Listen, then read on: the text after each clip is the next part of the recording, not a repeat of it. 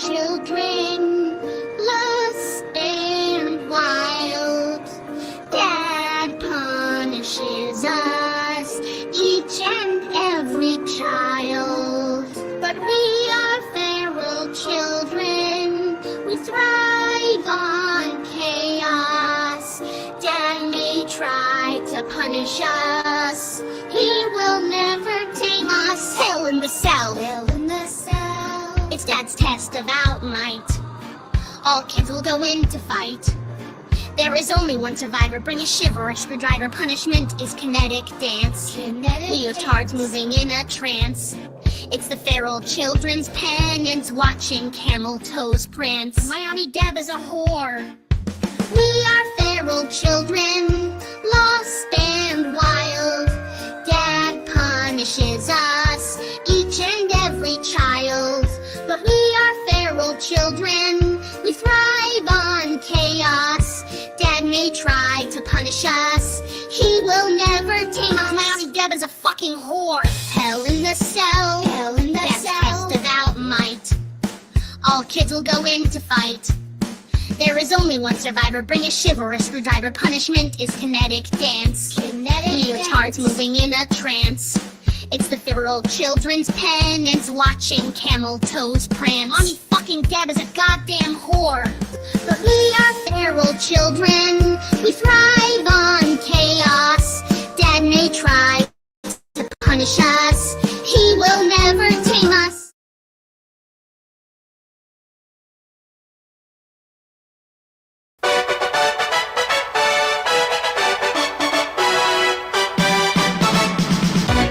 Self-defense means meeting violence with violence.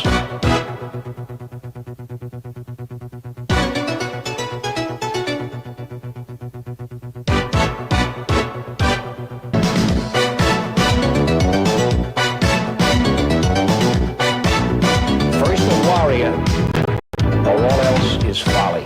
I'll just bring Paul over here. We had the Adam's apple. The hand makes a circle and chops into that brainstem. That's a knockout point. Thank you, Paul. I come right in and attack the Adam's apple. Thank you, Paul. So you poke from here right into the eye. Thank you, Paul. I hit him, comes flying back. If I miss, into there. Thank you, Paul. As you can see, there's a lot of force. Thank you, Paul. And we're squeezing hard behind the windpipe. Thank you, Paul. I follow through with the strike. Thank you, Paul. Wham, like that. Thank you, Paul. Kick, like that. Thank you, Paul. Coming right down on the skull. Thank you very much, Paul. Thank you very much, Paul. Thank you very much, Paul. Thank you very much, Paul. Out of that circle! By following McSweeney's self-defense, you're going to be able to maintain a strong, healthy body and to protect it throughout your entire lifespan, or until you become disabled or fragile and weak.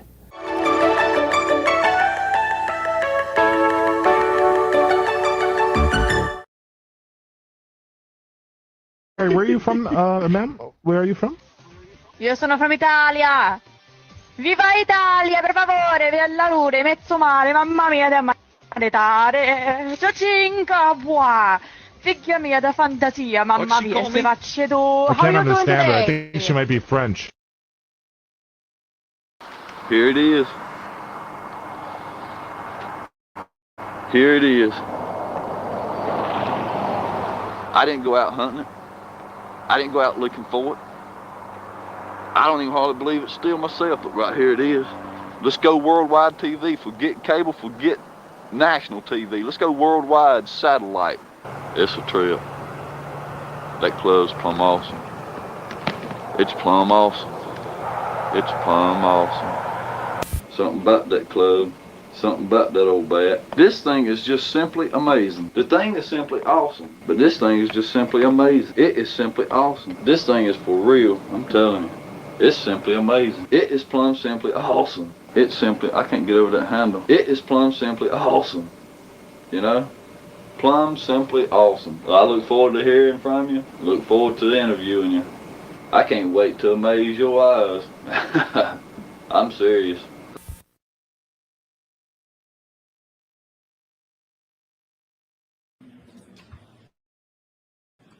All right, and here we are. Here we are, everybody. How are we doing today? How are we doing today, everybody? It is a day that their stick is plumb awesome, I actually had, hold on a second. I had more videos on there. I don't know that it loaded them all. Uh-oh, it didn't. Okay, well, it's fine. I moved them around a little bit. That's my bad. It's okay. We can get right into trial stuff. Good morning. Good morning. We are awake. My spelling is clearly starting off as it means to go on. Good morning, Sarah. Everybody is awake. Everyone's doing good. Listen, our weather guy needs to be fired. It is sad in Colorado, Boulder strong. Why? What happened? What happened in Colorado? You guys know I'm on that night schedule, so I just woke up. I'm doing okay. We didn't have another flood. We did have a bunch of trees conveniently land on the house and behind it and on the cars, but I was able to move those.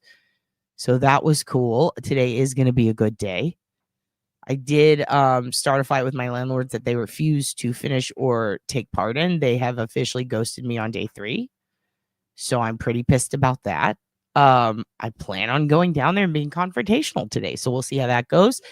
Pay attention to TikTok because I'm sure someone will catch that and put me on public freakouts. That'll be fun. More weird things in Colorado. Well, what happened in Colorado now? God damn it. Every state needs to calm down. Everyone calm down. You know what I think it is? Oh, that's right. This is what I was going to show you. Saw this on Twitter. Okay, let me remove this and show you the other thing. Saw this on Twitter.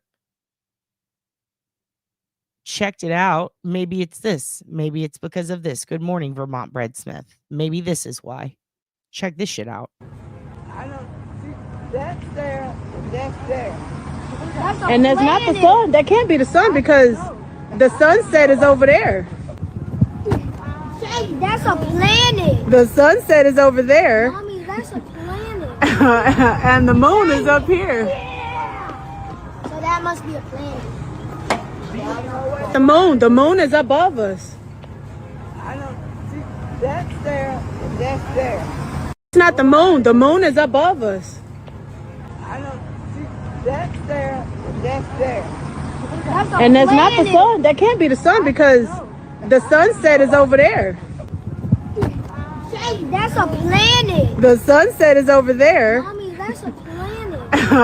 And the moon is up here. What's going on with the moon, y'all? What's going on with the moon? Do we blame the moon this time? We have a house party with 11 people shot in North Carolina and a firebombing over the Israel-Palestine thing, I'm assuming. And I'm sorry if that's offensive to people calling it a thing, but I don't know what you call that anymore. It's beyond war. It's beyond the shit on A&E. It's beyond neighborhood wars. It is now fully escalated into the whole world getting involved and causing more problems over that. So fighting begets the fighting begets the fighting. Let me go ahead and position this on the board so I don't lose sound. So I'm presuming someone did some sort of terrorism thing and we're going to see a bunch of racism over that because somebody did something really fucking stupid, right? Over something that's happening on the other side of the world. Okay. Sounds very American of us. Fucking be strong, Boulder. I'm going to have to look into see what happened. Is this the Molotov cocktail dude? Wasn't it a Molotov cocktail guy? Because I did see some shirtless guy was apparently throwing bottles into a crowd or something. I don't know if that's the same one. Well, you know what?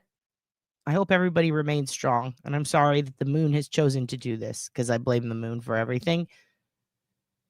Goddamn, Northern Lights going on, C. Smith. Take some pictures. Show them to us. I want to see. Well, I have a feeling that the hotter it gets and the more bad weather we have, the worse this shit's going to get. So everybody just hunker down and be calm. It was very un-Colorado of him. That's why it gets a lot of attention. Yeah. Colorado's full of crystal hippies. This is strange. Let's see if we can find what's going on. Maybe we can watch something on that. And see what's up. A flamethrower. Oh, was he one of us? That sounds like something you guys would do. Multiple injured and oh shit. Okay. Well, that's very sad. Molotov cocktail. Yeah, that's shit they do over in the Eastern Bloc. That shit they do in the Eastern Bloc. Why are they doing that here? Stop doing that here. All right, let's see this. Breaking. Damn. Be strong, Boulder. Like a rock. That's Dodge. I'm sorry. Hold on. Let's. Like a rock.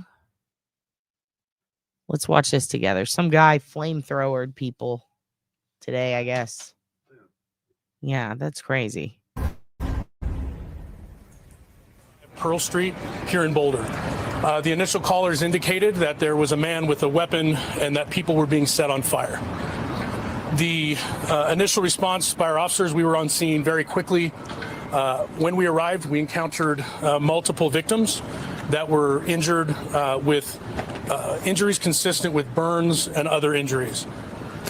While our officers and paramedics and fire department personnel got those victims quickly to the hospital, our officers were pointed out, a suspect was pointed out to our officers on the scene.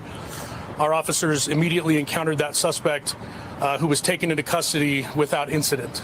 That suspect, who I'm not able to ID at this time, was taken to the hospital with some minor injuries as well. And there's a lot more we're investigating right now before I'm able to release information on that person. The scene itself is contained, but we have a large area here in downtown Boulder closed off right now. Businesses have been closed, and we have asked people to avoid the area. This area is not safe yet. So we're talking a flamethrower. That is insane. I mean, murdering crowds of people is fucked up and insane. But a flamethrower? Jesus. Dealing with a vehicle. Was this the same guy? The one I saw looked like he had like bottles of liquor or something. People were posting about it, but I didn't realize it was this big. This happened yesterday, I'm presuming. Let's see. Of interest, we're dealing with 4 or 5 yesterday. Jesus. A large area that we are making sure it's safe before we allow people to come back into the scene. If your vehicle is here in the several block perimeter that we have, please follow our social media. We will announce when the roads are open and people can retrieve their vehicle as well. I appreciate everyone's patience as we work through this complex scene. What I will say lastly is this was a beautiful Sunday afternoon in downtown Boulder on Pearl Street. And this act is unacceptable. I hope you'll join me this evening as we're working through this investigation. We are working, I just came from the command post. We've got dozens and dozens of people here, our state, local, and federal partners. So let me get this straight. I'm going to try to summarize this as best as I can. So we have Israel, Palestine. They're fighting over the Gaza Strip for a long fucking time, right? Palestinians are kind of taken hostage by this group called Hamas, right? And Hamas is doing bad things, and the Palestinians are being punished for it because Hamas has embedded themselves in Palestine. So if you live in Palestine and you're a Palestinian, even if you are peacefully fighting, right, just by holding out, refusing to leave, occupying, if you will, if it's your right or not your right, if you're doing it peacefully, which it seems like they were, and then Hamas comes in and they start doing fuck shit, and you can't stop them because they'll kill you and murder you and torture you. And then Israel responds, rightfully so, when they are attacked. However, not rightfully so, ends up killing civilians too. But in Israel, civilians are getting killed as well. So they're both killing civilians, right? And then you've got this group, Hamas, that is basically entrenched.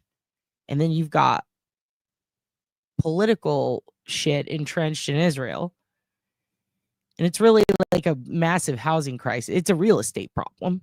I mean, I'm not trying to like be crass. Like, really, let's think about this logically. This is a real estate issue. Who owns this land, right?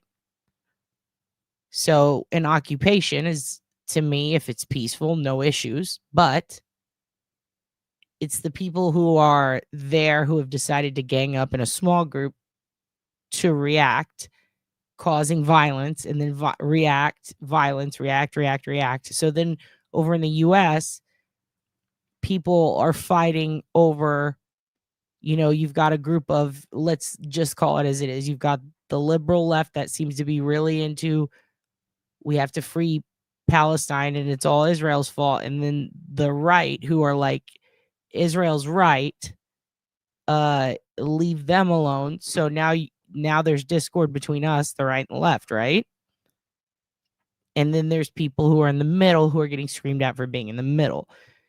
Ironically speaking, the far conservative right also seems to be extremely anti-Semitic, oddly. So, but I thought that was rigged. They voted in Hamas.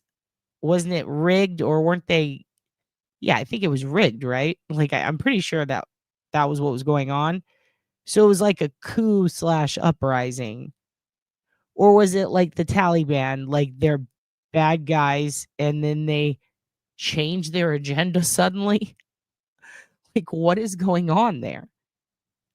And how is all the violence here going to help that? Because it feels like it's going to cause more discord and nobody over there is going to get freed. So this guy flamethrowing people, he thinks that that's going to fix what's going on over there.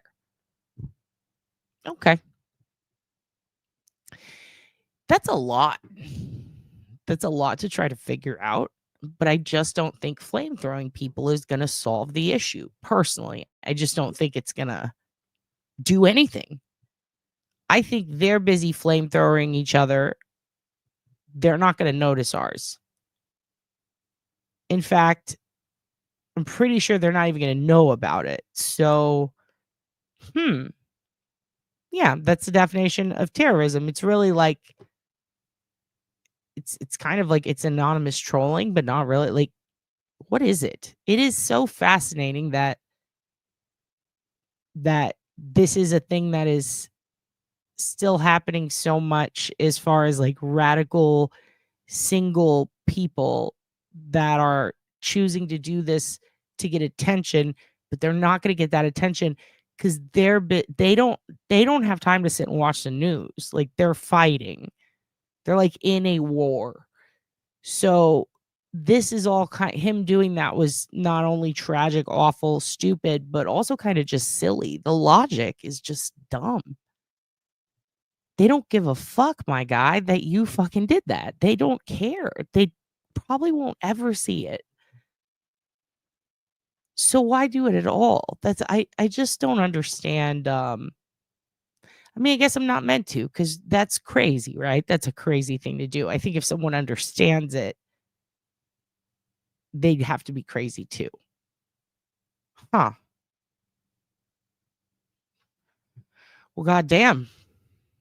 That's a lot going on. Yeah, it's happening here too. I mean, there's also people here who were fighting against South by for taking contracts from a military arsenal leader, people who make weapons. But the same people who make those weapons that everyone was protesting also make a chip in their iPhones, and they were filming the protest with iPhones while protesting a mass weapon manufacturer that also makes the chip that goes in the iPhone. So it's very confusing why people do what they do. Well, yeah, we're crazy, but we're not that crazy. We're not crazy enough to understand this guy's logic or reason, but I don't think there is good logic or reason behind that. Well, it's not like Palestine, Texas, so that's good. But I do have a crazy ex from high school who lives in Palestine, Texas. It's very, very scary. The UK just had a drugged up guy drive his car into a crowd in Liverpool celebrating their football team's Premier League win. Jesus, 79? Oh. We also, speaking of South by, we had a guy do that there. And then the fella down in Florida who represented himself pro se and did that. This is wild. Working through this to figure out exactly what happened. I ask for a little bit of patience as we do that, but also I ask that you join me in thinking about our victims, the families of those victims, and everyone involved in this tragedy. Our hearts go out to them, and we are going to do everything we can to work as hard as we can throughout the evening to provide more information to get answers for everyone. With that, as I stated, it would be irresponsible for me to speculate right now on motive and other things. I will take maybe a handful of questions, but then I've got to. And the worst part is, like, when you're doing press conferences like this, everybody wants to know the motive and everything. And, like, you know, if the motive's dumb as fuck, like, you know, he's doing it as a protest, that's going to cause divide. So this guy is really in a fucking weird position. That sucks for him. This sucks for Boulder, man. You guys in Colorado, be safe. Fucking, I guess, don't travel in groups of political. But see, that's the thing, is that's what terrorism is designed to do, right? To weaken your ability to speak up, to go out and do those things. I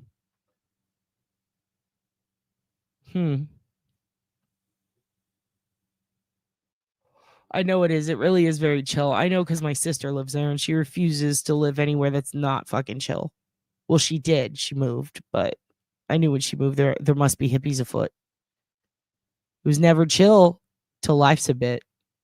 You know, focus on family in Colorado Springs. Are you doing where's Tombstones? Hello, Tombstones. Hello, welcome. We're finding out about some tragedies going on in downtown Boulder. This is very sad. Also, by the way, Reggie, I looked up that digging of that body near one of you kids. I don't want to say, because I don't want to. We don't need everyone knowing exactly where you live, but damn. Damn. That's crazy. A lot of you have a lot of weird shit going on in your neighborhoods. Please be safe. I do blame the moon. Well, you know what? There's a famous missing persons case there. Whoops. The Crystal Reisinger case that is nearby there. So Jean Bonnet's there. There's a lot of weird cases that went on there, but I still wonder about Reisinger, what happened to her. You guys know about this one? Let me see if I can. I mean, Payne Lindsay has a really good Up and Vanished about it. Let me see if I can pull up something that's not going to get me copyright struck. Crystal Reisinger. Have you guys heard of this one? The guy who I think had a lot to do with it is mentioned quite a bit in the podcast and on this series they did on it. Whoop. And his name's Catfish John. He's a pretty big weirdo. Oh my God, it was on Dr. Phil. Get away, fruit fly. Fruit flies are back. Thank you, Rain. Yeah, the one in the mountains, the Crystal Girl. Let me see if I can find a good one that's not going to get us copyright struck. But Payne Lindsay has a really Crestone Home, partially decomposed. What? Oh, the Love Has Won chick is from there? Shit. Yeah, Up and Vanished has its own thing that's a couple of episodes. Huh. I didn't realize that. You know, there really isn't much that's watchable on her case that won't copyright strike you. Were there no news? Was there no news on her case? Like in the actual physical news? So Crystal Reisinger, she was a mom, right, with a kid, and she lived in this apartment. She would go to these drum things where people like en masse do drums. I don't know, a drum circle. She'd go to these drum circles, and she lived in a really hippie town in Colorado called Crestone. And it's literally like, I mean, if Shrimp Tits was here, it's the place Shrimp Tits ought to live. Like, it's full of, it's all crystalians, crystal people who are into crystals and shit. So it's a real hippie town. It's got a lot of hippie vibes, a lot of art and music. Like, this is the place. Remember when Cartman is like, fucking dirty hippies? Like, this is it. This is the hippiest. This is Eeyore's birthday. It's very Austin, honestly. It's all just, yeah, they love the moon. They fucking live for the moon. They have like yoga all day, 24 hours in the mountains. They have like fucking weird classes where it's like, I don't know, that Reiki shit, humming, a lot of humming. Is that Boulder? Is it? I don't know. It's a lot of hums, a lot of hymns, a lot of let me put crystals on my tits and pray to the moon type of weird shit. Like, to each his own. If you got, I know a lot of you kids like that. It's fucking bullshit to me, but I'm glad you're happy. So I love you. And I don't want you to go missing. I mean, and this was, I mean, look, I might catch flack for this, but I'm just gonna say it. She had white girl dreads and everything. Like, she was a committed hippie. Okay. And I'm talking like the Eve 6 piercing between the eyes and the nose up here, the bridge. Like, she had it all. You know, she was really the most hippie mom you could get. The most Colorado hippie mom I've probably ever seen. And yeah, let me see. I'll try to show you. Fuck, literally everything is like from a copyright not friendly channel. Let me see if I can get a picture of her for you. So she goes missing after, I think she went out to a like a hippie ass drum circle. And I mean, even her landlord was a big ass old hippie. They ruled. I remember liking that interview quite a bit. Well, yeah, but I'm talking performative hippies. Like, yeah, they're wealthy. I didn't say poor. There's also, I should be clear, there's two types of hippies, right? There's performative hippies. They have all the gear. You know the girl on TikTok that's like, and I love and I'm loving and she's like rapping and it's like full dreads and she looks like she is the cult leader. Like that. Okay. Like, she pays for hemp shoes that cost $100. So she's a performative hippie. And then you got real down in the dirt homeless hippie, which is like how my cousin used to be, you know, like, and I wouldn't even say poser because they really do believe the moon shit and the crystal shit. But then you got hippie where it's like, damn girl, your leg hair is like, I mean, you're a beast, literally. Like, you need to chill. Like, there's Burning Man hippies who can afford the ticket, and then there's the ones who stay in the woods because they don't watch the TV and they don't know what that is. So yeah, it's a lot. And usually the performative hippies, they are into Trustafarians is the best. Yes, Trustafarians. And then there's stinky hippies who were Trustafarians, but they negate that life. They rebuke it. They rebuke it, Satan, like Chris, the guy in the van in Into the Wild or whatever. Where they're like, I don't want to live on the grid under the man's fucking thumb. And they read a lot of books about edible plants. And then there's the hippies that go to Whole Foods and buy the edible plants and scream at you if there's MSG. Hi, Claudia. Hello. So I think Crystal was a rare mix where it looked like she might have maybe, you know, with all due respect to the victim, she might have maybe had the rich hippie money, but then she didn't. Then she went into poor hippie mode where kind of living like a college student, had this tiny apartment, you know, struggled to get by as a single mom, had a boyfriend with lots of fucking crazy tattoos and big ass ear gauges, you know, or her ex, her baby daddy. But he was like super sweet, mellow dude, apparently. And she did hang out with a guy named, like, what was his name? Coyote Jones, Catfish Jones, or whatever. Anyway, that guy was just a dirty, murderous, sleazeball loser, fucking psycho. And there were, I mean, everybody in town knew Catfish was a piece of shit, that type of thing. And it's like, where was the last place she was? Who was she hanging out with? Oh, that guy, the guy who does horrible things and probably would murder her. Okay, cool. And so that's what's going on. And here's what she looks like. Here, let me pop this up for you guys. And she's very beautiful and very easy to spot, I think. But if you look at the people who live in Crestone, a lot of them kind of, you know, they have all the tattoos in the face and they wear cool makeup, or it's like an old lady who has a plant farm and somehow thrives. But yeah, so she's been missing for a long time. Payne Lindsay went up and vanished one, which was the one where it was a Georgia X beauty pageant contestant who Tara Grinstead, who went on to become the most beloved teacher. I always pictured Tara Grinstead as Belle from Beauty and the Beast. Like she wakes up every morning like bonjour, bonjour, and everybody fucking loves her. And she looked like Belle from Beauty and the Beast, and she was just beloved as fuck.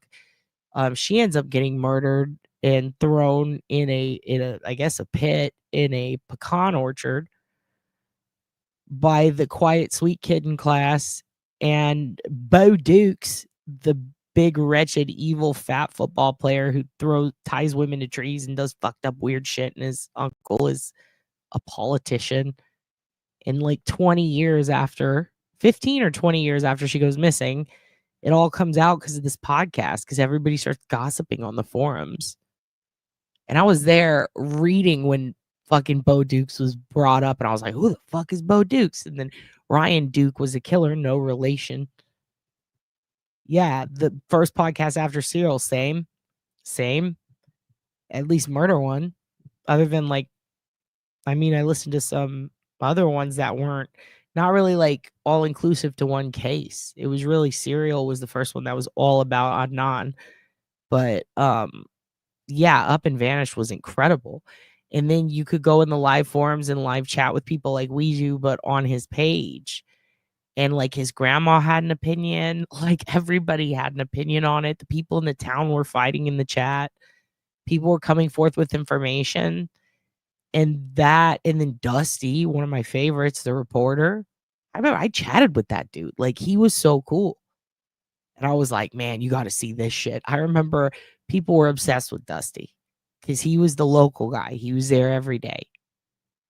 He's like how Raul is with Lisk, or how like TB is with Karen. Like that was Dusty was the guy. But it's wild. He was definitely no Grant Smith Ellis, but it's wild because when Payne went to that town, like he was getting threats too. He's getting threatened by people. And then that person's cousin would come in the chat and be like, my bad, y'all. Like, it's like, what, dude? So yeah, when he got a big contract, I guess, with Oxygen and got his own little like series thing, he had to focus on more cases that he could bring attention to like that. And Crystal's was a big one. Can't remember if she's season 2 or 3, but I felt like I knew that whole goddamn hippie town, Crestone. By the end of it, I'm like, I'm never going to Crestone.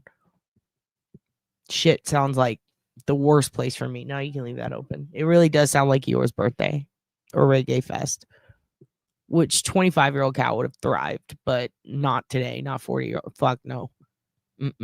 Everybody needs to take a bath, put on some deodorant, and chill the fuck out right now. Because we're not hanging out with Catfish Jones or whatever the fuck his name is. That's not happening. Do not follow Hippie to a second location. But God fucking help her, dude. Because I think that guy had something to do with it. Just my opinion. But yeah, this stuff, dude. I mean, think about it. Nancy Grace she broke bad a long time ago. But before she broke bad, she was like, she could have been Kelly Siegler, but she went full heel, dude. Full blown heel. Yeah, this one's nice. Except now there's a guy who cut his fucking roommate's head off because he thought he was a cult leader and said his job is to kill all cult leaders if he suspects they are. And that guy wasn't even a cult leader. He was just a dude like trying to live his life in like a boarding house. That shit. All I could think of was, dude, we gotta disband the cult immediately if this guy gets out, because no fucking way, dude. I'm not going down over that shit. Nancy knows where all the bodies are buried. Nancy and Garth Brooks, you know what I mean? They fucking know. So this is Crystal Reisinger. I would tell you we'll do an episode about her, but Payne got in the asshole of Crestone. Like he did everything. Like there's no point in making anything else about it unless there's updates, because he fucking did it all. I do too. Thank you, Miss TJ. Good to see you. Good to see you. Have you and Claudia been in touch? You think Nancy did Idaho or what? I know I'm gonna get shit for that. I know someone's gonna make a video like this fucking bitch. This blaming Nancy Grace. Anyway. So here's what I want to do today. Here's what I'm thinking about today. I did want to show you guys. I want to show you some weird Mariana Trench shit that I thought was bizarre. That shit's pretty deep, literally. And then the guy who came out at the Savannah Bananas or whatever, but it's gonna take a minute. Yeah, it's gonna take forever to find. Okay, let's get back on track. Let's get back on track now. Here's what we're gonna do today. Motion dismiss. Can somebody just tell me straight up? Did they already deny it yet, or no? Are we gonna find out today? Because I've been behind. I don't know where we are with that. Just someone update me. Is there any possibility? Not is there any possibility. Did it get denied? Like, spoil it, is what I'm saying. Or do we not know yet? Oh, she did it and it denied instantly. Okay, fuck. I figured. Because if she didn't, if we were waiting till today, I was 100% planning on just saying straight up, going through a whole fucking analogy or metaphor, if you will, about what if, really a story, fanfic, if you will, about what if she accepted it. Like, I had visions of that. I'm not gonna lie, I had some dreams. Are you okay? I think he's dying. I didn't do it. So I was planning on going into this whole thing about, imagine this. What if he does it and then before he sits down, Hank didn't even say, what if before Alan Jackson leaves the podium, Bev's like, you know what? She just throws her fucking Stanley Cup up. Fuck it. Sure. Who cares? Who fucking cares? And what if she's like, fine, accepted. Bye, Karen. Get the fuck out. Don't come back. Like, could you imagine? That would have been like when Jinder Mahal won the WWE championship. Like, people would be like, what? If you don't know what that is, that was the most shocking moment in wrestling history, probably ever. As far as like, I mean, talk about underdog too. It was a moment where no one expected. Like, okay, imagine this. Imagine you have the best guy in the company. Okay, you have the guy who is the fucking guy. All right, you've got the most badass bitch in the game holding the title, right? And then you take the biggest fucking loser, the worst person, the lowest on the card, the person that, I mean, they're not low because WWE is keeping them down or it's being written that way. It's because just no one likes them. They have no fans. Like, they are just like, it's like, ugh, this is a squash match. Everybody get up, time to go use a bathroom. And imagine and not even that he's a heel, but they put him in a horrible Iron Sheik gimmick where it's like, nah, you're the Muslim guy. Everyone hates you because racism. So then imagine if out of nowhere they just put the title on you and you win against the big badass. And it just happens on a random Monday Night Raw. Okay. That's what happened. And everyone in the crowd was like, and we were at home like, did Jinder just get the title? But what's funny is they have a ton of fans in India. So everybody there freaked the fuck out. And it went all over social media. Like, look at how happy these kids are. Look how happy these people are. And then America's like, you know what? We're going to let him have it. And then everybody started being like, fucking Jinder Mahal rules and trying to find the best in him. And it worked out. And then they immediately took the title off of him. I felt like that was what was going to happen. That Bev was going to be like, all right, go on and you've had your time. And then leaving the parking lot, she hit someone else and they're like, ah, fuck. I'm just glad that, you know, now we get to see Yannetti shine. She's going to get off. There's no fucking way. If the jurors can read, she's going to get off.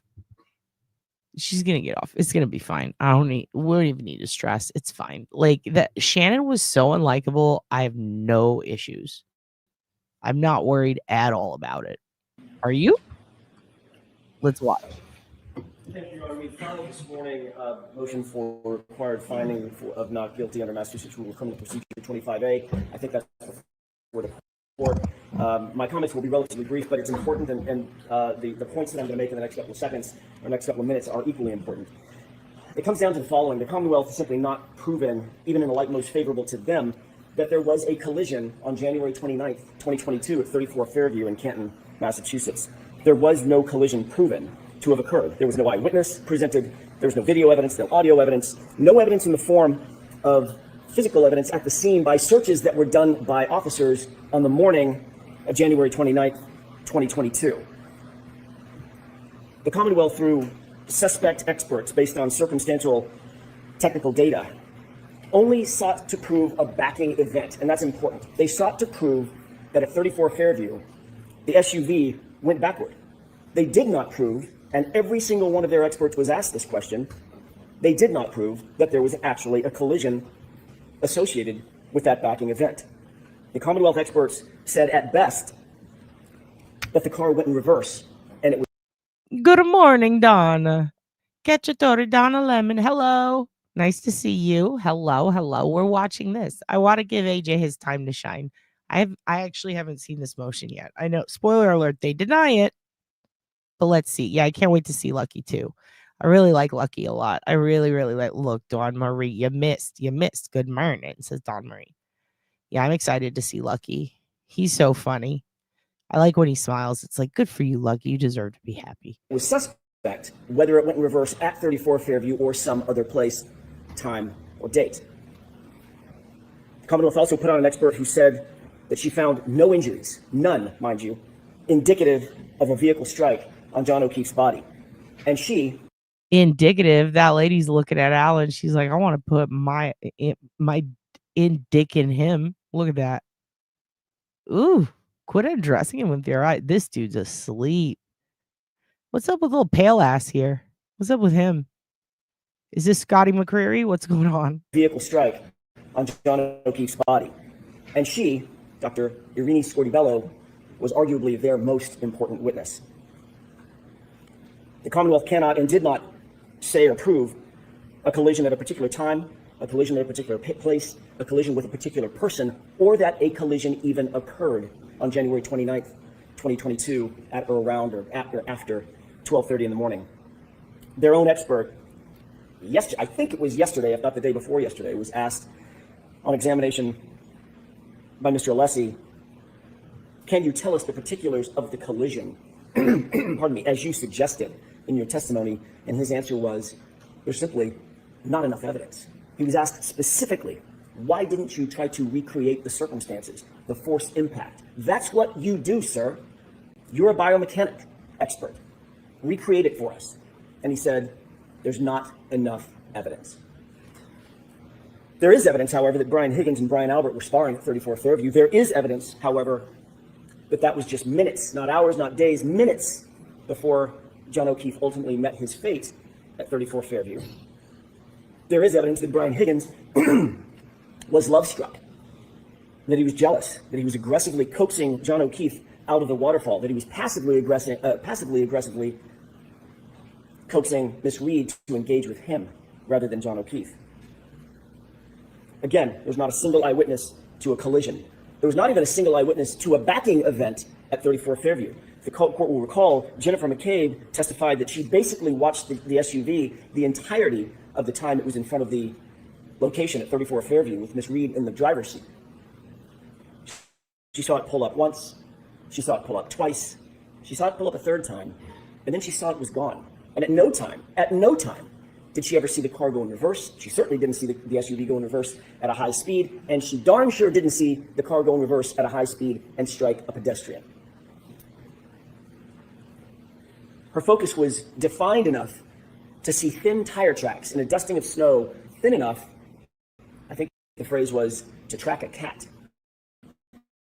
That's how detailed she was in her observations, yet she did not see John O'Keefe hit by an SUV. She did not see John O'Keefe's body in the snow, in the yard, laying prostrate, a 216-pound, 6'1" man in the snow, directly in front of the SUV she was tracking the entire time.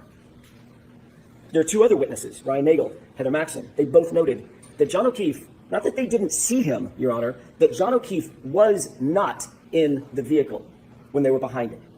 The dome light was on. They could see inside the interior of the vehicle. Miss Reed was sitting there with her hands at 10 and 2, and the passenger seat, notably and markedly, was empty. He was not outside the vehicle. He wasn't standing. He wasn't sitting. He wasn't lying down. There's only one place he could be: inside the curtilage of the home, inside the house, or inside the garage. Not one witness that was inside the house, not one passerby, not one neighbor, not one plow driver ever saw John O'Keefe's body laying prostrate in the snow that morning. Not one. Not until Karen Reed found Mr. O'Keefe at about 6:03. And again, the Commonwealth's chief medical expert, Dr. Scortibello, their medical examiner, who's the only person that the court heard from or will ever hear from who actually investigated John O'Keefe's physical body, the only person to have physical access to John O'Keefe, testified he did not have any injuries consistent with being struck by a vehicle. But she did indicate that the injuries, as did the firefighters, the first responders, indicate that he had injuries consistent with a physical altercation. And certainly, as to counts 1 and 3, no evidence has been presented or proffered whatsoever by the Commonwealth that Karen Reed intended to run over and harm John O'Keefe in any way, shape, form, or fashion. Hearken to the video at C.F. McCarthy's. Hearken to the video at the waterfall. Every witness confirmed what our eyes could see. That night, John O'Keefe, Karen Reed were loving, caring, affectionate. There's absolutely no evidence that Karen Reed had an intent to harm John O'Keefe, or that she that after the fact, that she intended to leave him for dead, because there was no fact to be after. There was no collision in the first place.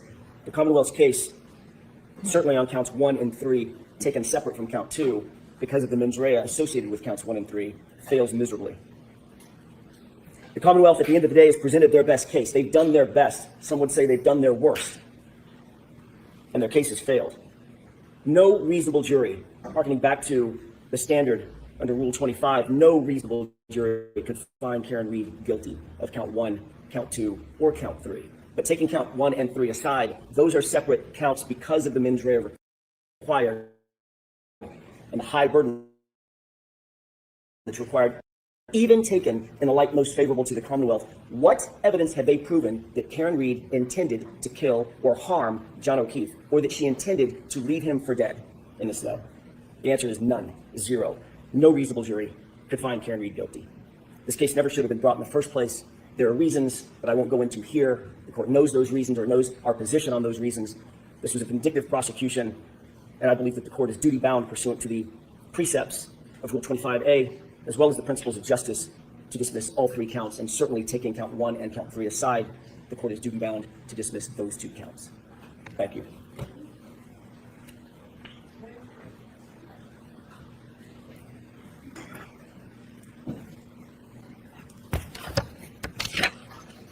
In a light most favorable to the Commonwealth, the first issue the court should look to is intoxication. The reasonable fact finder would find that the defendant was, in fact, intoxicated. Based on the serum conversion, and based on Karen Reed's statements herself, you've heard many, many admissions by the defendant about her level of intoxication, which far surpassed the statutory mandate that she consumed alcohol in a way that would affect her ability to operate safely. Those are just 2 of the cornerstone pieces of intoxication. The statutory mandate? Chicken statutory. Hank got his hair dyed. You guys see that? He did a Giuliani. He did a Giuliani. It looks bad. This shit looks whack, Hank. This shit looks whack as fuck, dude. Now I can see that you're actually bald and you're doing a homer, dude. And then right here, what's this? This is where Whitey used to grab you by the hair when he pulled you in for a kiss. Which are clear, like most favorable to the Commonwealth, a reasonable fact finder could find beyond a reasonable doubt. The evidence of collision is abundant. I do not want to go through an entire closing argument or rhetoric, but suffice to say there are taillight fragments from the defendant's own Lexus, from her shattered right taillight, that are found in Mr. O'Keefe's clothes. Mr. O'Keefe is left at the very spot where she expects to find him, according to her statements, where her car does a backing maneuver at least 24 miles per hour. He is left with injuries on his arm consistent with the damage to her Lexus right rear taillight.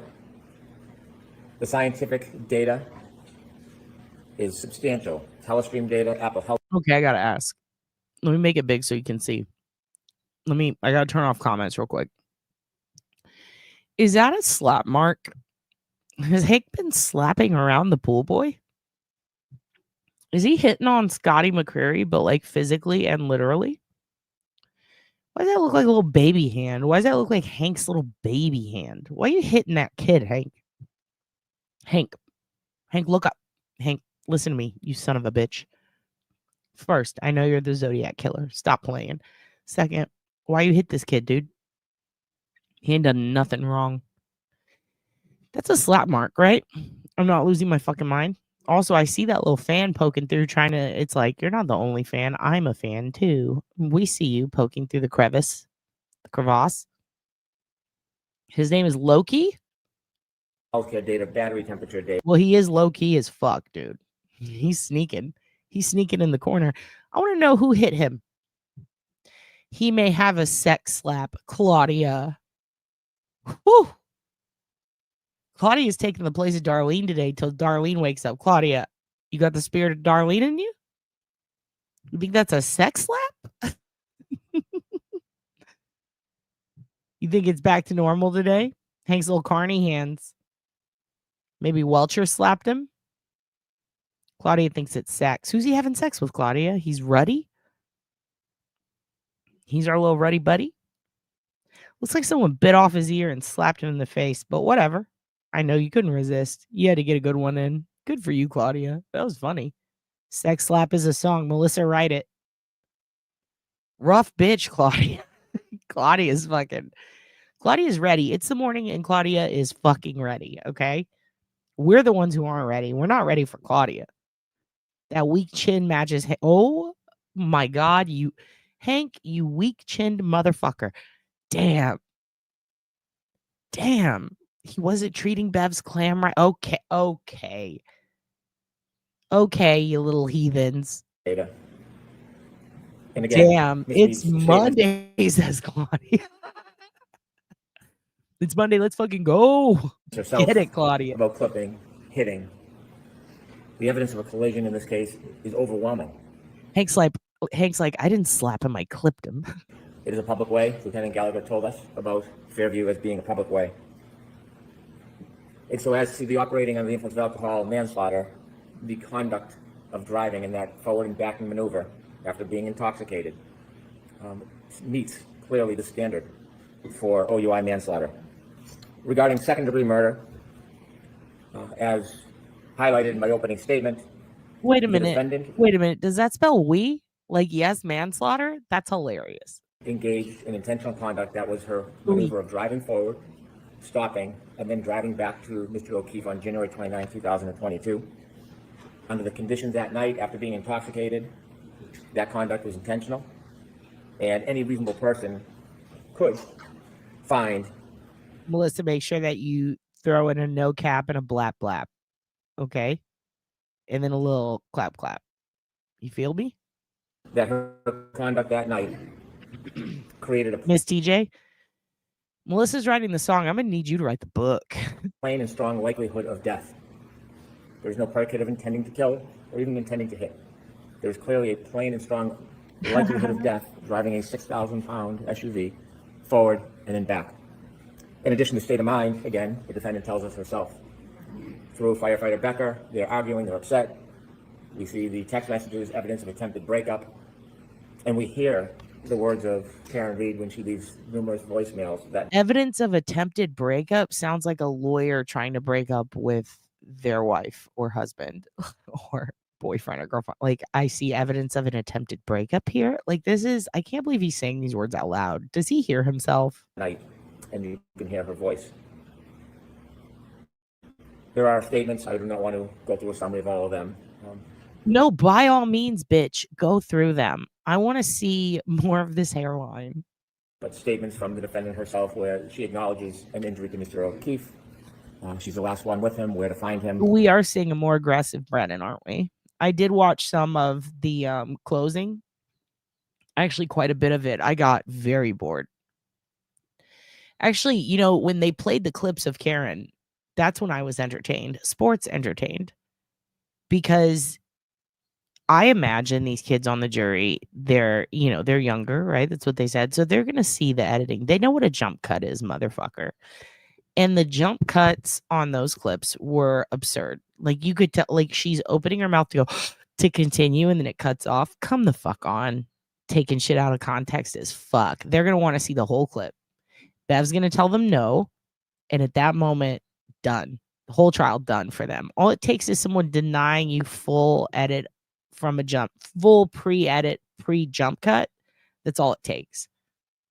As soon as they feel like they're being deceived, the jury's done. That's why I'm glad Commonwealth goes first. And I'm glad that they started with the complicated shit. Because the jury's in it. They've been forced to pay attention, and they're going to be excited for any nugget they're given, right? So why not build up to the good shit? Why not build up to the shit that's going to make them go, you're fucking kidding me? And just start with a little like, what do you think of this? Oh, that could be explained away this way. Yeah, but then there's this shit. But then look at the time. Well, why would they do that? And then you build up to he said what about her pussy? Like, and at that point, what did he say about her asshole? Like, that comes at the end, I think. That's what I think the lawyers are doing. And they might not need to call Proctor. I do wonder if they're going to call Karen. And, or maybe, you know what? Maybe they will. I don't know. Everybody's saying they're not. They're saying they're not, right? But I think they will. How could you not? I mean, if they don't, then I'm like, what the fuck? You're kidding me, right? And I think that would be a dumb move. Everybody's trying to justify it because their favorite lawyers made a decision. We have to respect it. I don't respect that. You need to bring him. The jury needs to see that shit. Fuck that. Show them. Show them this pig at his sloppiest. That is the lead investigator, motherfuckers. If he's out there searching for nudes and discussing the shit he discussed, saying he wants her to commit suicide, like saying that to a bunch of young jurors, oh shit. Remember how hard Kevin Plevin got fucking, the second he told that woman to, what did he tell her, cut her wrist, cut her throat or something, kill yourself? The second he did that, that's when he lost everything. Everybody hated him, right? He was annoying before, but that's the moment everyone was like, fuck you, dude. That's how the jurors would react to some Proctor shit. I demand Proctor. I demand it. In her hypotheses about hitting and clipping him. Hypotheses? Hypotheses? Oh, did you hear that? Hypotheses. Hypotheses, Mr. Hank. Jesus Christ. Leaving the scene. Again, the defendant tells us that when she leaves, he doesn't look mortally wounded. She leaves him, makes dozens and dozens of calls, but never goes back to help him and leaves him to die. And we heard from Dr. Wolf about the life-saving procedures that could have been initiated, the chance of survival. Bitch, shut the fuck up. What? No. Assistant DA of where? The Lollipop Guild? Where? Nah. Wait, I'm pulling rank. What are we doing? What? Assistant DA of where? Answer me right now. You better be pronking. Assistant DA. Tiny pale guy. Let's see what comes up. Oh. Oh shit, there's a lot of tiny pale DAs. Okay, well, who's the assistant DA to where? Norfolk? Not Virginia. Caleb Schlinger? Hi, Court Jester. I like your picture. Caleb Schillinger. Who has that last name? Norfolk. No way. Assistant DA.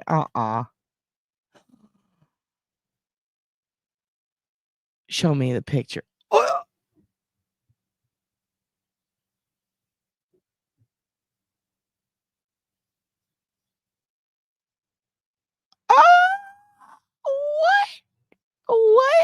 What? I'm broken. My brain is broken. Words. What the fuck?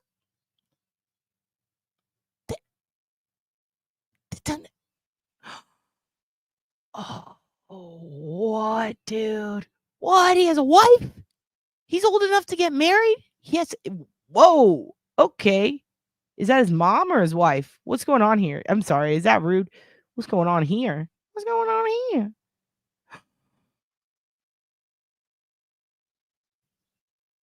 Is this like Macron?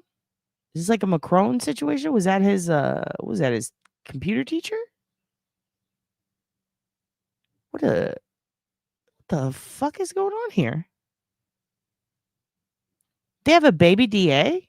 Like how there's the dog that is mayor in that one place? He's a baby DA. The baby DA has a bald spot too? Oh, this is like Baby Yoda. Legally, someone's fucking this guy? It's hard to say guy. Like I was gonna say boy.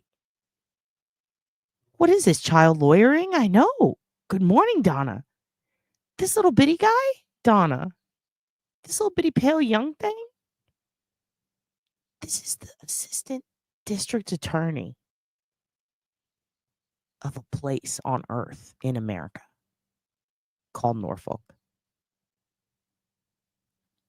Caleb? His name is Caleb.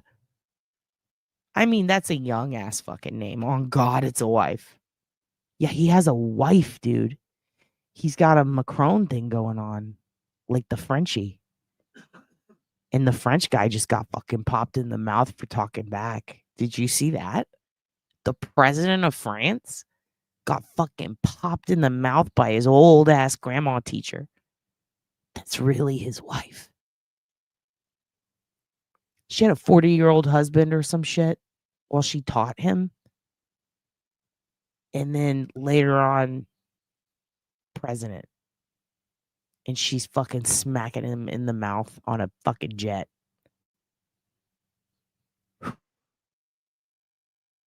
How old was he? The bride was 29. Oh, well, now we're going to click it. Share this tab instead. Is it going to show it? Oh, they were in the New York Times? 17. Wait, it says he was 17. No, I don't want to. I don't want to get a. Tell me, report to me. How old was she? The kids really are aging like milk. Yeah, this is.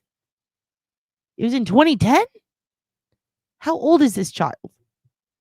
This child has a wife. She's got a child. Most of the time we're disgusted by child brides, but today I'm disgusted by child husbands. Who would have thought? Lincoln. Show me your Lincoln. Share this tab instead. Caleb. Little bitty Caleb. It was 2010. No, I don't want to see his whole fucking profile. And I won't join now.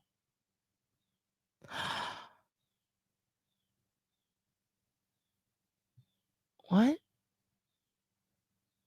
Hot deals of the week. He just likes law stuff. What? Wait, what? He was an attorney in 2010. He was a special assistant district attorney in 2009. Intern at the Department of Justice. He worked at the Department of Justice. Hey, wait a minute. He worked at the DOJ for 4 months. She married him 15 years ago. He's a king baby. Yeah, the little baby is a person. He's a man. He should grow a beard.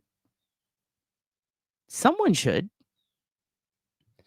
God, I feel uncomfortable, dude. This is like finding out you can fuck the baby Yoda. It's weird. I don't like this. I don't like this at all. I don't like him being there. I don't like the way he looks at everyone. His cheeks get flushed. I think he's been hit. I think he's being struck. He's older than Lally. I don't like that he's married and he's a baby. He went to Harvard?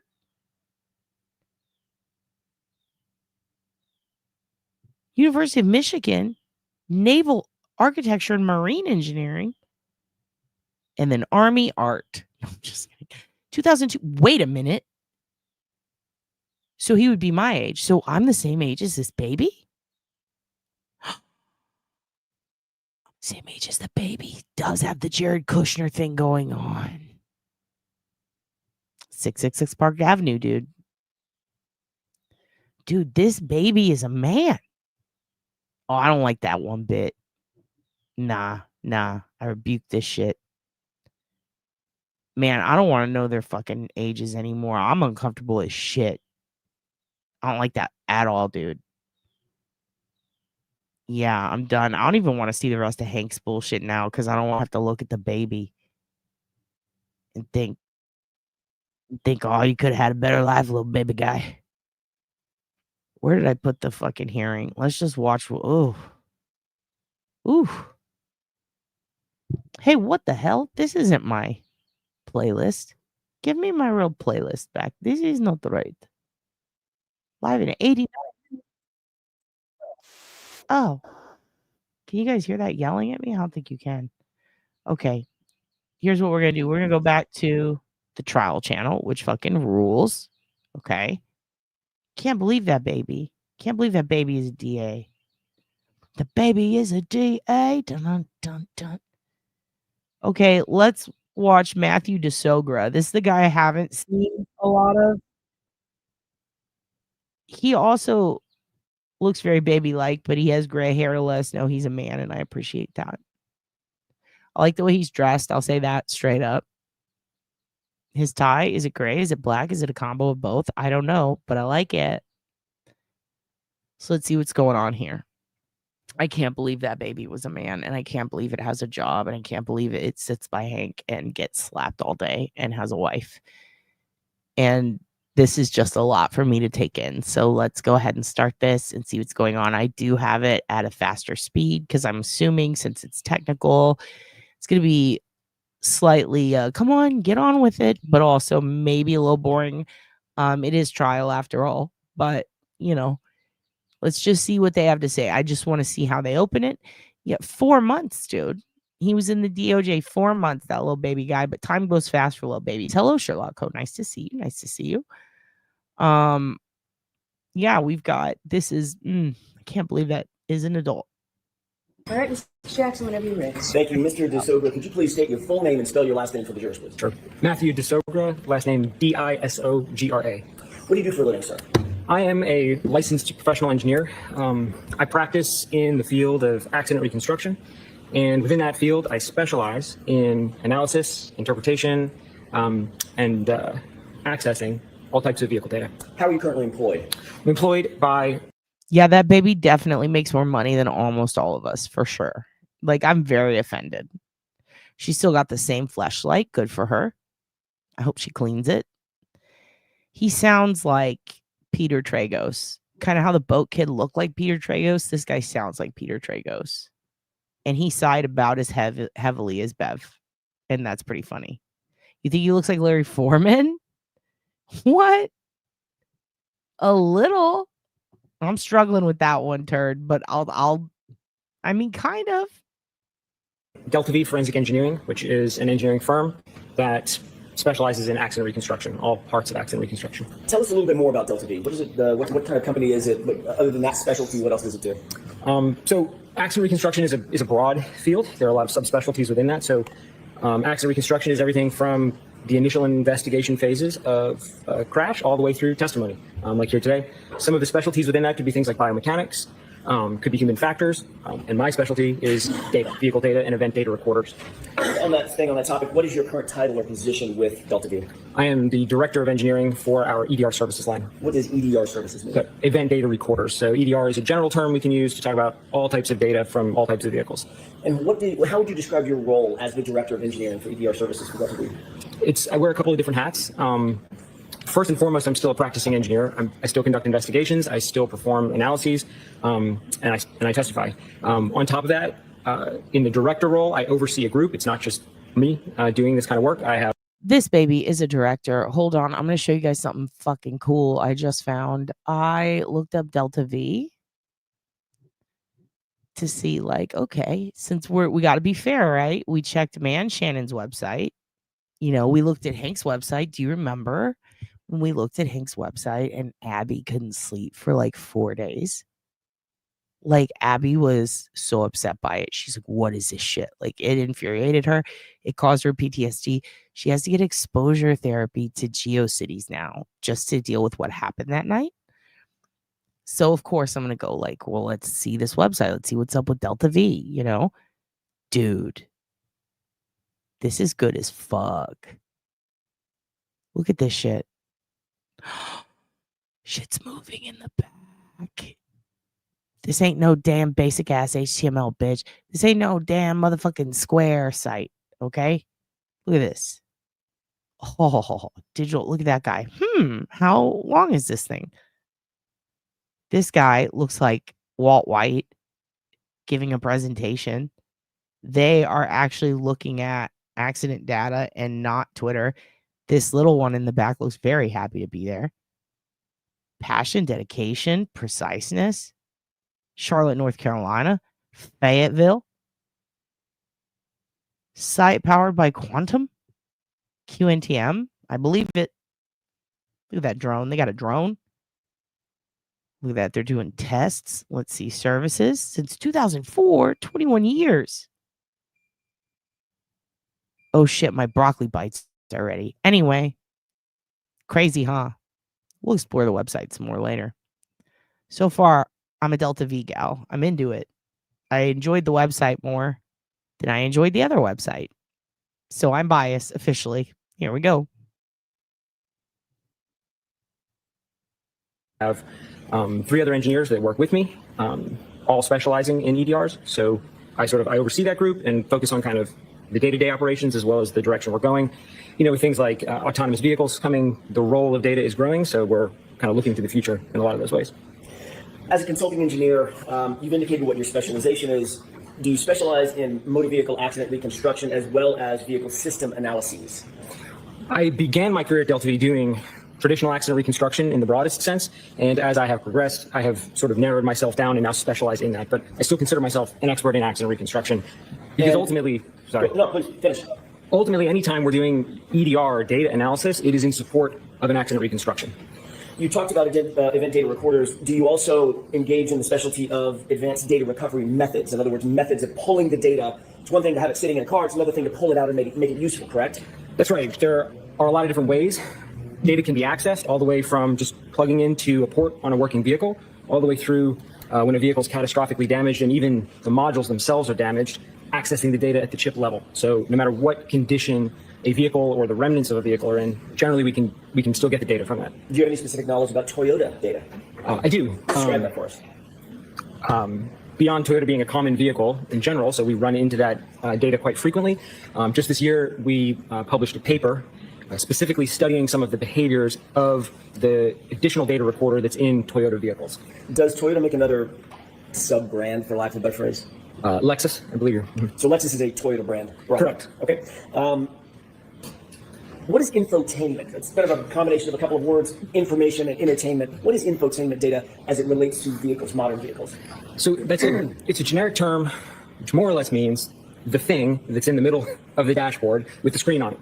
A lot of manufacturers implement that a little bit differently, so they all look different, but it's a general term we use in the industry to describe that system. And what about, I'm going to change gears a little bit, what about your experience with regard to GPS as it relates to vehicles on the road, on the common roadways of the country? GPS is a pretty fundamental part of vehicle data as a whole at this point, and we run into it in a lot of different places. We see GPS data from infotainment systems, so we're analyzing that data. Most of that's GPS-based. I do a lot of heavy truck work, and almost every heavy truck has some kind of GPS system in it for the fleets to track them, so we're analyzing that as part of data. And then the last area would be when we conduct testing, any kind of research, we're generally going to put our own GPS systems on vehicles so we can study that data. So analyzing GPS is a regular part of my job. GPS, global, I'm going by memory, global positioning satellites? Global positioning system. System, got it. GPS is a mechanism to figure out where on Earth a certain item might be, whether it's this pin or an 18-wheel tractor trailer, correct? That's correct. Is there any difference inherently in the GPS mechanism that's installed in an infotainment center in a Toyota/Lexus, versus a heavy truck or heavy vehicle that's on the road? The core technology behind how it works is fundamentally the same. What is instrumented testing as it relates to Toyotas and VCH testing and things of that nature? Can you explain that for the jurors? Sure. What instrumented testing means is, let's say we want to study, let's say how accurate some data is that comes out of one of these vehicles. So we need an independent source of that information. So what we'll do is we'll equip a vehicle with one of these GPS data acquisition systems. Basically, we can drive the vehicle around and we know exactly where it is, how fast it's going, all these parameters. We can do some maneuvers with the vehicle, then we can download the data that the vehicle stored, and now we can compare the two and say, okay, well, if we have really high confidence in our system, how accurate is the vehicle system? Because the reality is there's always some small errors in these vehicle systems. And in a lot of cases, what's important is quantifying that error. So you're obviously familiar with GPS systems and many different platforms. That's correct. Okay. How many cases have you been a part of in terms of investigating and or analyzing infotainment center or infotainment system data? Infotainment specifically, probably around 30. And are you also familiar with engaging in some sort of analysis that's referred to as clock alignment? Yes. What is clock alignment? Clock alignment would mean that anytime we have a timestamp in any set of data, a singular clock value, there's a good likelihood that that's not 100% accurate. So clock alignment would mean finding an independent source of time to compare that to, preferably one that's more reliable, and then making the necessary adjustments. Hey, this is what I was talking about the other day. Finding a time to compare it to. Like when the two of them are in the vehicle about to exit the bar and it's on camera. Or when they pass by the library the first time with the footage that they do have of that, even though it should be both sets of footage when they pass by again. Like there's multiple pinpoints where Karen and John are together and something is happening that is registered on both the infotainment and their phones simultaneously. Raytheon is the one that the kids at UT were protesting. Also, Melissa worked on GPS satellites. Melissa, what's this guy trying to say? So that time can be considered real time. How many cases have you been involved in that deal with clock alignment specifically? 1,000. Oh, Melissa, you're going to love this. Everybody here was protesting them for being sponsors at South by. So they were protesting you, turd. Over 1,000. That's a regular part of data analysis. Any data set that has a timestamp, it's normal. It's part of the analysis. It's really the first step is let's get that clock aligned. So it's something I'm doing regularly. And how long have you worked for Delta V? It'll be my 13-year anniversary next month, actually. Okay. These things that you've just described that we've talked about for the last few minutes, these are all duties that you perform within the rubric of your employment as the director of engineering at Delta V, correct? Correct. Now let's shift gears real quick and talk about your education, training, and background that qualifies you to perform these duties that you just talked about. Go ahead. The road is open and it's yours. Certainly. So I began my academic career. I got an undergraduate degree in mechanical engineering from the University of North Carolina at Charlotte. I then went on and got a master's degree, also in mechanical engineering from the same school. And then when I came out of school, I immediately started working for Delta V Forensic Engineering. In order to get a professional engineer license, I then needed to acquire 4 additional years of work directly under the supervision of another licensed engineer. So then I completed that phase. I worked for NASA and GPS. I'm just fucking with you. That's fucking sick, Melissa. I already knew that about you, though, bitch. Also, hey, question. When they're syncing up GPS with infotainment, right? Infotainment satellites, do they need to, I don't know if you would know this, do they need to get a warrant for those, or would they get the warrant for the GPS tracking the vehicle and the satellite, or does it all go together? Of work. And then in order to maintain my license, I have to complete continuing education every year in the field that I practice. So you got both a Bachelor of Science, correct? Correct, Bachelor of Science. Did you mention the year that you got your Bachelor of Science? 2011. And you have a Master's? Correct. In engineering? That is correct. And when did you secure that degree? 2013. You just mentioned engaging in continuing education. What is continuing education in terms of the engineering field or the reconstruction field in your world?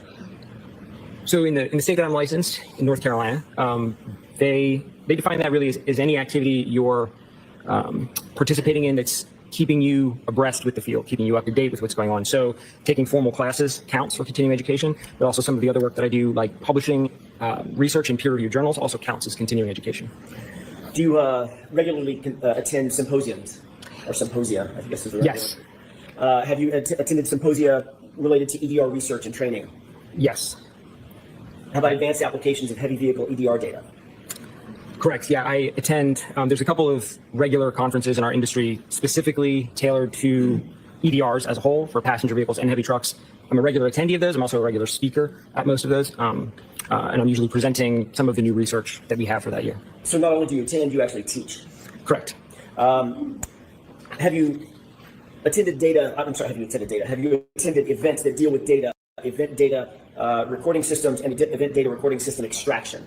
Yes. What about vehicle crash reconstruction? Yes. What about electronic control module imaging? Yes. What about electronic control model analysis? Yes. Applying automotive EDR data to traffic reconstruction? Yes. These are samples of the type of continuing education that you routinely engage in, correct? Oh, that's accurate. You talked about additional licenses and professional registrations. You're a licensed professional engineer, correct? That's correct. In North Carolina? Correct. You're also a certified IPC specialist? Yes. What is an IPC specialist? IPC is an organization that offers certifications in basically soldering. I could say it in more technical ways, but it boils down to soldering. So as it relates to what I do, when we are recovering data from damaged EDRs at the chip level, that involves some really precise soldering work. And so IPC offers courses in how to do that at basically the highest level, and then they offer certifications for that. Are you a member of the Society of Automotive Engineers? I am, active member. When you say an active member, is that a nationally recognized society for academic engineers? Yes. The teaching roles that you've held within organizations, have you been an instructor concerning accessing and interpreting heavy vehicle data event recorders? I am. I'm currently an instructor of that course, which is offered through the Society of Automotive Engineers. As a matter of fact, next week, are you going someplace to teach? I am. I will be in Wisconsin next week teaching that very course. Are you a member of any subcommittees within that organization, within the organization of the Society for Automotive Engineers? I am. I am a voting member in the J2728 subcommittee, which is a subcommittee for event data recorders on trucks and buses. Are you also a member of the National Association of Professional Reconstruction Specialists? I am. Does that require a certain level of education? It does, and it requires, as far as I know, when I joined, sort of proof that you are active within the field of accident reconstruction. That was my next question. It requires you to stay current on accident reconstruction issues, correct? Correct. Have you also authored peer-reviewed articles on within your field, in yes. subfield? Is it fair to say that you've authored or co-authored a number of peer-reviewed papers in the field of accident reconstruction specifically, as well as EDR data retrieval? That's correct. Have any of your peer-reviewed articles that you've either authored or co-authored specifically focused on Toyota vehicles? Yes. Can you name one, please? Specifically, this year, published a paper where we studied the effects of collision-induced power loss on the way data is recorded in Toyota systems. And that would include Lexus systems. Fundamentally, they're the same components. It's just a different brand on top. In January 2025, did you co-author a publication entitled Simulation of Vehicle Speed Sensor Data for Use in Heavy Vehicle Event Data Recording Testing? Jackson, you're going to have to take that. Of course. Sorry. In January 2025, did you co-author a publication entitled Simulation of Vehicle Speed Sensor Data for Use in Heavy Vehicle Event Data Recorder Testing? Yes, I was the lead author on that paper. When you're dealing with retrieving data from a vehicle, an EDR, an event data recorder, Toyota paper, whatever it might be, and that's a term of art, Toyota paper, correct? Sure.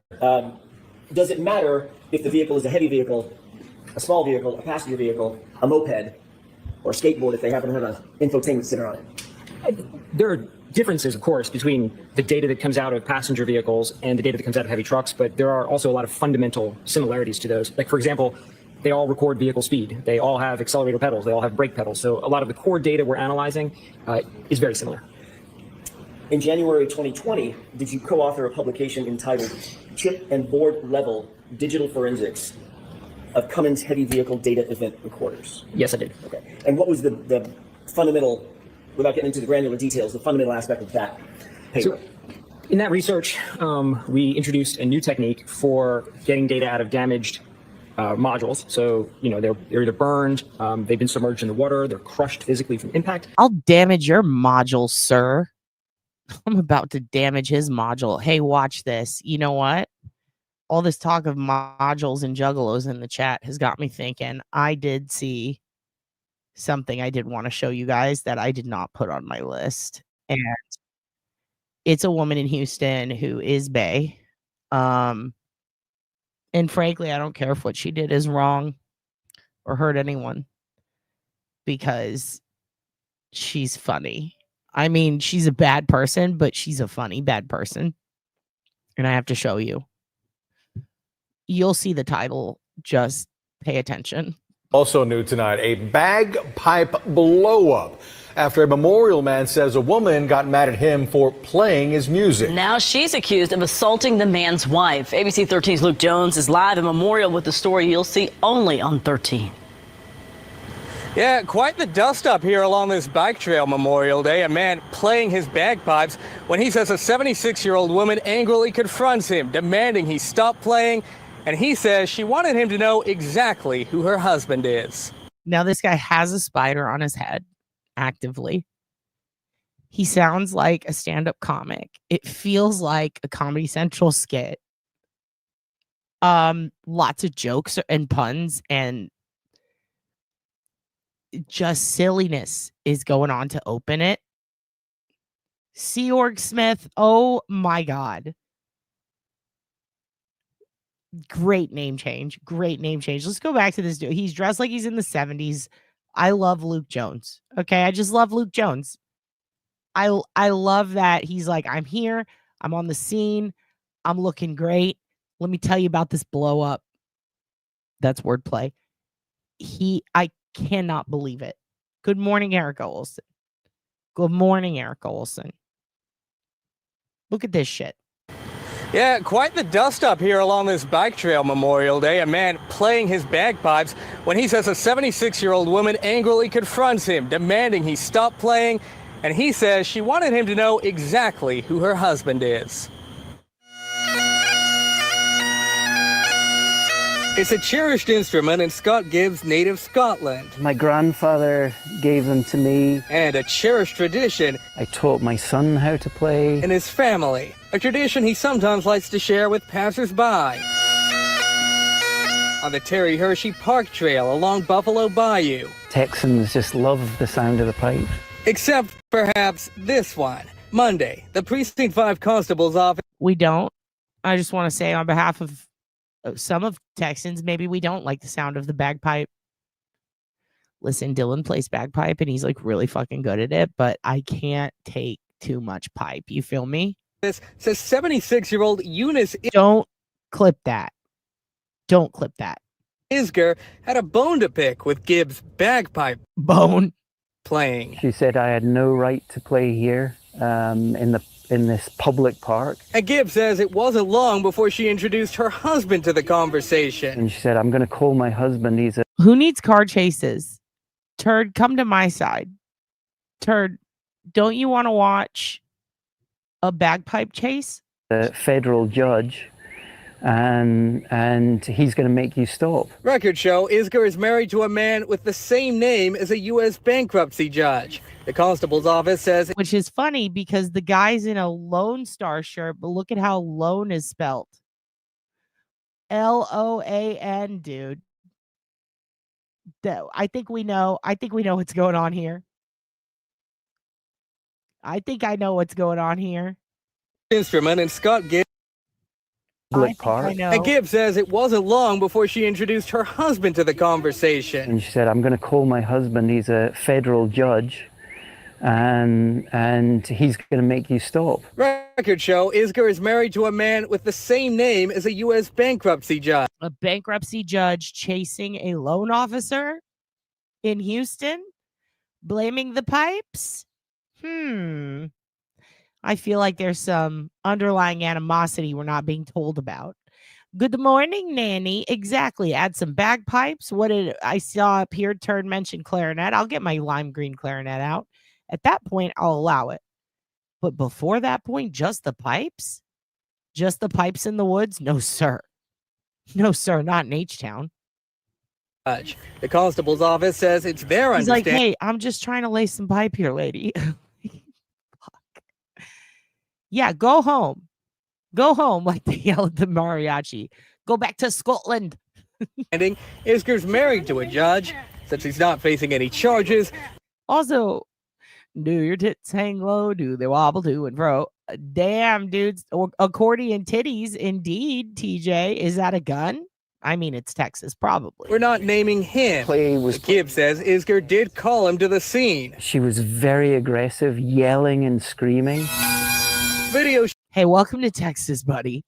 Shot by Gibbs' wife shows the woman standing inches from Gibb, phone out and trained on him as he continues to play. Literally stuck it right in my face, blinding my eyes. But when she notices Gibbs' wife is also recording, he says Isger tries to stop it. She basically swiped at my wife's face. Charging documents say Isger struck the victim's arm. And Oh shit, bitch. This is called a receipt in the WWE. We talked about this. Listen, she got what was coming to her, all right? So free her. I'm sorry. At one point, according to the constable's office, tripped and Zapped her fell out. while reaching for the victim's backpack. Not long after, Gibbs says Isger's husband arrives. You can see him and his wife pursuing the victim as she walks along the trail. As she was walking, she was videoing behind her, and this big guy and the woman. Oh, fuck, Satan. You got another one? Damn, you got 2 receipts in the eye now? Poor Satan, dude. Free him. Can you see? Can you see me? Because I'm John Cena this morning, bud.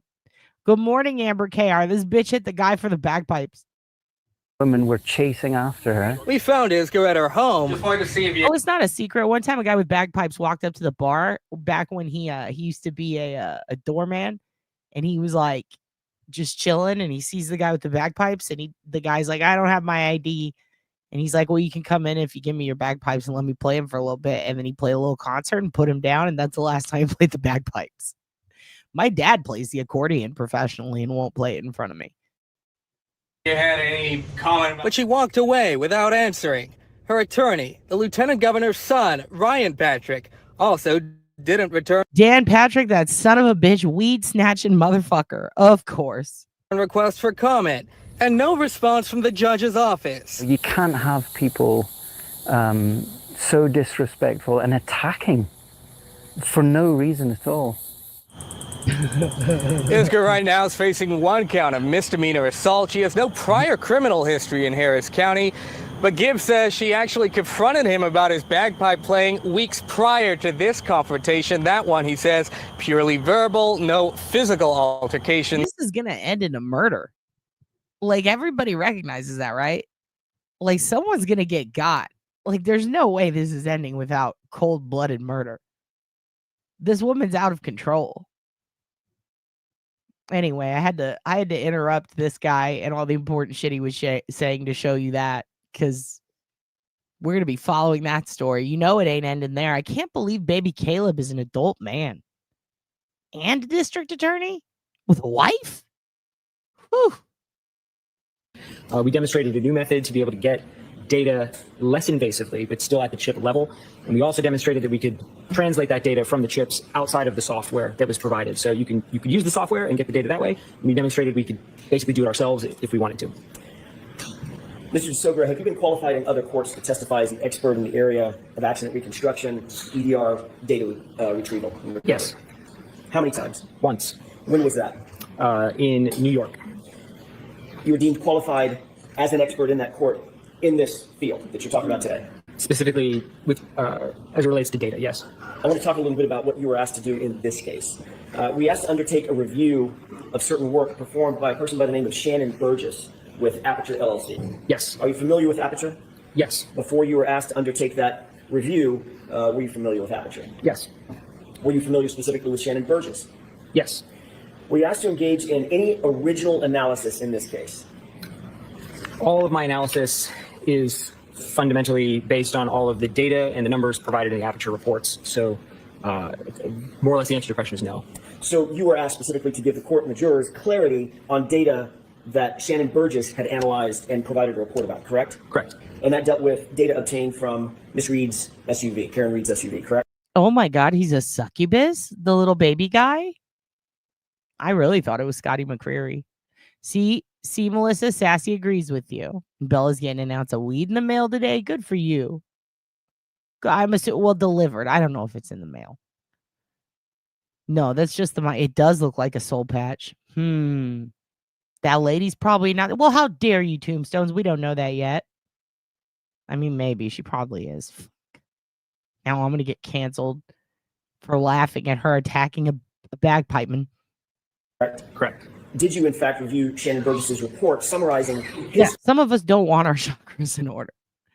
Just leave my chakras be. They're fine where they are. findings and conclusions regarding clock drift. That report was dated in January of 2025. Yes. And what did you do in that regard? I analyzed the methods that Mr. Burgess proposed for aligning the clocks in that report. Were you also asked at some point to review Judson Welcher's report and PowerPoint presentation regarding the timing of the text stream event known as 1162-2? Yes. Did you determine whether Dr. Welcher had based his report on Shannon Burgess's analysis? Yes. Before we get into that, I want to ask you a couple of questions about text stream events, so we're all talking sort of with the same vocabulary if we could. When I say text stream event, have you ever heard that called a trigger event? Yes. Are those sort of synonymous? The event, in order to be generated, has to be triggered by something. So, yes. You became aware in your analysis, I'm assuming, that Dr. Welcher... Oh, yeah. Speaking of triggered by something, Jojo Siwa let that Chris guy put a picture of them up in bed, and it looked like they were naked. She, on the first day of Gay Pride Month, she posts a picture being like, psych, what the fuck, y'all? Judge Bev, a.k.a. Jojo Siwa, lied or flipped, but either way, not a nice thing to post at the beginning of Pride Month. I am offended. I'm not even gay, and I am offended. I'm pissed off. That guy? Why? Ew, don't, Jojo, don't. I just learned about you. Why are you making life decisions so fast in your own life without considering strangers, you bitch? Can't believe she did that.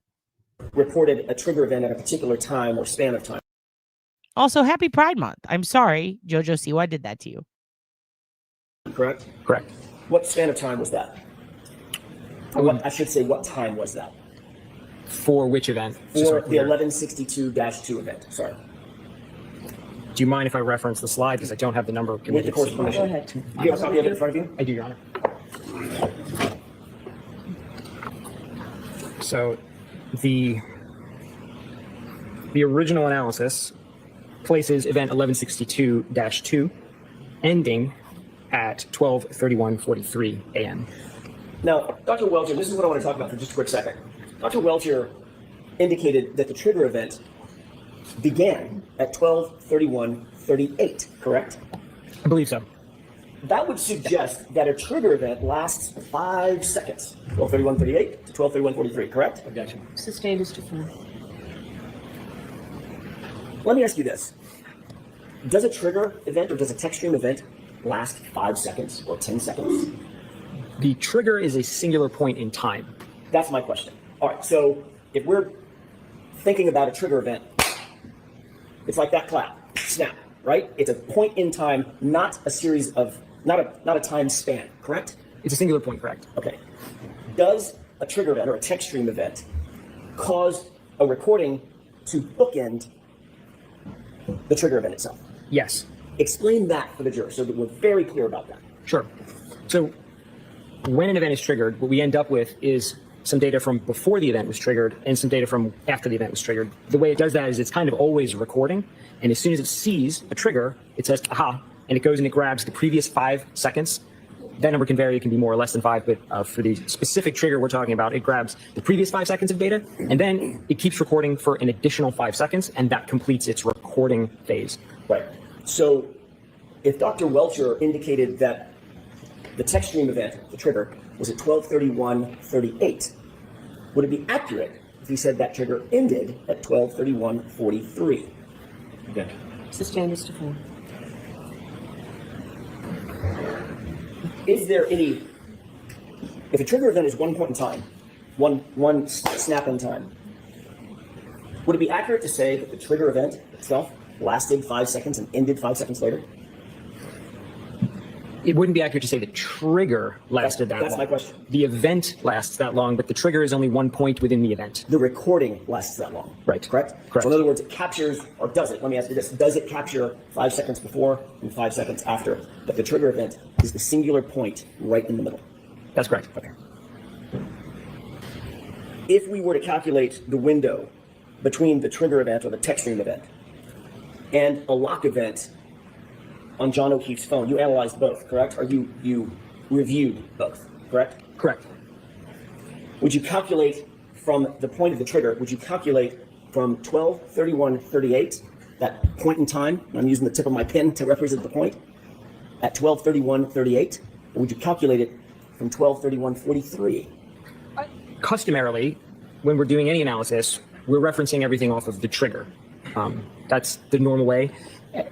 Everything in the aperture reports was referenced off of the end of the event. So Of the recording event. Of the recording event. Not so, the trigger. Correct. And I didn't correct that. I just went with that convention for all of the analysis I did. But you noted it, correct? Correct. And you noted that that would be 5 seconds inaccurate. I'll withdraw it. I'll ask it a different way.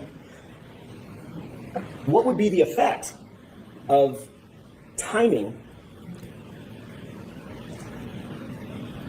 if you were to start at the trigger event, 12:31:38, versus timing the event if you were to start at 12:31:43? There'd be approximately 5-second difference in every subsequent calculation. And if, in fact, there was a lock event, which you reviewed, at 12:32:09, how long would the actual window be from the trigger event to 12:32:09? It would be larger by 5 seconds, approximately. So it would actually be 31 seconds, correct? Did I do my math right? You did. Let's get back, if we can, to the offsets that you identified in Shannon Burgess's, the time offsets that you identified in Shannon Burgess's report. When you applied the potential offsets identified by Mr. Burgess to the text stream event at 1162-2, what opinions or conclusions did you come to with regard to that analysis or that question?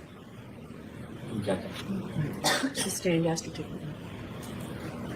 Did you apply the potential offsets identified by Mr. Burgess in his January 2025 report to the text stream event 1162-2? Yes. Did you also apply Dr. Welcher's analysis based on that same Shannon Burgess analysis to reach an opinion or a conclusion? Yes. And what was your opinion or conclusion with regard to that event and the timing following that event? Based on all of the data in those two original reports, regardless of what adjustment is made or which 2 points are used to try to correct the clock, the phone lock event always occurs after the end of the event, using their convention of referencing off the end of the event, not the trigger, but it always occurs after. And that was based on Shannon Burgess's January 2025 report, correct? Correct. Sustained. What was that based on? Which report? We're dealing with two different reports, May and January. I want to make sure we differentiate. Which report are you just now talking about? I'm talking about the January report. Now, did Mr. Burgess, were you supplied with a supplemental report by Mr. Burgess? Yes, I was. When was that? Slightly after he issued it, but I don't know the exact date. It was issued on, his report was dated May 8th, and I think I was provided a couple days after that. I don't remember the exact date. So after, well, do you know when this trial started? No, I don't know the exact date. I know you're not watching the trial, but it was in the middle of this trial, correct? I'll ask you a different question. With regard to the original report, the January 2025 report, was there any circumstance in which Mr. Burgess and Mr. Welcher could conclude that the lock event on John O'Keefe's phone, that lock event, occurred before the trigger event? Objection. Sustained. Ask it differently. What is your opinion about whether or not there was any analysis done by Mr. Burgess or Mr. Welcher that put the lock event occurring before the trigger? Objection. Sustained. May we approach, Your Honor? Yes. May I, Your Honor? Yes. Thank you. Back to my question. Was there any circumstance, based on your review, that if the text stream event occurred at 12:31:38, that there was any circumstance that the lock event occurred before that trigger event? There was not. Did you create a PowerPoint for clarity's sake in March of 2025? Yes. Did you provide that to us? I did. What was the purpose of creating the PowerPoint?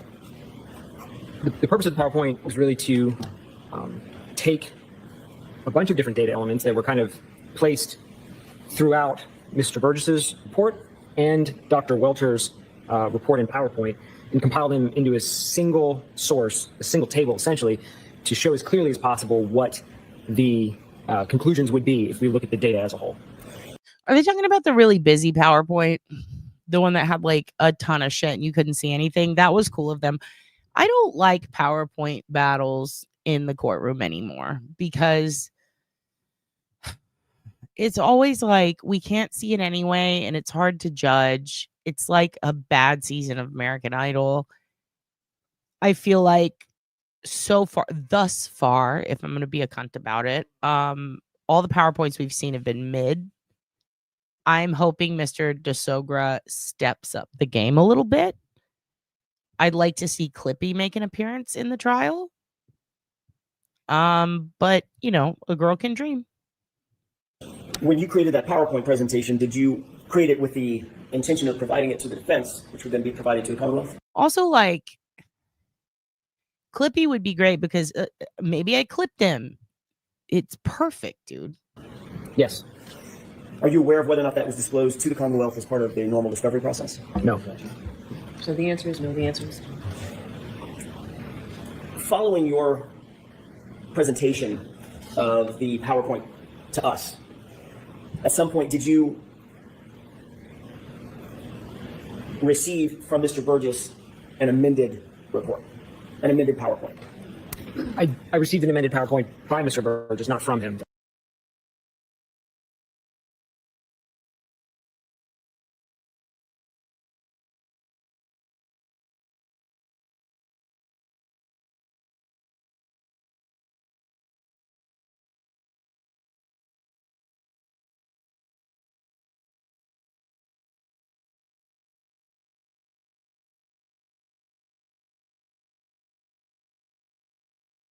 Son of a bitch. I'm just saying, go to work and then go to sleep at your desk. Don't do it at home. Make sure you get there so you get counted for the day and then go to bed. Also, I agree with your Microsoft Paint idea. And I love bullet points. I'm into bullet points. I agree. Melissa grounded. Okay. God damn it. I need to keep remembering to unmute. What am I doing here? This isn't what I want to put out to the world. From you. Fair enough.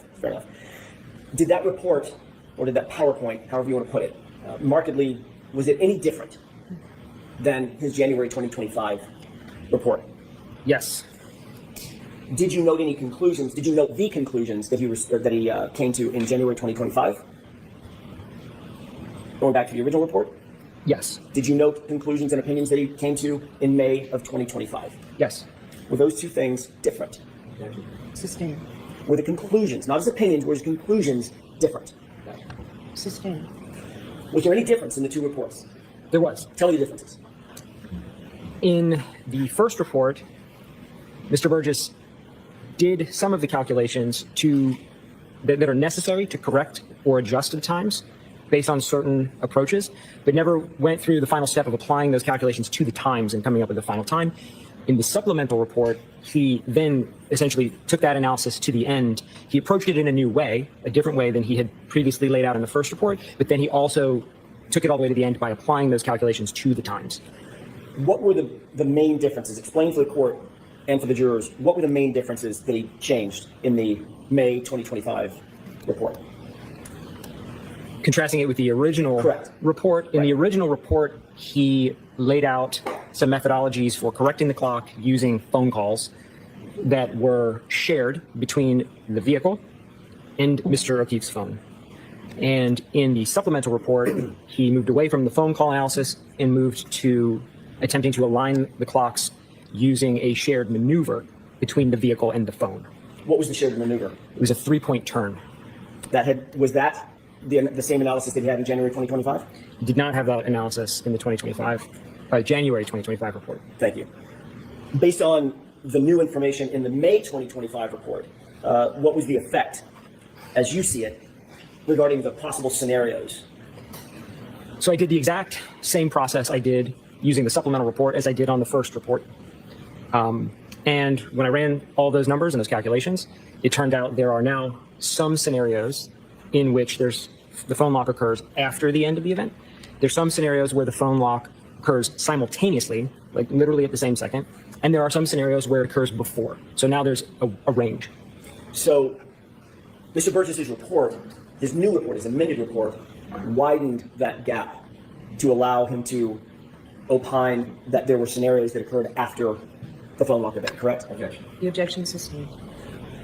Did you prepare a PowerPoint presentation in furtherance of clarifying Mr. Burgess's analysis? Sustained.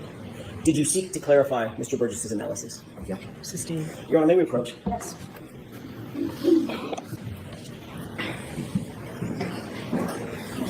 May I? Yes. Did you prepare a PowerPoint presentation in furtherance of your analysis? Yes. What was the reason and what was the purpose for your PowerPoint presentation? I needed to include in my analysis the approach and the conclusions from the supplemental report by Mr. Burgess. May I have a moment, Your Honor? Yes. May I approach? Yes. If you would mind taking a look at that document, it's a multi-page document I just handed you, and just flip through it and let me know once you've familiarized yourself with it. What is that document? This is a printout of the PowerPoint presentation that I prepared. Is it true and accurate? Yes. And it's complete? It appears to be. Your Honor, I would move for its submission, please. I have no objection. Okay. May I have that back to you just a quick second? Okay. Your Honor, permission to display the PowerPoint presentation? Okay. Mr. Sobra, can you still see with the lights off sufficient to what's on the screen and what's in front of you? Yes. Okay. Do you recognize what's on the screen? Yes. What is that? That is the title page of the PowerPoint that I prepared. And what is how would you describe the PowerPoint? So this PowerPoint is largely identical to the first PowerPoint I prepared in that it seeks to take all of the different approaches between the initial Burgess report, the supplemental Burgess report, and Dr. Welcher's report, lay out all of those approaches in one kind of coherent fashion so we can look at what conclusions we can draw from all of that data. With court's permission, can we go to slide 2? Yes. Mr. Jackson, you can just use this PowerPoint. Within evidence, you don't have to ask slide to slide. Thank you, Your Honor. Taking a look at this next slide, what is this? What are we looking at? This is a slide from Dr. Welcher's presentation that I was provided. Specifically, this is his slide number 33. And what does it show? This is where he introduces the first, acknowledgement that there's a difference between the time that Aperture calculated for the end of event 1162-2 and the lock event on Mr. O'Keefe's cell phone. Is there anything in this slide that you disagree with, and in Mr. Welcher's presentation that you disagree with? It's up on me. I added the 2 green boxes and the text, the word after. That's not Dr. Welcher's. And I added that because it's stated here that the event occurred within 26 seconds. But if we do the math, and he actually does the math, he really means after. It means the phone lock event occurred 26 seconds after the end of the vehicle event as calculated. So I'm going to allow it. The phone interaction happens how many seconds after the text stream event? Okay, pausing to say, that was weird. I'll allow it. I mean, it is a good clarification and it does make sense. I'm going back a little bit. We can draw from all of that data. I'm very surprised she allowed that. With court's permission, can we It's truth. That's why I'm surprised. go to slide 2? Yes. Mr. Jackson, you can just use this PowerPoint. Within evidence, you don't have to ask slide to slide. Thank you, Your Honor. Taking a look at this next slide, what is this? What are we looking at? This is a slide from Dr. Welcher's presentation that I was provided. Specifically, this is his slide number 33. And what does it show?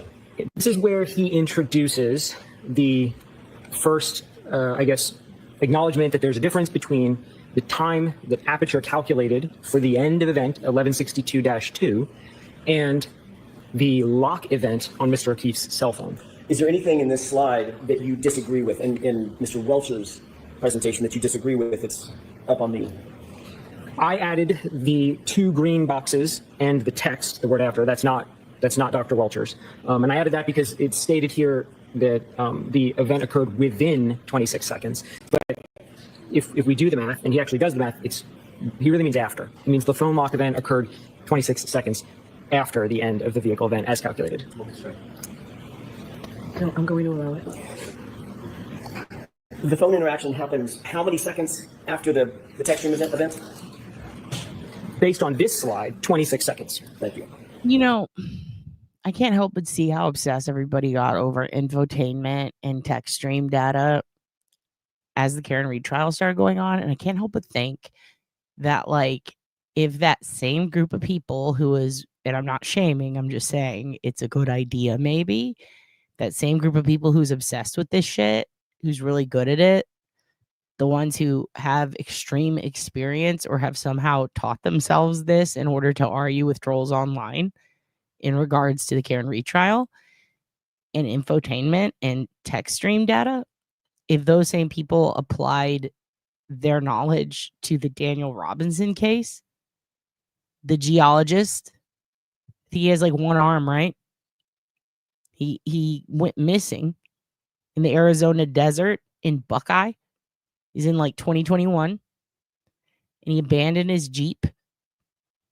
And it was still turned on, supposedly, but spun out. So if they could apply that shit that they learned and those abilities, or if perhaps maybe DV could be hired to, I don't know, look over that data.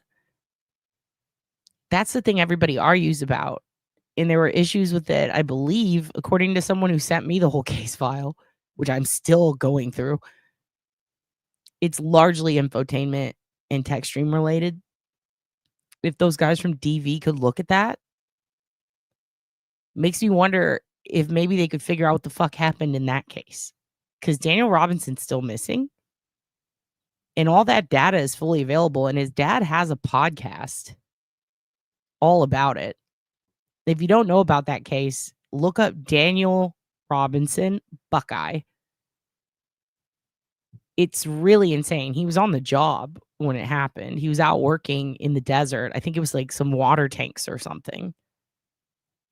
He left his job on site to go drive somewhere, and his vehicle ends up stalled out in the desert, and he's gone. Nowhere to be seen. And a lot of it relies on what happened as far as the infotainment and text stream data goes because of time of the crash. When did that happen? How did it happen? You know, did he slam on his brakes? Was there someone with him? Like, there's all these things. Because believe it or not, even the text stream I should say the computer in some cars, not mine, I have an older model, but newer model cars especially, you know how your car will beep when you don't have your fucking seatbelt on? That's because, like, when you sit in your car, it triggers an indicator that lets you know that there's being weight put on, you know, this seat. So this person needs their seatbelt on. And newer model cars can even tell if you're sitting on it and then self-warm and stuff like that. So I'm wondering, you know, this was 2021. I believe it wasn't that old of a Jeep. I have to double check, but like it had a lot of information in the computer of it. And there are arguments among pretty much everyone who touches this case about how to read it and what it meant for where Daniel is. And I'm like, damn, people are so into the text stream data in this case. If we could get them to come over and check out the Daniel Robinson case, I wonder what could be found out there. It's just very interesting. And I don't think it's aliens. And the text stream event that we're talking about is what number? 1162-2. And this slide, other than the green, is this slide or the portion of the slide that we're looking at, other than what you've described, is this directly from Mr. Welcher's own analysis or his PowerPoint? Right. I added the green box around within, the dashed green box around the whole paragraph, the line, and the words after. Those are my additions. Let's go to the next slide. Can you tell us what this is? This is more or less a repeat of what's on the first slide, but just shown with a little more focus. The first slide is a little busy.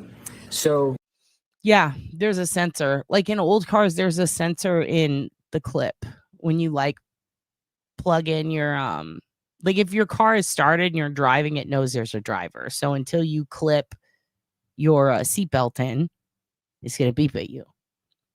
But how would it know about a passenger? It's because there's other sensors in it that basically pressure on the seats can trigger a sensor. There's all sorts of different things.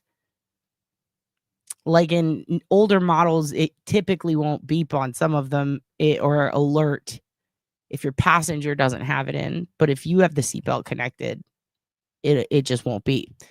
But on a lot of newer model computers and cars, it can do that because it has sensors. Which is very interesting. Very interesting. Like when you put your purse on the passenger seat and it turns the airbag off. I mean, mine will sometimes say, the airbag is turned off and you have to push it. And that's because it's like an auto thing. Butt scans, maybe that's why we were led to collect those butthole scans to help the car companies, the car manufacturers. That's what we're all about at this cult. Did you, I'm sorry, Mr. DeSoger, did you create this or is this from Dr. Welcher's report? I created everything on this slide apart from in the top right. That came from Dr. Welcher's slide 33. Although you created the slide, where's the data coming from for this slide? All of the data on this slide and all of my subsequent slides comes from the Aperture reports collectively, either Dr. Welcher's report or slides or Mr. Burgess's first and second reports. What did their analysis reveal in terms of the time, the exact time? Yeah, and think about that. You guys have cars that do that, right? Karen had a newer model vehicle. And that Lexus has everything. I mean, really, it's got, okay, so her vehicle specifically, I was looking this up. It has a feature where it's supposed to auto stop you when it seeks something in its path. So you know how when you're backing up, there's the green, the yellow, and the red on like Priuses have it, Lexi have it like on the screen, and it tells you when you're in a range. When you hit that red range, some of these vehicles have auto brake lock sensors, or they'll just go boom, and then they'll just stop you from hitting something. Her car is supposed to have that. So if they're saying it didn't register any collisions, right? But she did hit John's car leaving the garage, right? When that happens, that's not always on her. Let me give you an example. If Karen, here's one of the things that I was looking at that I was interested in because, okay, I'll give you a little backstory, but I'll make it quick. So I have a friend who works on cars a lot. And anytime I have a question when I'm working on my own car, I will call him. Now mine's an older model, but he always presumes, that it's a newer model. He keeps forgetting, no, I have the old fucking Honda. Okay. So this fellow, whenever we're talking about cars, I have to remind him, no, mine's older. It doesn't do that. You know what I mean? It just doesn't do that. So essentially, if you're having a collision and you have a computer that's supposed to register a collision, and if you're hitting things and you have a car that's supposed to set off the brake system once you're in that red zone, or once the sensor shows that there is someone in front, like if it's supposed to auto lock or auto stop so that you don't hit a person, like the Waymo, or what is it, Waymo or whatever, those cars, they have all that shit in there. It is completely, the Waymo shit is all like completely sensor driven cars. Like it's a literal sensory field checker that controls whether the car is moving or not. It's not going to move into a lane where a car is coming at a super high speed next to you and you're trying to go right. And there's also ways that you can override the system and self-drive and you drive it, So exactly, how is the sensor not picking up at least the beeping warning? Shit like that, right? So I was wondering that too. And when me and this fellow talk about cars a lot, there was one time when we were discussing basically when you get your oil changed, because I had a lot of weird shit happening with my car. Again, it's an older model, but he told me to this day this is still an issue with cars. So when you go get your oil changed, if you have a computer in there and they're supposed to reset it, right? If you have a check engine light come on and then they fix it, right? They fix the engine. Typically, you would think it will turn off, but sometimes they have to reset the computer. And this is something that is done typically by a mechanic with, the stuff that they can hook up to the computer system and reset it with. If you have an OBD meter, or an OBD reader, you can read what's going on in your computer system to diagnose and fix it. So if you were to get, let's say, an oil change, right? And you happen to have a shitty mechanic, or you just go to some random place and they forget to reset that computer, it can throw off everything else in your system, including, computer system stuff like your infotainment, depending on the make and model and what was done to it. It can throw off the timing, not the timing belt, but the timing on all of this shit. Okay. If it's too fucking cold, believe it or not, there are vehicles that are just made different that can handle that shit, and there are some that can't. That's why, like you go to Canada and you talk about snow tires. I mean, we've never had to use snow tires in Texas. I don't even know what the fuck that is. But to find out that there are cars that operate in Canada in negative 10-degree weather shocked me. But again, you look around at the vehicles there's different types of vehicles being driven than here in Texas. It's because some can withstand that, others can't. There have been countless makes and models of vehicles that go out on every year that end up getting recalled for all kinds of issues with the computer system. And Lexus, Honda, no matter how good they are, that shit happens all the time. If it's freezing outside and she has the slightest bit of humidity inside of the cover on her headlamp, it can register that moisture and it can show you that the headlamp's not registering, or it's not, her lights weren't on when they actually were. Like, there's shit like that can happen.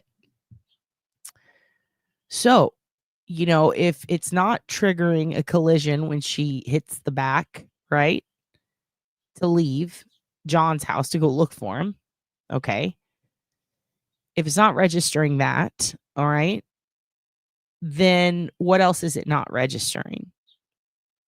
And does that actually affect the timing? I don't think any of it would thus be considered reliable, which would negate all of this, all the testimony we're seeing, should that be proven. But they haven't touched that. In fact, it seems like they have a lot of data.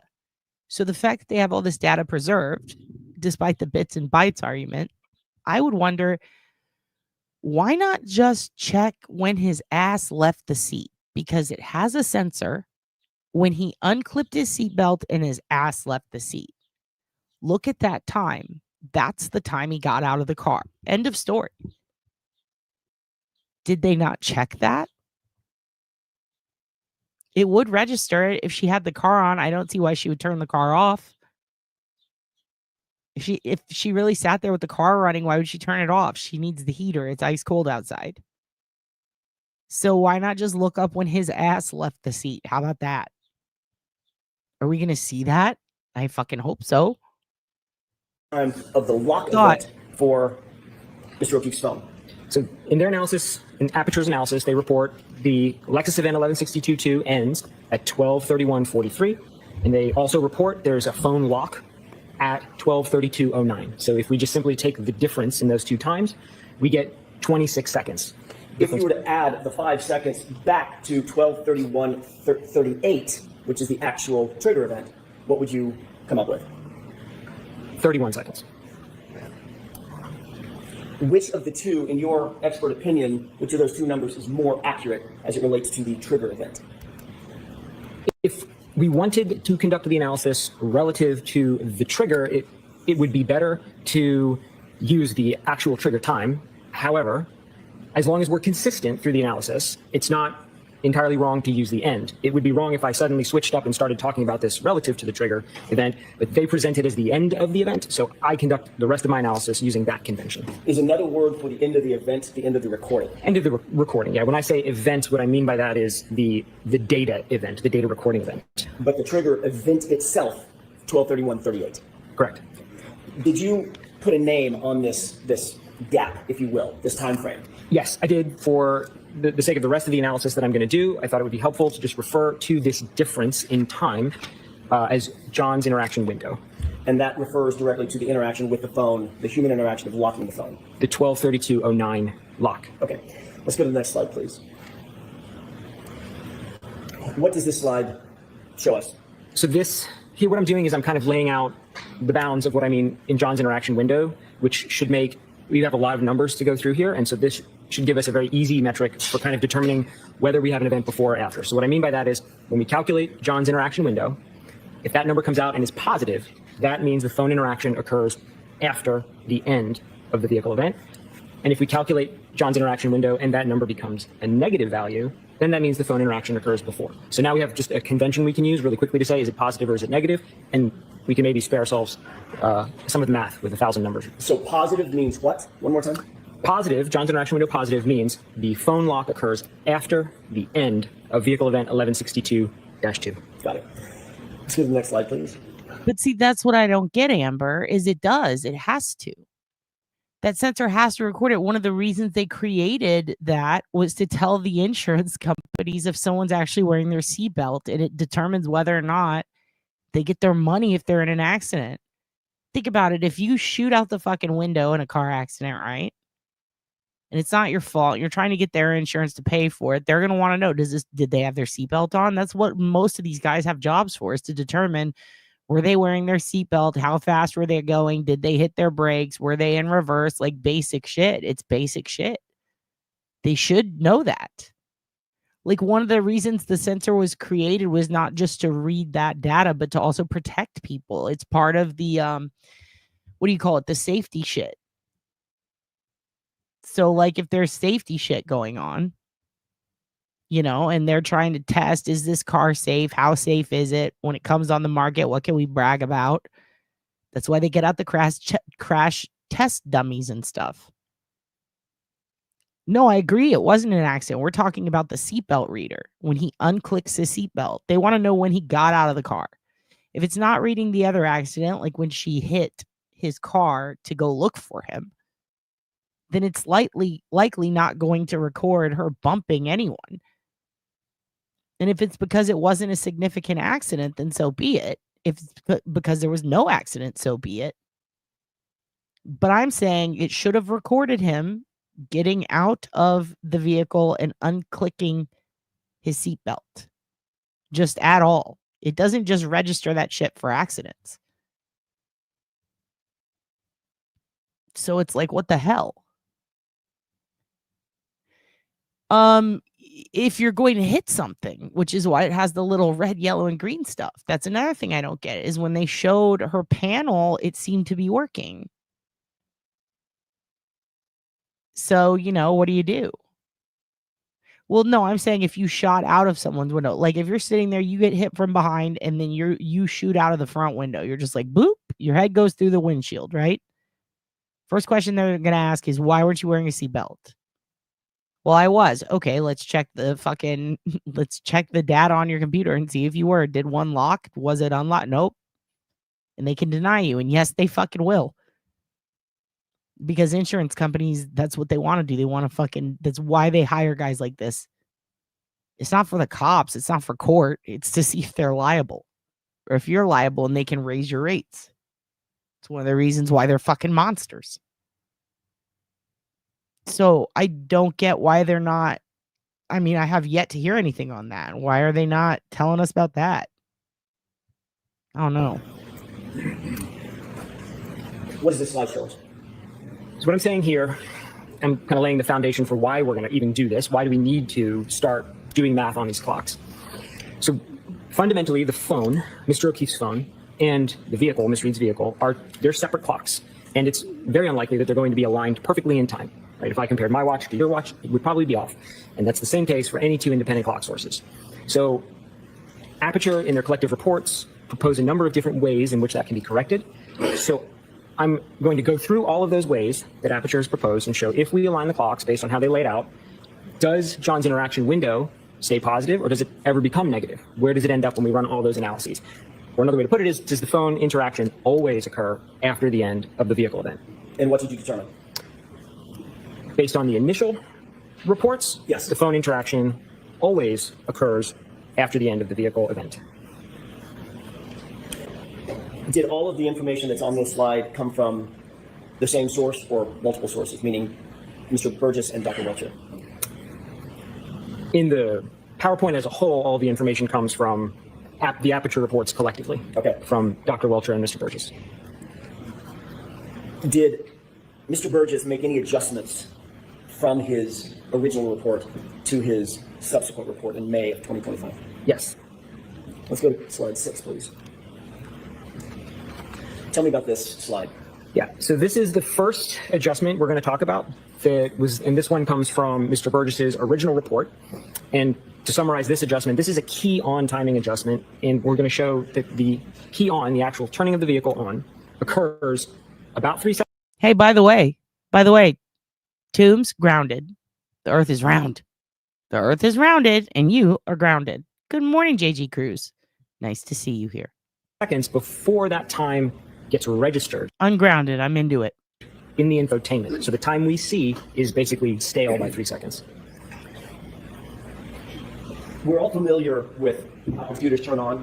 When you say key on, do you mean a physical key, or could it be a push button to turn the car on? In this case, it's a button. I refer to key on because generally that event is considered the key on in vehicle parlance, regardless of whether there's a physical key or it's a push button. So those 3 seconds mean what? What's the difference between pushing that button and 3 seconds later that you just described? It means that when we're trying to use the timestamps that were recovered from the infotainment system that show when the vehicle was keyed on or turned on, that the vehicle was actually or likely turned on 3 seconds before that. Do you know where the 3 second conclusion came from in Mr. Burgess's report? That came from the testing that Aperture conducted with the exemplar Lexus that they purchased. Was there anything in the report that indicated testing, this type of exact testing on Miss Reed's actual Lexus? Oh, I'm sorry. Did they say Aperture bought a Lexus? Oh, that had to cost some money, didn't it? Didn't they spend way more than ARCA? Aren't the taxpayers paying for that? Wow, dude. Wow. CW can chupa mi vergas. This is bullshit, dude. Really? Alexis from Texas? How fucking, and they shipped it? They got some splaining to do, dude. This is not cool. Argo is 500K. Shut up. Nah, really? I don't think so. They did? So they've spent a collective $1 million and this is, are you serious? Jesus fucking Christ. Oh, you're saying they did. I thought you said ARCA was over 500K. I was like, what? So these guys were over 500K. And they bitched about ARCA costing what? 20 something. ARCA built a potato gun. That was 20 something thousand. And these guys 500K and they got Manchannon. God damn. What? No. The feds paid ARCA a lot too, almost. So everybody got 500K. This trial is like a goddamn war. It's creating a whole economy of profit for everyone. Wow. No. Do you have an opinion as to whether or not all Lexuses, at least if this make and model and year, would have the exact same 3 second delay? Or could that be different? It could be different in their testing. In their testing, they only tested one exemplar vehicle. So I think there was a solid foundation that the exemplar that was used exhibited this 3 second delay. It was a very close match in terms of part numbers and software versions to Ms. Reed's Lexus. But without any kind of testing of, let's say, a second vehicle, a second exemplar, we wouldn't know. We wouldn't have any basis to say it must be 3. We could test a second vehicle and it could be 5. So we say, well, there's a delay, but it varies vehicle to vehicle. They could have tested a second vehicle and found it's also 3, and then you start to build some confidence that maybe it is 3 across every vehicle. But with only testing one and not testing the subject vehicle, it is difficult to say with absolute certainty it would be 3 seconds. What is your opinion about best practices with regard to trying to create this gap for purposes of coming to an opinion or an analysis? So because we don't know whether or not this specifically would apply to Ms. Reed's vehicle, the best way to conduct that analysis would be to do the entire thing with the key switch adjustment at 3 seconds. Because if we're going to use a value, 3 is the most reasonable one because that's the one shown in testing. But we should also do the entire analysis without it in case we feel that that's the most appropriate. So in fact, that's what I do and will show is I ran the analysis both ways, with and without, to be as conservative as possible. Did your review of Mr. Burgess' report indicate that he ran the analysis both ways? He did not. Let's go to slide 7. What are we looking at here? This is an excerpt from Mr. Burgess's original report. Very, very clear. Just want to be very clear. So over $1 million has been spent total, right? We'll say 500K on each side because who fucking knows anymore? It's a lot of money, right?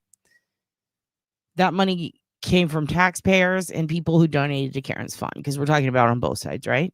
So I just want to be clear here. So what we got was we got a potato cannon, okay? And then we got man cannon Shannon, all right? And then we got the guy painted himself blue like fucking William Wallace and played crash test dummy for a day. Punched himself in the nuts, whatever the fuck it is he did, all right? And then we get this guy with great eyebrows coming up talking about, they were a little off. And now it turns out even they couldn't get the fucking, like, they couldn't get the software and we couldn't get the software and they couldn't get the exact car and we couldn't get the exact car. And so nobody used a Lexus that was her Lexus. With whatever problems came with it, whatever computer glitches or shorts, whatever was going on with it, nobody had hers. And they couldn't replicate it exactly on all spreads on both sides. So this was all a fucking waste, probably. Okay.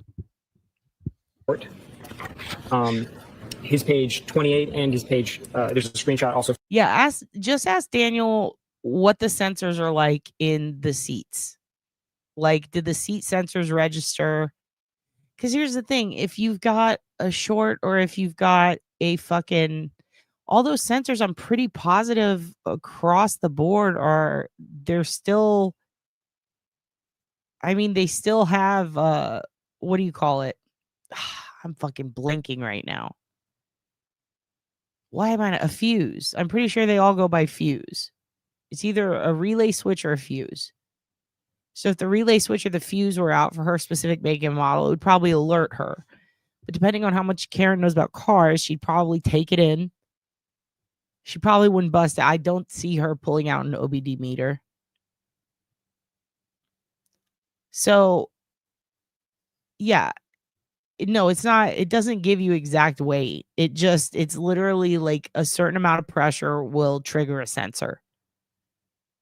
So is that sensor, how is it fueled? Is it by a relay switch or is it through, a fuse? And regardless, if the fuse is out, that means it goes through a computer module. If the relay switch needs to be replaced, it goes through a computer module. So which part of the computer stores it? Because the time that aligns with whatever her infotainment or tech stream data is will line up with that sensor because it's all ran through the same fucking thing. So when did his fat cop ass, pardon me, but he did have a bubble butt, bubble butt, and I'll be the first to say it. Ojo had a bubble butt. When did the bubble butt leave the fucking seat? That's all I need to know. That's all I need to know. And then take the time difference, run it across the phone, and you tell me. You tell me, was he in the car getting yelled at? Or was he outside of the car walking? That's all we need to know. That's all we need to know. You could even use that to line up the phone times. For fuck's sake. You could see if Julie and her fucking silly brother who wants the booper on the snooter line. You remember Julie and Ryan? You remember the Nagels? You remember? Old girl? You remember old boy? That's all we need. Yeah, the airbags could go on. That's exact, and it also should trigger the airbags to turn on and off. So we should see that. It's a 2021 Lexus 570X. If there is an error in the sensor, we'll throw a code, but it'll throw the code, and then most people look at the code and they're like, well, what does that mean? And then they just take it in. Me and you, Julie, we're going to look at that code, and we're going to go look at our code manual, and we're going to find out what that code means. And we're probably going to call AutoZone and replace it. So, I don't know. From his page 30 at the bottom. And this is where he states in that report that when they were doing the testing with the exemplar, they observed across 4 different key-on cycles this 3-second difference. So what I mean by that is they had a video camera in the car that had a timer on it. And so in the video, you can see the button pressed. So in their testing, for example, they pressed the button at 21:48:05, and that's sort of nailed down. When they went back and downloaded the data from the infotainment, the key-on was logged in the infotainment as 21:48:08. So there's the 3 seconds. That's where they're getting that from. And that's what he states, highlighted in red there. It's a little hard to read, but it basically says the average across.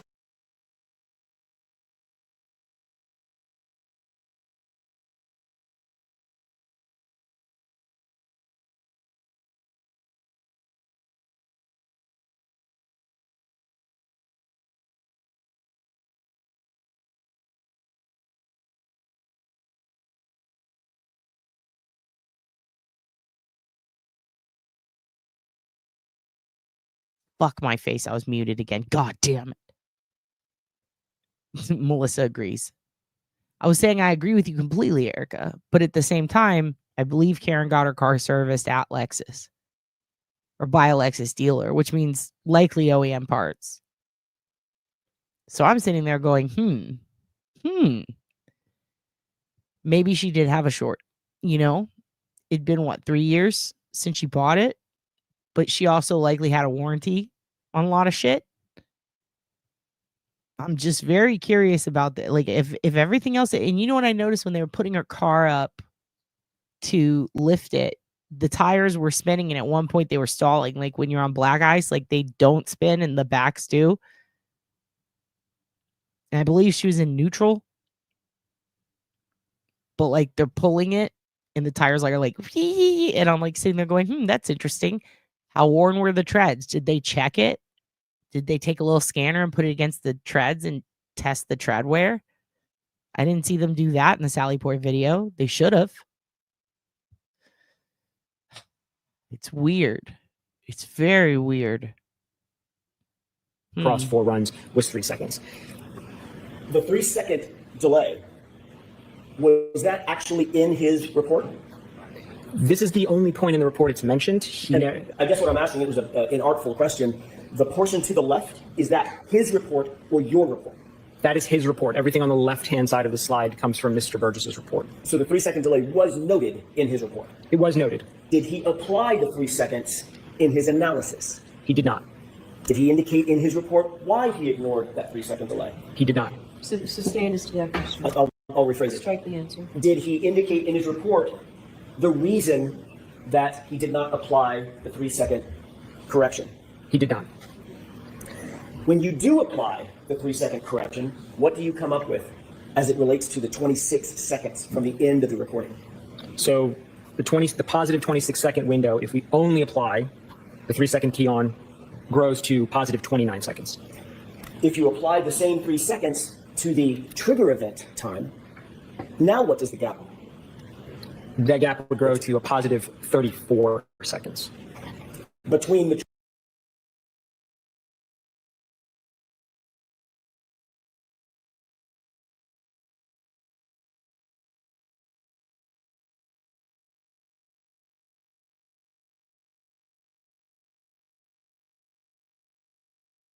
trigger event and what?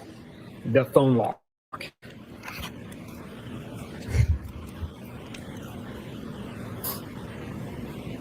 In your opinion, was it best practice to... God damn it. I'm just gonna have to leave myself unmuted. I'm just saying, I have the other trial. I have the trial today. I have fan open. Right now we're on fan. I fan open in another window, and as soon as trial starts, we will go to it. Jesus, Rita Lombardi, Christ, indeed. Indeed. But I do want to try to watch as much of this as I can. Not account for that 3-second delay between the on switch and the data coming on? Sustained, ask it differently. What, in your opinion, would be the best practice in terms of this 3 seconds that was noted in the exemplar vehicle? The best practice would be to run the analysis with that adjustment included and without that adjustment included. Because like I stated, without testing of an additional vehicle, we really don't know if the 3 seconds is just a specific behavior of that exemplar or if it's representative of all Lexuses of this type. Let's go to slide 8, please. Tell us what we're looking at in the slide. So now we're going to get into the next adjustment. That first adjustment we just talked about was really a vehicle-to-vehicle adjustment. We haven't talked about the phone yet. We're going to get into the phone now and talk about aligning that. We had to get through the internal adjustment that has to get done first. Now we're going to look on the subsequent slides here at all of the different ways the aperture reports compared the vehicle to Mr. O'Keefe's phone. Is there any additional adjustment that you believe should be made? The aperture reports lay out two methodologies for adjusting. There is a methodology based on phone calls, and there's a methodology based on the 3-point term. And where did you get that information from? From the aperture reports. In Mr. Burgess's original report on differentiating, the January report, which did he use to determine his determination of the clock speed? In his initial January report, he never actually takes the calculation to the end by applying the differences in times to the calculated time for 1162-2, but he does do the math, which I'll show, for the differences on these phone calls. In terms of Dr. Welcher's report, did he identify a GPS point of 154 at all? Yes. How did he describe that GPS data point? He describes in his initial PowerPoint slides as point 154 aligning with the end of vehicle event 1162-1, talking about a different event now. This is the 3-point turn event. So he uses that as an anchor point. And that anchor point, you said, was the end of the text stream event, or the end of the recording of that text stream event? Correct. The aperture reports consistently reference everything from the end of the events. Let's go to slide 9, please. What are we looking at here? On the left is an excerpt of page 33 from Mr. Burgess's initial report. And what he shows here is he has identified 7 call logs that exist both in the infotainment from Ms. Reed's Lexus and in Mr. O'Keefe's phone. He puts them in a table form. Then he actually goes on and calculates the difference between those 2 times. So that's what I meant by he sort of does the math. He makes my job a little easier, and the numbers are already there. He just never applies these to any of the times. So that's where I step in and say, if I take that 3rd column that he lays out, those are in seconds. If I apply those seconds, that adjustment to 12:31:43, where do we end up with John's interaction window in those times? What did you conclude in terms of finishing the work? Sure, I did all of them. And so I highlight on this particular slide, I just highlighted the very first one he has in here. In that case, he identified that Mr. O'Keefe's phone was 2 seconds slow relative to the infotainment system. So if we apply only that adjustment, then John's interaction window becomes positive 28 seconds. Did Mr. Burgess apply all of the potential offsets? He didn't apply any of the offsets. He calculated all of them, but he didn't apply any of them. Did you ultimately apply all of the offsets? Yes, I did. And what did you determine? Regardless of which offset you apply, John's interaction window remains positive. The number changes, but it remains positive. Let's take a look at those one at a time if we can. Let's have the next slide. So on this slide, I just took the other end of the spectrum. There's a large range in values in this table. He doesn't actually, Mr. Burgess doesn't show the sign conventions on here, but actually sign conventions. Sign conventions, he doesn't show when he calculates the difference, whether it's positive or negative. All the numbers in the table don't have a sign, don't have a plus or minus in front of them, but there's an implication. Some of them are plus, some of them are minus. So the first one that we just looked at showed we had 2 seconds slow. There's another value in here that's on the other end of that. It shows that Mr. O'Keefe's phone is 21 seconds fast now relative to the infotainment. So that's the largest value in the table we could take that would bring John's interaction window down now. And so if we apply just that adjustment, John's interaction window becomes a positive 5. Take a look at slide 11, if we could, please. What are we looking at here? So I've shifted now from the phone calls, and now we're going to talk about the 3-point turn alignment. And the 3-point turn alignment is first presented in Dr. Welcher's slide from his presentation here. And in this, he doesn't say it explicitly, but he provides some math on the screen, which is a little hard to read. But he puts some math on the screen that shows he's aligning this 0.154 from Mr. O'Keefe's phone to the end of event 1162-1. This is the prior event. This is a 3-point turn. And so he aligns, he says this is basically how you align it, and he doesn't do the math. Again, he lays out that he says a 19.2 second difference. I actually just adjusted that to 20, which is the most conservative way to interpret that. I don't think we have the accuracy here to talk about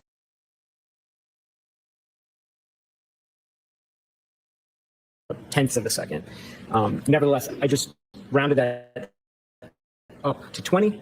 And when we apply that 20 seconds to our event 1162-2, then John's interaction window becomes positive 6. That's just applying that, not combining anything. We're just applying the difference shown in the slide. And that positive interaction window, is that calculated based on information directly from Dr. Welcher's report? Yes. Let's go to slide 12. What are we looking at here? What is this table? This is a table I made. We've talked about a lot of different approaches to how these clocks can be aligned and a lot of different variables. So I tried to summarize them in one table, put them all together, because some of them we can combine. We can combine the key on with either. Okay, so you don't have to ask your son anymore, Melissa. I figured it out. So here's what it is. It is the Lexus front passenger side seat occupant detector sensor. You can get one now on eBay for $109. So that OE left seat track position sensor also is a backup for it. And then you have the airbag seat sensor. So you've got 3 different sensors that all work together. And it looks like they are connected directly to the computer. And they are manufactured in the USA, which is interesting. And let me see. A light coating of snow will block the sensor and it will throw the message on the dash.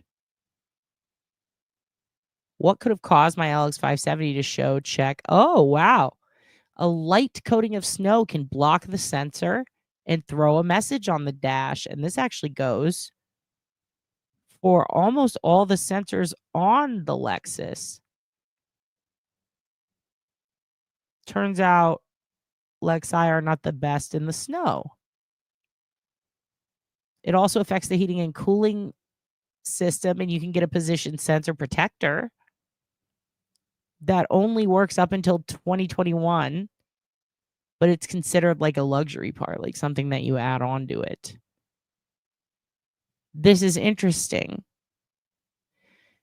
And your seat switch can also get thrown. There's also rear seat sensor malfunctions abundant in this model that also include the passenger seat. And those sensors need to be registered before they are logged through your computer. So they're auto-registered, but if you replace it, it has to be logged.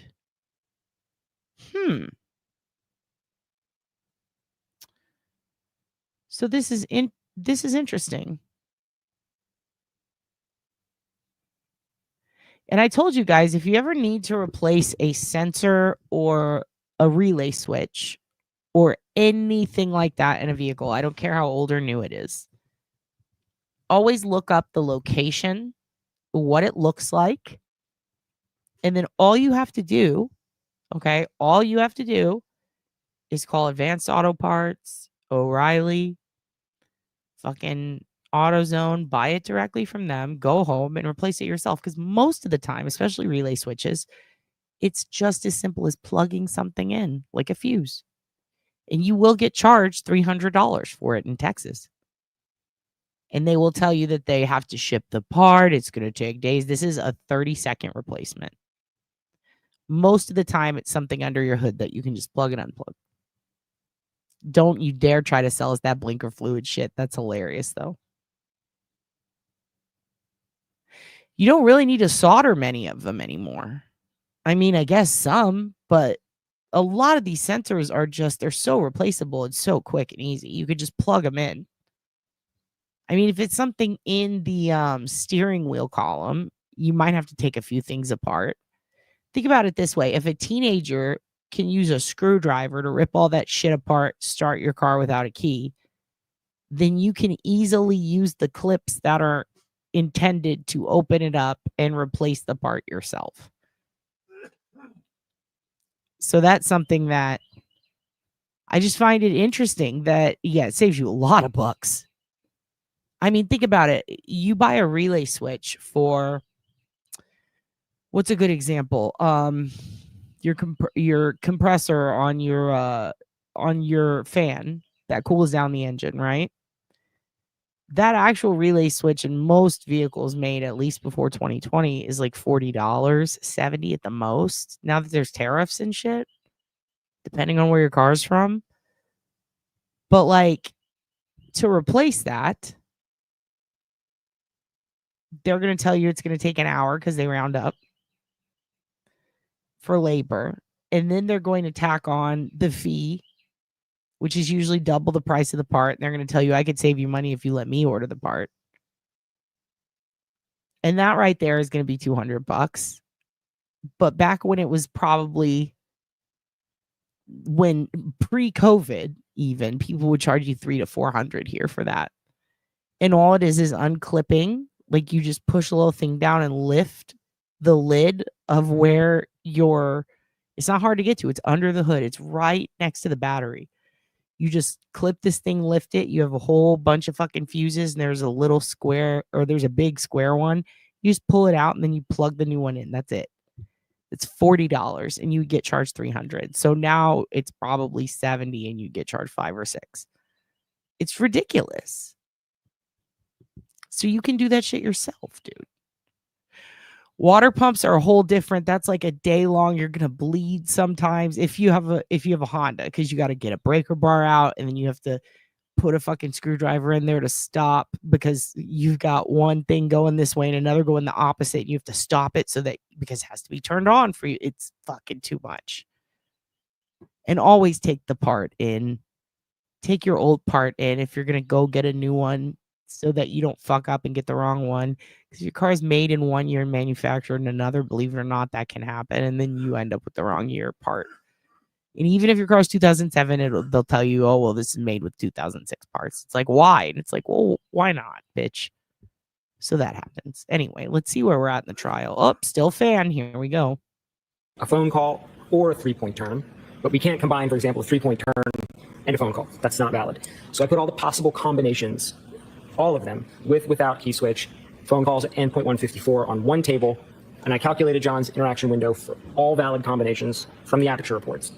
And when we do that, the result is that regardless of what adjustment we make, all of the numbers are positive, meaning regardless of what adjustment we make, the phone lock event always occurs after the end of event 1162-2. Did Mr. Burgess, in your review of his report in January of 2025, did he ever undertake all possible offset calculations? No. In his May 2025 report, did he undertake all possible offset calculations? No. What is your opinion in terms of best practices regarding calculations of this sort? I think if there's sufficient data, if there's testing or research or literature that in a specific case supports there is a best path or a best method, then we should use that. In this case, I don't think there is a best practice. There isn't any literature I'm aware of that would specify exactly the best path to align all of these. So in the absence of any external data to support one path, the most valid approach is look at all of them as a whole and then draw the conclusion from the totality of that data, rather than cherry picking a single point. Can you testify to a reasonable degree of scientific certainty whether all potential offsets that were described in Aperture's original report, January 2025, result in a positive interaction window? Yes. And what is that opinion? Regardless of what adjustment or combination of adjustments we make from the original reports, John's interaction window remains positive. Does the positive interaction window mean the lock event occurred after or before the text stream event? It means the lock event occurs after the end of the text stream event, 1162-2. You've already indicated that you received a second report, May of 2025, correct? That's correct. In that report, is there the same clock skew alignment or a different clock skew alignment that Mr. Burgess now undertakes? Mr. Burgess undertakes a different alignment in that report. Let's go to slide 13. Describe what we're looking at in this slide. So what I have here on the left is a screenshot of page 42 from Mr. Burgess's supplemental report.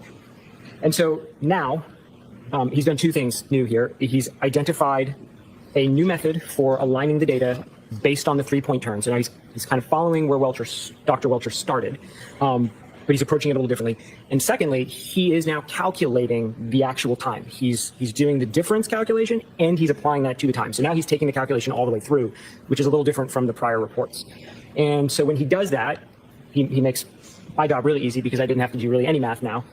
He comes up that there's a range now. So prior to this point, the original report by Mr. Burgess and Dr. Welcher reports all used discrete points in time, right? They sought to find an event that occurs at a singular second and another event at a singular second and align based on that. This is a little bit of a departure from that approach. Mr. Burgess is now using a range of times, a range of uncertainty. He basically assesses that the 3-point turn data from the phone and the 3-point turn data in 1162-1 cannot be precisely aligned down to a single point. Rather, they overlap in this range of seconds. And so he then says that that range must be applied. So now we have to apply a range. And what we end up with is 9 possible values. So it kind of looks like one conclusion, but really there's 9 conclusions on this slide. And so if we just applying the math he has in the supplemental report, John's interaction window now has a range of 9 possible values. And that range spans from +5 now to -3. So we have 5 positive values. We have 1 value that's 0, and the 0 would mean it's simultaneous. And then we have 3 negative values. Does Mr. Burgess indicate in his report that any one of those values is more likely than any of the other values? He does not provide any data or analysis to support 1 point being preferential over the other 8. And are there more or fewer positive results in his analysis than negative? There are more positive numbers in that range of 9 than there are negative numbers. Does Mr. Burgess's new data indicate anything about Dr. Welcher's analysis about the GPS data point 154 being at the end of the 3-point turn? He opines in that aligning the 3-point turn on a singular point is not, and I'm paraphrasing because I don't know the exact way he states it, but not the preferred method. Is Mr. Burgess's analysis consistent or inconsistent with Mr. Welcher's determination that GPS point 154 was at the end of the text stream event? Objection. Consistent. Does Mr. Burgess, in his report, indicate whether he agrees or disagrees with Dr. Welcher's analysis? I don't remember specifically. In your opinion, I asked you about Mr. Burgess's report. Now I'm going to ask you about your opinion. In your opinion, is this new offset any more likely or reasonable than any other offsets previously proposed by Mr. Burgess? I don't think it is more or less likely. I think it is a valid approach, certainly. And so I think the results from the additional analysis should be included with the analysis of all of the results so far. And none of those results are more or less likely than any of the others, correct? Sustained. Are any of the results, in your opinion, to a reasonable degree of scientific certainty, are any of the results any more or less likely than any of the others? In my opinion, they're all equally weighted.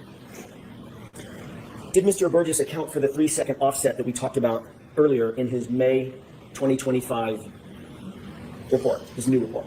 I did not see any mention of that in his supplemental report, and certainly the 3 seconds isn't present in his math. I don't see it there. Let's go on to slide 14, please. Describe what we're looking at here in this table.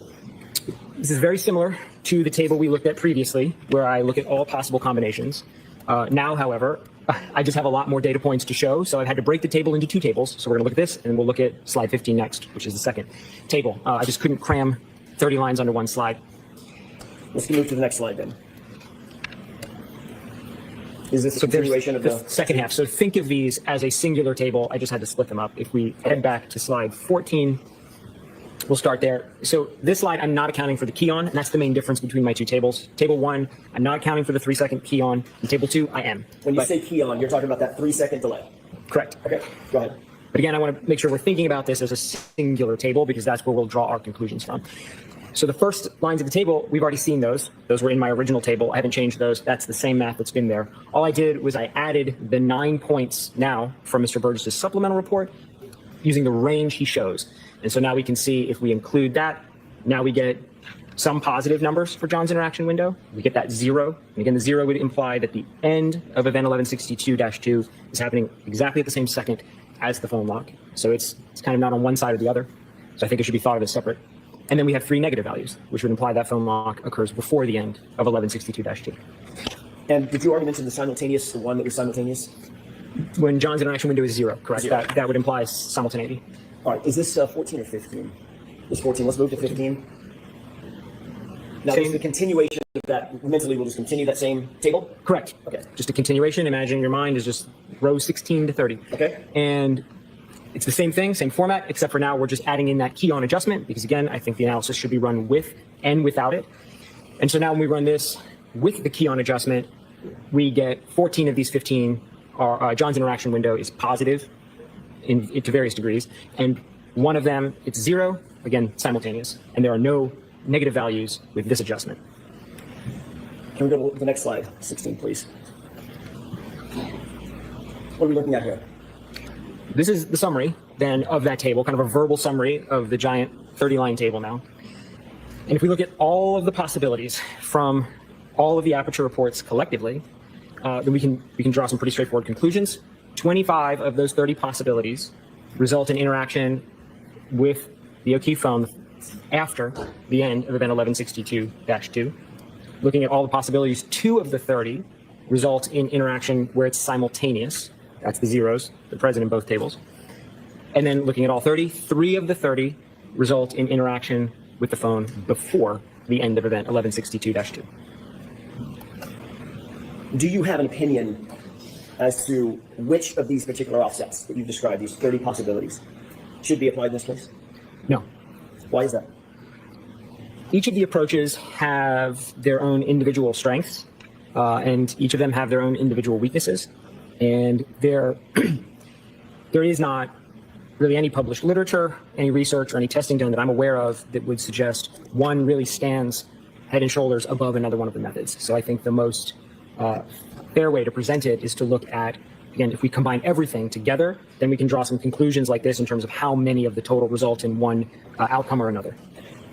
Is every data point that we're looking at and that you've been talking about, are these all drawn directly from Aperture's reports? That's correct. I have not proposed any methods for aligning the clocks myself. All of the methods that comprise these 30 are from the Aperture reports themselves. Based on your analysis of the Aperture, or your review of the Aperture analysis, is there any... Ding, ding, ding. You did it, Court Jester. That's true. Lorraine Prescott. And Prescott is, there's Frank Prescott. No, sorry, her brother. Who's her brother? John Prescott, right? And then Frank Cannoni is her husband. And Jen's name is Weeks, and Kevin Weeks was Whitey Bulger's BFF. But there's a lot of Weeks, but to be fair, I found 3 loose connections, so I find that interesting. Also, fun little movie fact, is it Charles Dean or John? It's something weird. We went over it. I used to have it memorized. Fuck. I used to have a whole fucking family tree memorized. Yeah, but Kevin Weeks was played by Jesse Plemons in the movie Black Mass. It looks like court is starting. So I'm going to stop sharing that and we're going to go to court now. We will finish with Data Daddy later. That was nice, but our time is over. I wonder if little pale baby boy is going to be in court today. We will see. And we're going to, of course, they've been going for about 2 minutes. Sorry. I had to call my phone company because they charged me 3 times for my phone bill this month. And I said, why? And they said, oh, my bad. We'll reimburse you. It'll take up to 2 weeks. And I'm like, well, fuck you. So that was cool, but they said they'd fix it. So that's nice of them. But we're going to go on 1.25 speed. And I am putting that clarity setting up to 720 because that's the highest it'll go. And I want to see if Bev is wearing a new shade of lipstick. That's fun. Daniel says chakra alignment is $130. Daniel, are you price gouging for chakra alignment? Where is Daniel? Where's Dirty D? Daniel, did you change your name? Are you Court Jester? Who's Daniel? Where's Daniel at? Oh, Daniel's your son? Oh, I see what you did. I thought you were talking about Daniel in chat. God damn it. You're Daniel. Dispute the charges with your bank. Yeah, the bank said to go to the merchant. The merchant said, cool, we'll reverse it. It's just going to take forever. And I'm like, well, God damn it. I expected them to fight with me more, to be honest, but they were pretty cool about it. They're like, we'll just refund you in a year. And I'm like, thanks. Thank you. Yeah, Court Jester is a solo act. I put up the user manual for the Lexus for those of you who want to dive in yourself into the thrilling world of user manuals in cars. We'll see how long Dad can go with this. All right. And God damn it. What is this? I hate, man, fucking Law and Crime putting up so many banners you can't see shit. Nah, fuck that. Fuck you, Law and Crime. Oh, it looks like Homegirl with the Law and Crime, Karen Reed. It looks like Homegirl with the shake weight. What's it called? I already forgot. The thing you put your dick in. Looks like she talked at the beginning a little bit. Court TV. Ah, yikes. I guess we're going to have to. Fuck, we got to suck it up and do Law and Crime, you guys. We got to suck it up. We got to suck it up and do Law and Crime. Fuck it. Oh, are they already back at a. Or am I on the wrong day? God damn it. Hold on. Let me close this for a second. Let me find the one we were on. I fucked up, you guys. Or is this current? God damn it. That was current. They're already on a little breaky? God, they barely started. This is horse shit. Yeah, Homegirl with the fleshlight. Yeah, her. She says something at the beginning. I want to hear her talk. Wouldn't it be funny if her voice was like this? I'm sorry. All right, here. Jockstrap, Wendy. Wendy got the spirit of Darlene in her too this morning. All right, here we go.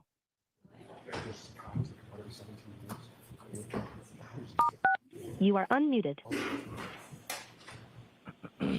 Yeah, I'm about to cancel my auto pay shit. Fuck that. So, Mr. Leslie, I was told you wanted to see me? Yes, can I just have a moment with Mr. Brandon? Okay, sure. With regard to the lawsuit stuff you got after Dr. Russell, we're not going to agree to that. That's what I wanted to see. But you don't agree to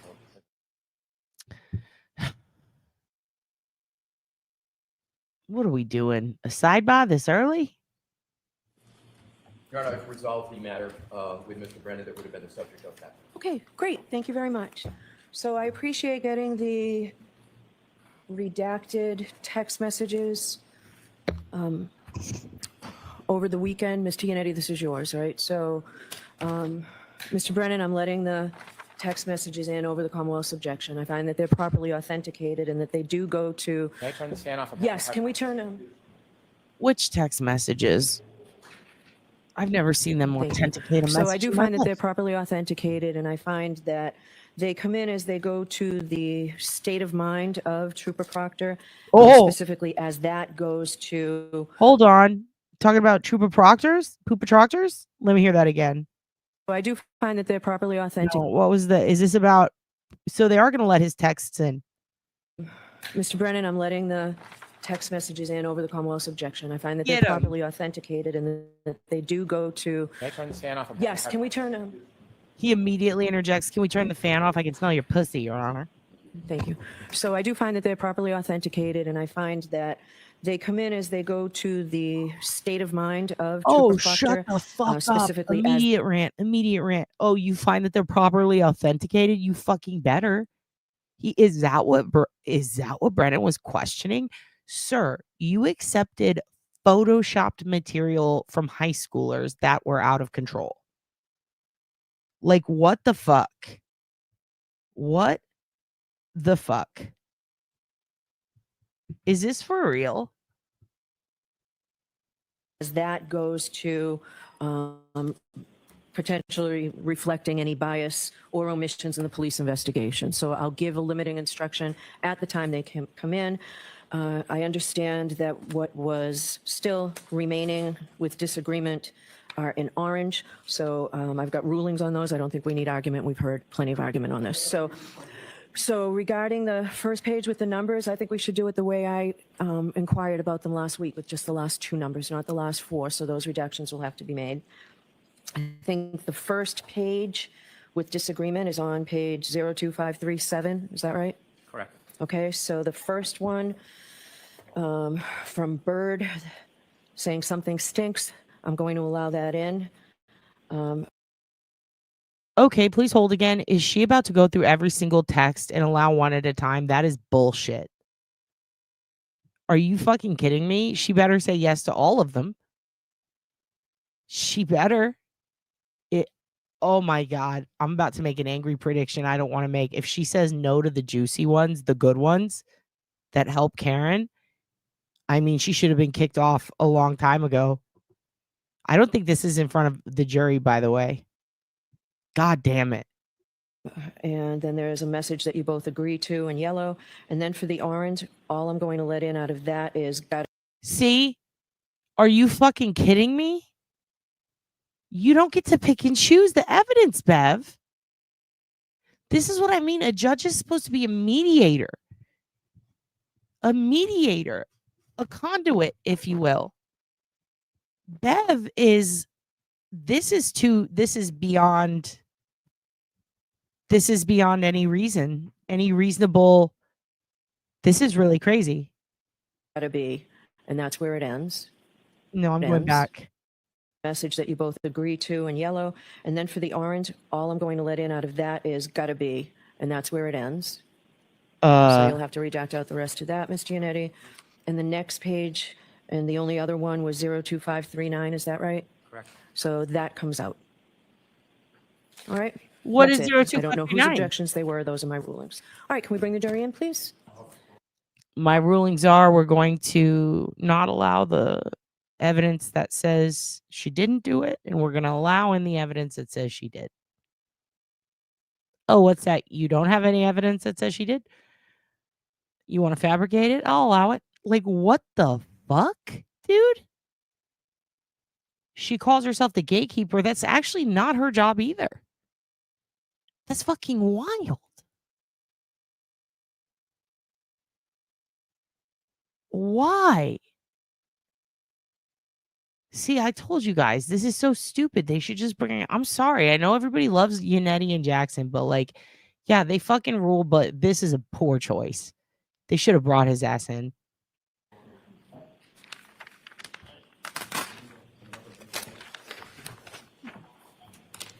Tony, do you want me to?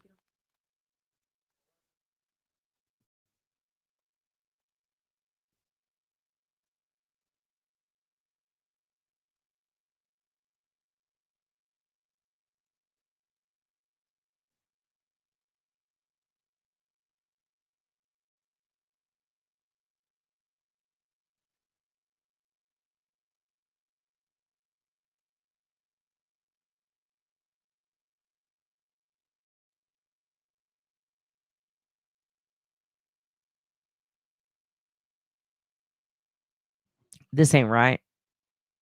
This ain't right. And see, look, we caught up. I hope you had a nice weekend. I do have those questions I need to ask. No, I'm going back. So good morning again, counsel. Good morning, Ms. Reed. Good morning, jurors.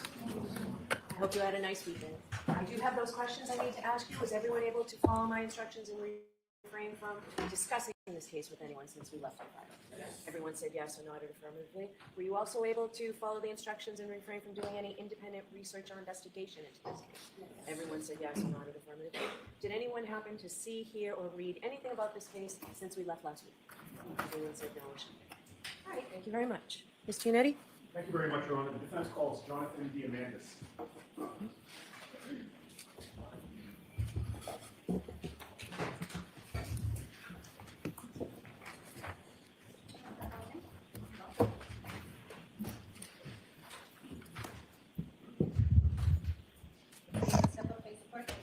You solemnly swear the evidence you give to the court and jury in the case now and hearing to the truth, the whole truth, and nothing but the truth, so help you God. I do.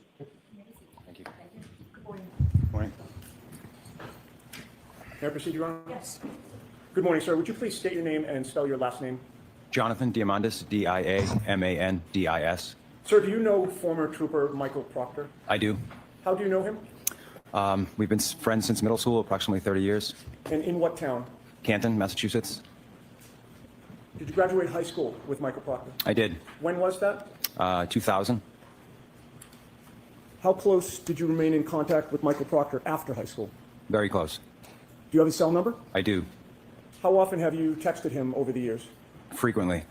And when you text him, is that direct one-to-one or part of a group chat or both? Both.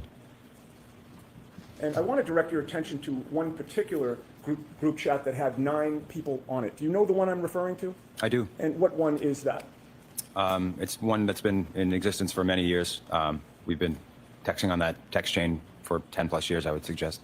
Okay. And over those 10 years, the members of that group chat, I'm not asking you for names, but if you could tell me, where are these people from? How do you know them? We all grew up together and went to school together at some point. All from Canton? All from Canton. And with regard to the 9 people on that group chat, you're one of them? Correct. And whether or not Michael Proctor is on that group chat with the rest of your high school friends as well? He is, yes. May I have the exhibit that was marked for identification, please? I apologize, I don't recall the triple letter. Would have been the last one from Friday.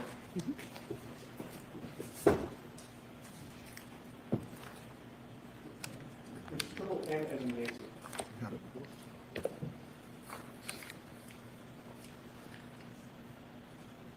And Your Honor, may I approach the witness for the purpose of handling this?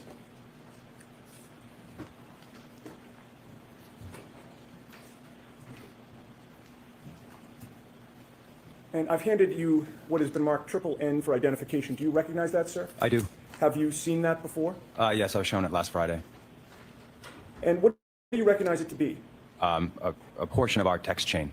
Okay. And when you say a portion, it's a limited time period within a much longer text chain. Is that fair to say? That's correct.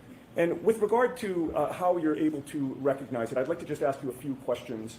First of all, on the first page of that document, do you see a series of phone numbers? I do. And do you recognize your phone number on that text chain? Yes. And having reviewed that text chain on Friday, did you see that you had actually sent one text of the whole body of text that's included in what has been marked triple N for identification? Yes. In order to send that text message as of late January, early February of 2022, did your phone have a passcode on it? Yes. Have you had that for several years? Yes. In order to send a text chain, do you have to enter the passcode to your phone first to unlock it? Correct. And so it would have been you who sent that message? Yes. And having reviewed the content of that text chain, were you able to identify which entries were typed and sent by Michael Proctor? Yes. Who is he on that text chain? He's listed as local user. Okay, and it says local user, and there's a bunch of letters and numbers after that? Correct. Everybody else is identified by a phone number? Yes, or a nickname. And actually, even the ones with a nickname have a phone number, correct? Correct, yes. So 3 of them have nicknames, correct? Yeah, I see 2 on the first page here. Do you see? Third on the bottom, yes, I see 3. So you see 3 there? Yes, yes. And so of the 9, we have 3 nicknames with phone numbers, right? Mm-hmm. Yes. We have 8 phone numbers total, right? Yes. And one local user. Correct. And you've testified the local user is Michael Proctor. Correct. And having known Michael Proctor for as long as you have, does he have any nicknames? He does. And what are his nicknames? Chip and Bear. Chip, C-H-I-P? Yes. And Bear, B-E-A-R? Correct. And having reviewed that text chain, is that a true and accurate document documenting the texts that were sent in that chain for the time period that is listed on N for identification? Yes. Your Honor, I would offer that subject to our discussions outside the presence of the jury. Okay. May I take it back from the witness? Yes. Is there 209? Thank you.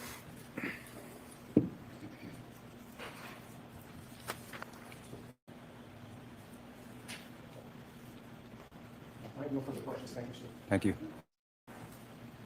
Did he just bring this fool's fucking best bud in middle school, the buddy that he had to hold hands with when they went on trips to the zoo? Did he just bring this motherfucker up here to give us his silly nicknames?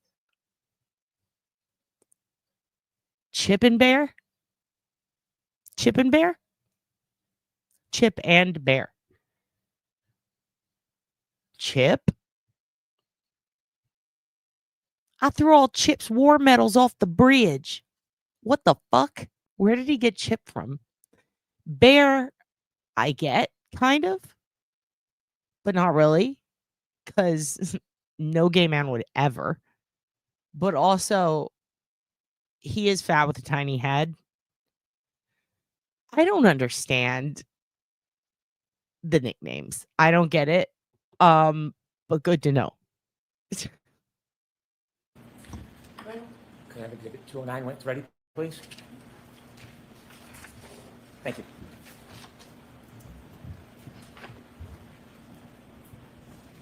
Good morning, sir. Good morning. Have we met before? On Friday, I saw you. We didn't meet. You had been friends with Mr. Proctor for about 30 years? Yes, Are you still friends with him? I am. Are you still close with him? I am. You were on a text chain with Mr. Proctor over the years? Correct. Did that include other friends of yours and Mr. Proctor's? Did. The extent of that text chain, did it go back many, many years? Yes. I keep having to tell myself, by the way, Hank didn't do a key bump. He's just on 1.25. Have you ever looked at any records that summarize some of that text chain? Yes. Did it note that there were over 38,000 texts in that group? I did notice the number, but it sounds accurate. When there is conversations in that group, do you always respond to the conversation? No. There's a particular section or segment of those 38,707 text messages that was shown to you. Did you see that document? I did. Are you familiar with it now that you've seen it? Now that I've seen it, yes. In that document, are there inappropriate comments that your friend Michael Proctor made about one of his investigations? There are. Was it about this case here? It was. In those inappropriate comments, did other people on that text chain, not you, comment or respond to Mr. Proctor? Yes. In that text chain where Mr. Proctor made inappropriate comments, you did not respond to any of those inappropriate comments, did you? Correct. You're on the text chain at a point later on in conversations, but not relevant to the inappropriate comments. Correct. Did you know that Mr. Proctor was fired by the Massachusetts State Police because of his inappropriate comments? Objection. I'm going to allow that. May we approach, please? Sure. Why? Why is that bad? Why is the defense against that? Hold on a second. Why is the defense against that? That's a good thing. Hank's actually throwing you a curveball. What is going on? Why would they not? Last question and answer. Wait, what was the... Hold on. I got to hear this. This is weird. Yeah, I'm confused now too. Did Hank just switch to the defense? What happened? He took his defense attorney shit too far. Yeah, there it is exactly. But why did Hank bring it forward, and why was the defense against it? Yeah, he's validating them though, because they're minimizing why he was fired. I mean, I don't know if they read the texts finally, if they get to the fucking point. Then how do you minimize that? Question and answer.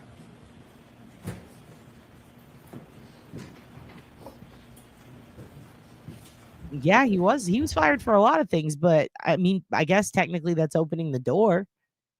But even then, I would just take that opportunity to say, well, he opened the door instead of object to it.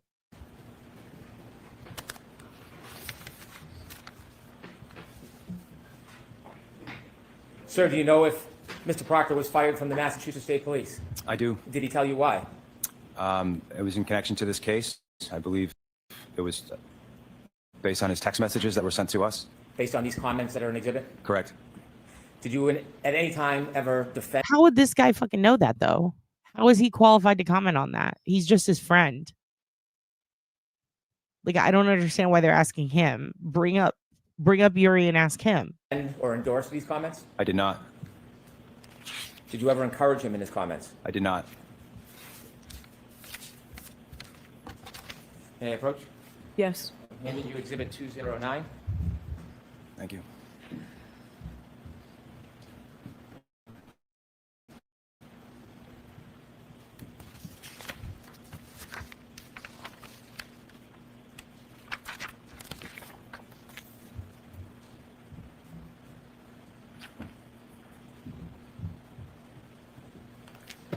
On the first page, ending in the numbers 27, there's a fuller number, but I'll just use the last two numbers. Bottom right, 27.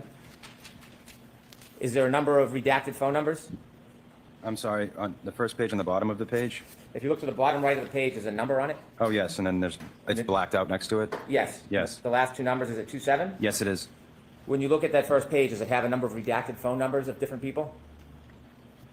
I don't see anything redacted. The top box, are there numbers? There Phone are numbers, yes. Are they partially blacked out? No, the display names, it just lists phone numbers. Okay. Are those numbers you recognize as the group of friends, including Michael Proctor? They are. As you read down that first box and go down to number of messages, do you see that? Oh, yes. Is it 38,707? Yes. Is that for a time period between October 18, 2021 and August 31st, 2022? Yes. I'd like you to look at the 38,000? 38,000? These little bitches were out gossiping. These little fucking hens in their hen house clucking it up. They're playing grab ass and they're chuckling and they're canoodling and they're doing everything. 38,000? Dudes don't talk that much to their boys. That's fucking crazy. That's insane. That's a lot and that's fucking crazy. I can't believe that. These little gossips, these little fucking sippy dippies. What the fuck do these guys have to talk about? They seem like the most boring, hollowed out, empty men I've ever seen in my fucking life. What thoughts do they have? Other than she should kill herself and let me see them titties. What the fuck else are they talking about? This is bizarre. The third text message that begins with Chip. Without saying who it is, do you recognize that as one of the people in the group? I do. And what did the person write? Shit, name of that BPD cop. And at the time this conversation was happening, were you part of this immediate conversation? I was not. Turn the page. Bottom right number is ending in 28. Do you see that page? Yes. Okay. Instead of a name, there's a local user with an ID. Is that Mr. Proctor's? Yes, it is. And does he respond to Chip, name of that BPD cop? He does. What does he say? John O'Keefe. What is the next question from somebody in the group? How old? And what does Mr. Proctor respond? He took custody of his sister's kids. The next one? She died of cancer and the father overdosed on her grave. And then one of the group sends a message. What do they say? Oh man, that's rough. And what's Mr. Proctor's response? Mid-40s. Does somebody in the group then post a Facebook posting? Yes. Do you know what that's about? I do not. You can turn the page ending bottom right 29. Yes. Somebody in the group ask another question? Yes. What do they say? What's that? Don't have the book anymore. If you could just speak up just a little so it's hard to hear with the fan on, not your Sure. fault. What's that? Don't have the book anymore. Yo, what the fuck? That was a pretty big deal, what we just saw. You guys, there's been a Twitter feud going on between like AFKR and FKR people for a minute about the father, aka John's brother-in-law, because people will say that the brother-in-law OD'd on top of the grave of his wife, John's sister, who died of cancer. And then other people will fight back and say, shut the fuck up. That's not true. How dare you? Like family members and stuff and people who are friends with the O'Keefes. And Proctor just said that in a text to a group of 8 other dudes, some of which were John's coworkers, most of which knew John. Like, that's fucking crazy. So whether he started it, did he start it? Did he perpetuate it? Either way, ew. More proof that Proctor is part of the problem. What a piece of shit. Anymore. How does Mr. Proctor respond? This one is a nightmare. Forget about the kids. That's awful. And then I'd like you to go down to Mr. Proctor's next comment. But all the powers that be want answer ASAP. And what does one of the group respond with? Gotcha. Mr. Proctor? Couldn't open. Like, I hate to even have to say this. It's crazy that I should have to say this, but like, first of all, the Commonwealth called the kids, right? And they had the kids testify. And a lot of people think that that's fucked up. And other people think that, you know, the kids deserve a voice. However you feel, it doesn't matter how you feel about that. The fact is the Commonwealth called them, right? So for the Commonwealth to present this into evidence, I don't think the defense was planning on presenting that part. I can't see. They would have done it already. They didn't show that in trial 1, did they? I don't remember that. That was likely to spare the kids. The fact that Hank brought that in is disgusting. Not only is it disgusting, but it's rude, it's tacky as fuck to bring it up. And it actually has, I mean, other than making Proctor look bad, which they have plenty of to pull from, if Hank is trying to impeach his own guy, Proctor, so be it. But even the defense isn't fucked up enough to bring that in, and they never did. So for him to bring it in, that puts it on the record.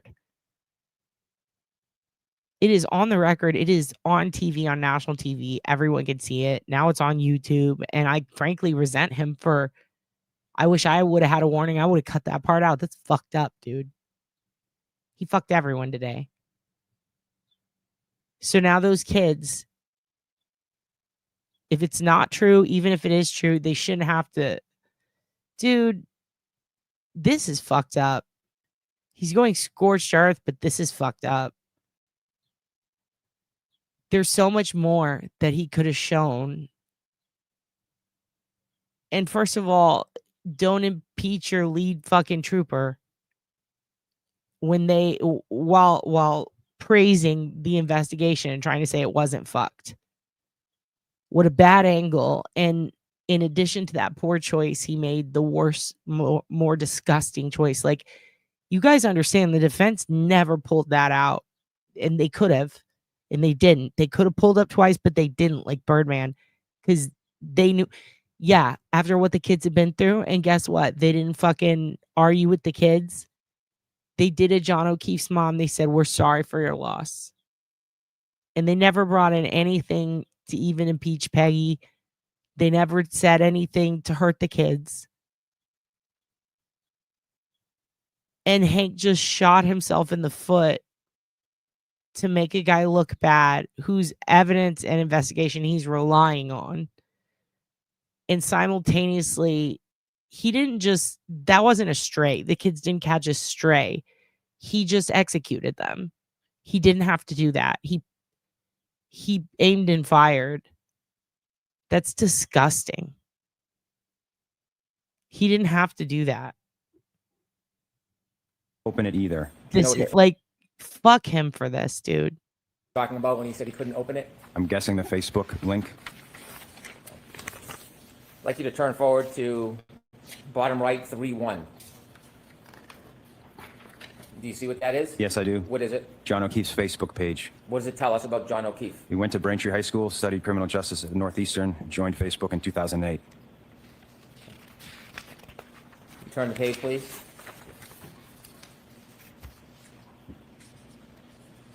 The first line from Bird, and I'll note this is January 29, 2022 at 10:56:39 p.m. Did I read that accurately? Yes. And what does the person say? I'm sure the owner of the house will receive some shit. And could you read Mr. Proctor's 2 responses? Nope. Homeowner is a Boston cop too. You can turn to the next page, ending on 33.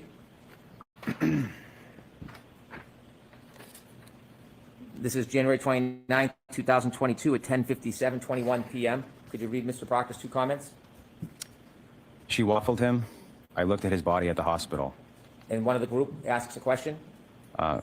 She waffled him, in quotation marks. And how does he respond? He was banged up. Somebody in the group asks another question. What do they ask? I thought he was drunk. Did he get beat up? And Mr. Proctor's response? Nope. Turn to the next page, ending in 34. This is at around 10:58:06 p.m., running through 10:59 p.m. Another question from the group. What did they ask? So the owner of the house was a woman cop that beat him? And Mr. Proctor's two responses. By the way, according to any and all dictionaries, waffled can also mean clobbered or mugged. It insinuates a beating. For anybody, I know there's some of you guys in Australia, and I know over there words mean things different, apparently. That's a deep cut.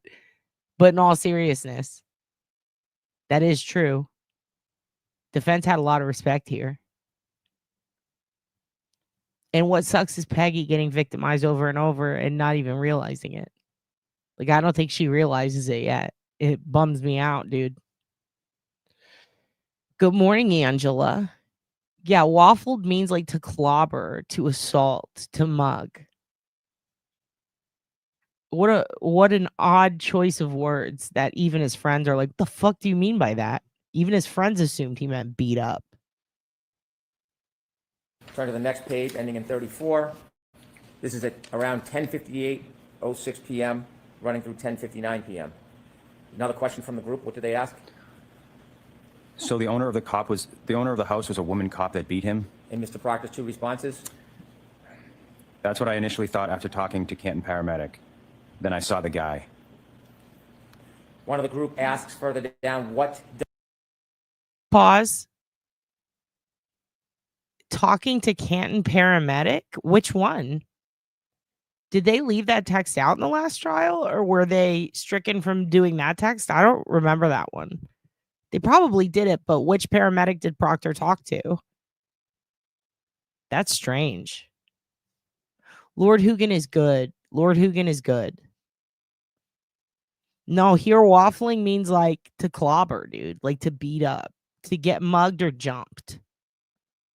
So it's weird that he used that. And it's also like a metaphor for, you know, oh, they got waffled in the press. Like the press really beat them up. They made them look real bad. McLaughlin, that was in the charging document. Thank you, Julie. Julie and Reggie are pretty much my go-tos for exact info. There's a few other of you guys that are fucking, you know, all the deets. Actually, quite a few of you guys. Interviewed that check that way. Yeah, that's I keep saying Sarah McLaughlin, Katie McLaughlin. Oh, this guy. Oh, a whisper. It started with a whisper. And Hanky made my piss hurt. Two responses. That's what I initially thought after talking to Canton paramedic. Then I saw the guy. One of the group asks further down, what does...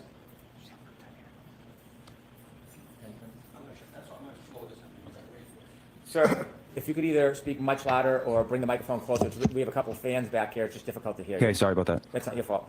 If we can keep our voice up. So one of the group asks, what does, quote, she waffled him, quote, end quote, mean? And then asks, what's the story? Does Mr. Proctor return? He does. What does he say? She hit him with her car. Turn to the next page, please, ending in 3-5. And these texts are from 10:59:13 p.m. to 11:08 p.m. The person by the name of Bird asks a question. What does he ask? Or what does he say? Okay, that's fucked up. How does Mr. Proctor respond? Intentional or not? And somebody in the group again?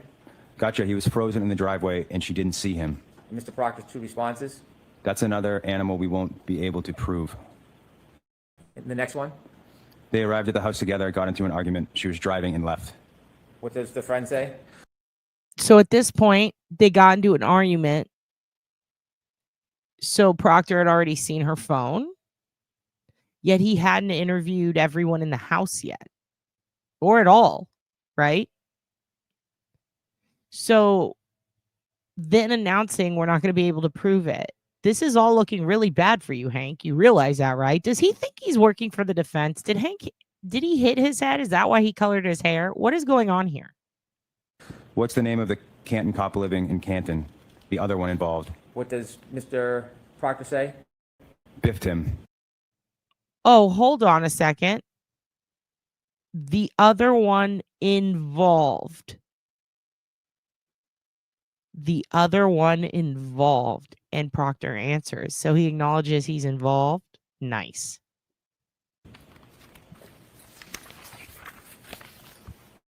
Turn to the next page, ending in 3-6. These run from January 29, 2022, 11 p.m. and 11 seconds to January 29, 2022, 11 p.m., 39 seconds. The first comment by somebody in the group. The BPD have any jurisdiction here because it was their own? And then if you could look where there's a comment from Whitey at 11 p.m., 27 seconds. Liz has got the blueprint. Liz has got the blueprint. Do you know who Liz is? No. Okay. And what's the next comment by Mr. Proctor? Nah, Cat. It's the total opposite. They have to rescue themselves. What it's recuse themselves, excuse me. Recuse themselves? Yes. And then comment by somebody in the group? Laughed at. Liz has got the blueprint. On the next page, Mr. Proctor's comment? Same with Canton.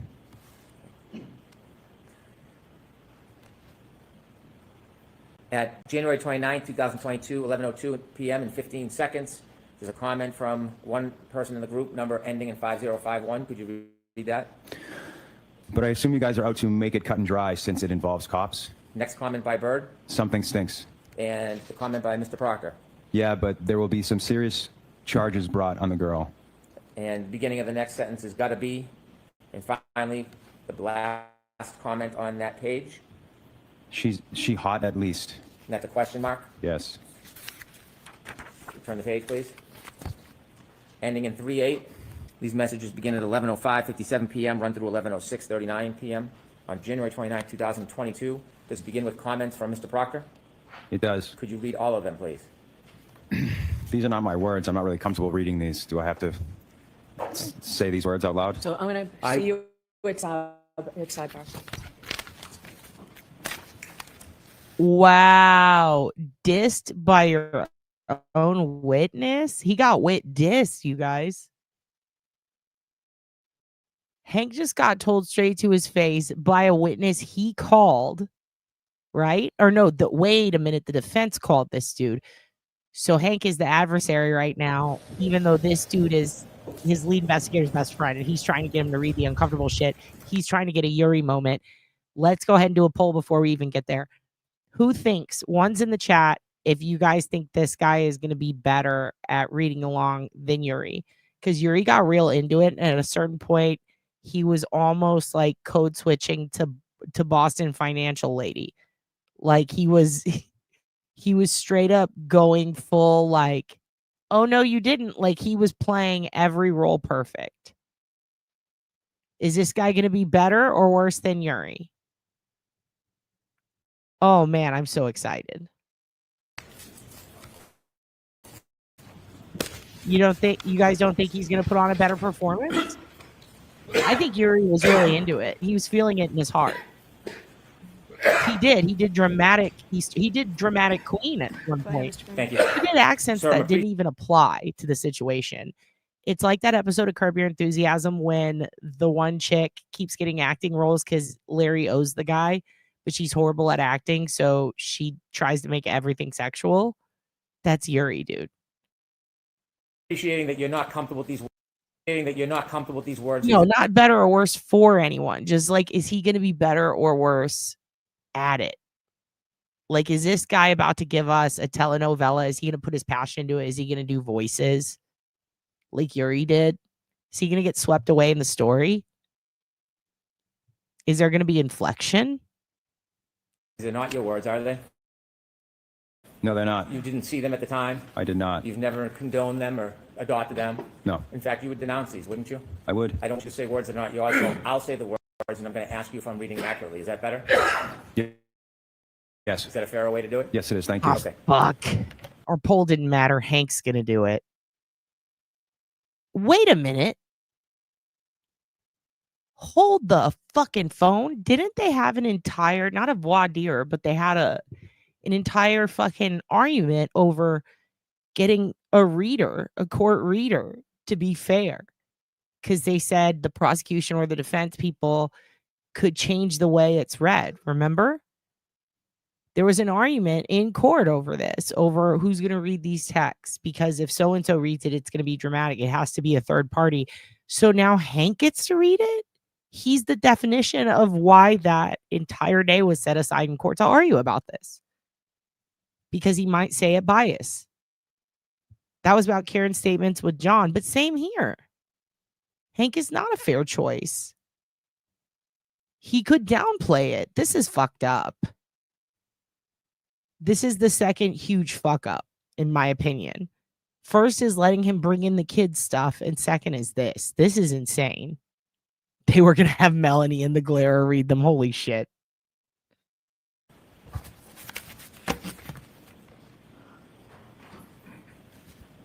On January 29, 2022, 11 p.m., 5 minutes, 57 Yeah, seconds. but listen.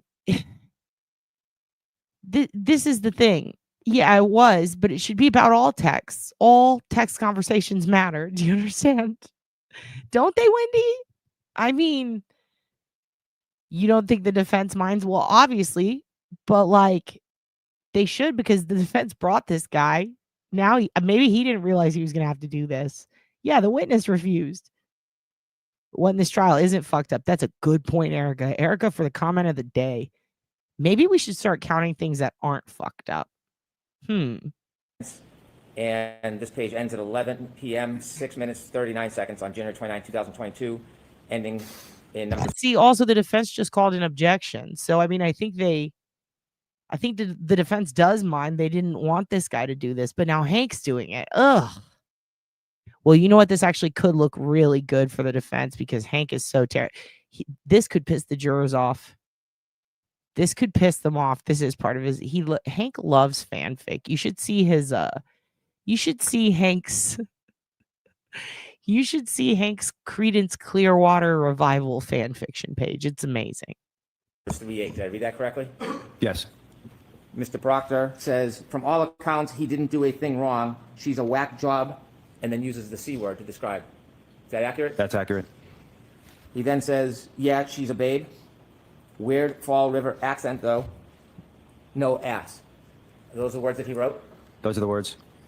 And there's a response at the bottom from one member in the group stating, oh, she's skating. Yes. Let's turn the page, ending in 3-9. These begin in January 29, 2022, 11 I gotta be honest. 55 seconds. Hearing Hank say all of that just dried me up. I am a dust bowl. He just sucked. I mean, he sucked all the wet out of the room with that. Ugh. Is that accurate? Yes, it is. Mr. Proctor responds, zero chance she's skated.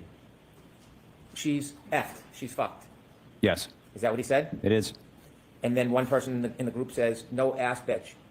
Accurate? Yes, that's accurate.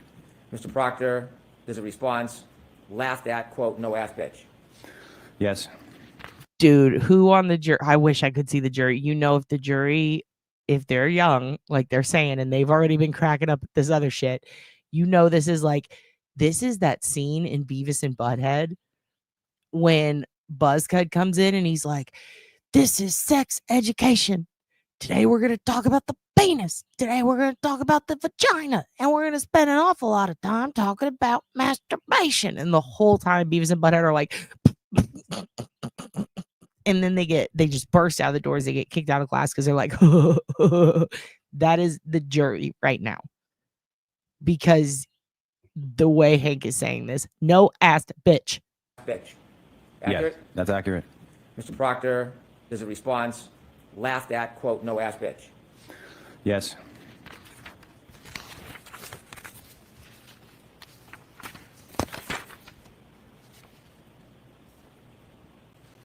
If you could turn to the page that ends in 4-3.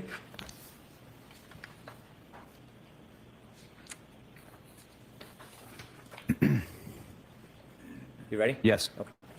Somebody in the group says, "Is that chick a smoke?" And then the same person follows up with a question mark. Accurate.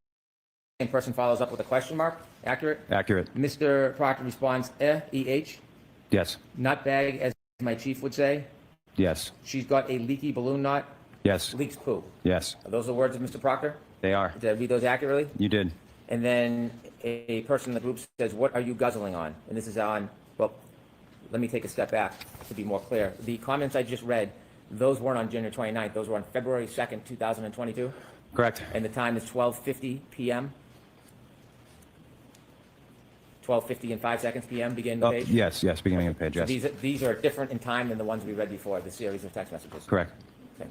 And then at the bottom, one of the members of the group says, "What are you guzzling on?" Correct. And that's still February 2nd, 2022, and that's at 1:51:33 p.m. Yes.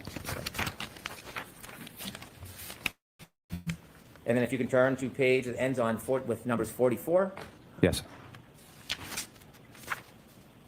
and this is on February 2nd, 2022, 1:52:24, Mr. Proctor says, "Nothing, writing a warrant." That's accurate. There are no further text messages? From Mr. Proctor? Yes, or anybody in this group that you have as part of this exhibit? That was not the last comment. Okay, let me look. Okay. Is there another YouTube video? There is. You were not part of any of these conversations with Mr. Proctor, No, but you're still friends with him? I am. In your conversations with Mr. Proctor, has he ever suggested that he planted evidence in this case or any other case? No, In your conversations with Mr. Proctor, has he ever suggested framing a defendant, including this defendant? absolutely not. In all your conversations with Mr. Proctor, has he ever suggested tampering with evidence in this case or in any other case? No, absolutely not. And Mr. Proctor was fired? He was. Thank you. I have no further questions.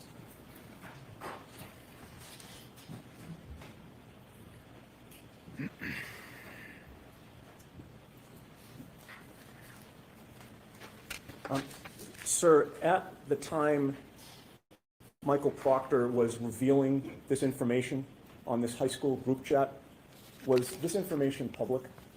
I have no memory, one way or the other.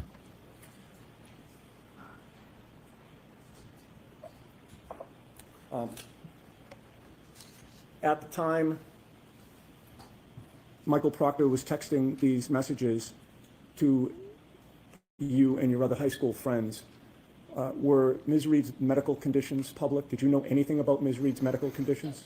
I didn't know anything about this case at all. Michael Proctor was the one revealing those details about the case to you and anybody on the chat who cared to read them, correct? Correct.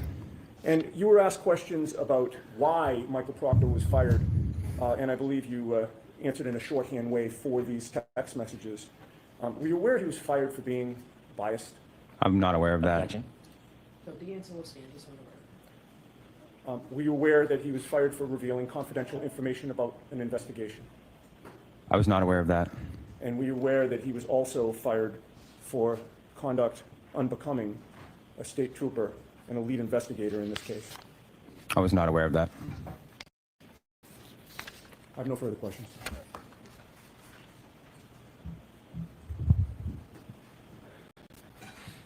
You're not aware that he was fired for conduct unbecoming because of these text messages? My understanding was it was due to the text messages. I don't know the other details of the situation. Do you know he was not fired for any accusations of planting or tampering with evidence? I do not know that. Do you know that he was not fired for doing anything to compromise the integrity of the evidence in this investigation? I do not know that. All right. So, sir, I am going to let you step down, and then, folks, I have an instruction for you that I should have read at the time that text messages came in. You can leave them right with Madam Court Reporter. Thank you. And you're all set. Thank you.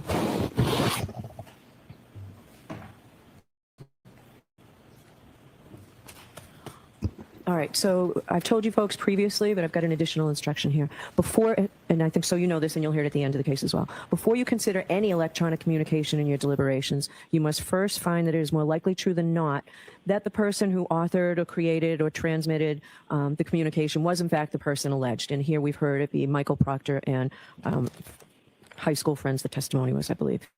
If you do not find it is more likely true than not that the person alleged to have created or sent these messages, then you may not consider the electronic communication in deciding this case. And also here, this text message chain was not being admitted for the truth of what's in the chain, but solely for the limited purpose of weighing the text as they go to Michael Proctor's state of mind, and more specifically, whether or not that state of mind reflects any bias or omissions in the police investigations. So, all right, is there another witness this morning? Okay. We would ask Officer Kelly Dever to join us, please. Okay.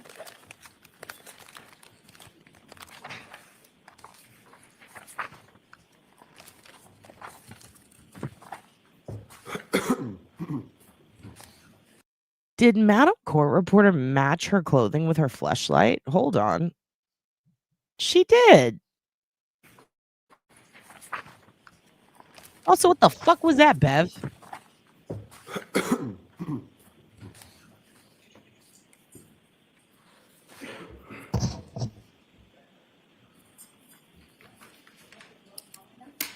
Yeah, her coke just kicked in. Yeah, exactly. True. Good morning. True also. Who the fuck is this? Morning. Morning, ma'am. May I inquire? Yep. Yes. Good morning. Oh, because nothing from trial one's allowed in. Sneaky, sneaky motherfuckers. They really don't care about the truth, do they? Interesting. Get your name and spell your last name for the jurors, please. Kelly Dever, last name Dever. And what do you do for a living? President? I'm a police officer. Where are you employed? Boston Police. How long have you been so employed with the Boston Police Department? 2 years and a little over 2 months. Where'd you work before that? I worked for the Canton Police. Were you a sworn officer at that time? At what time? When you I was worked for the employed there? When you were employed by the Canton Police Department? Yes, I was. As a sworn police officer? Yes. Okay. What was your duty assignment in January of 2022? I was a patrol officer. You're familiar with the case that's presently before the bench, correct? In some capacity, yes. Commonwealth versus Karen Reed. Yes. All right. Did you ever prepare any kind of report based on any of your conduct or your connection with this case, if there was any connection with this case, while you were a Canton police officer? No. Were you ever interviewed by any member of the Canton Police Department in furtherance of their investigation related to the death of John O'Keefe? No. Were you ever interviewed by the Massachusetts State Police? No. Let me finish the question. I got to finish the question, then you can answer it. It works a little better that way. Were you ever interviewed by any member of the Massachusetts State Police in furtherance of their investigation into the death of John O'Keefe? No. Were you ever interviewed by either the Canton Police Department or the Massachusetts State Police with regard to any of your observations on January 28th or January 29th, 2022? No. And you never wrote a report about your observations or any observations that you had on January 28th or January 29th, 2022, correct? No. That was a double negative. Let me try that a different way. Did you ever write a report about your observations related to January 28th, 2022, January 29th, 2022? No. Thank you. As a matter of fact, the first time you were ever interviewed in connection with anything having to do with this case or this investigation related to the death of John O'Keefe was by a separate law enforcement agency, not the Massachusetts State Police, not the Canton Police Department, correct? Yes. That was in August of 2023, is that right? Yes. Do you remember the exact date? No. August 9th, 2023, does that sound right, about right? I know it was the summer of 2023, Okay. so. Do you think it would refresh your recollection to take a look at a report of that interview? Yes, because I've never seen it before. Just insofar as the date is concerned, may I approach? Yes. Thank you. Take a look at the bottom of that page. Just glance at that and tell me once you familiarize yourself with that page of that report. Okay. May I approach? Yes. Thank you. Do you have that date in mind? Yes. Does that refresh your recollection that it was August 9th, 2023? Yes. Okay. I want to direct your attention, Officer Dever, to January 28th, 2022. Where were you working? What was your duty assignment on that day, January 28th, moving into January 29th? Well, 3.5 years later, I remember I was on patrol. I don't remember anything further about this night. Did you work overnight, like a late shift going into the morning of January 29th? That was my assigned shift, so yes. Okay. Who else was working with you on that particular day, if you recall? Sergeant Good. Officer Mullaney, Officer Seraph, and Officer Pasquarelli. And what generally was your assignment when you went into work that night on January 28th?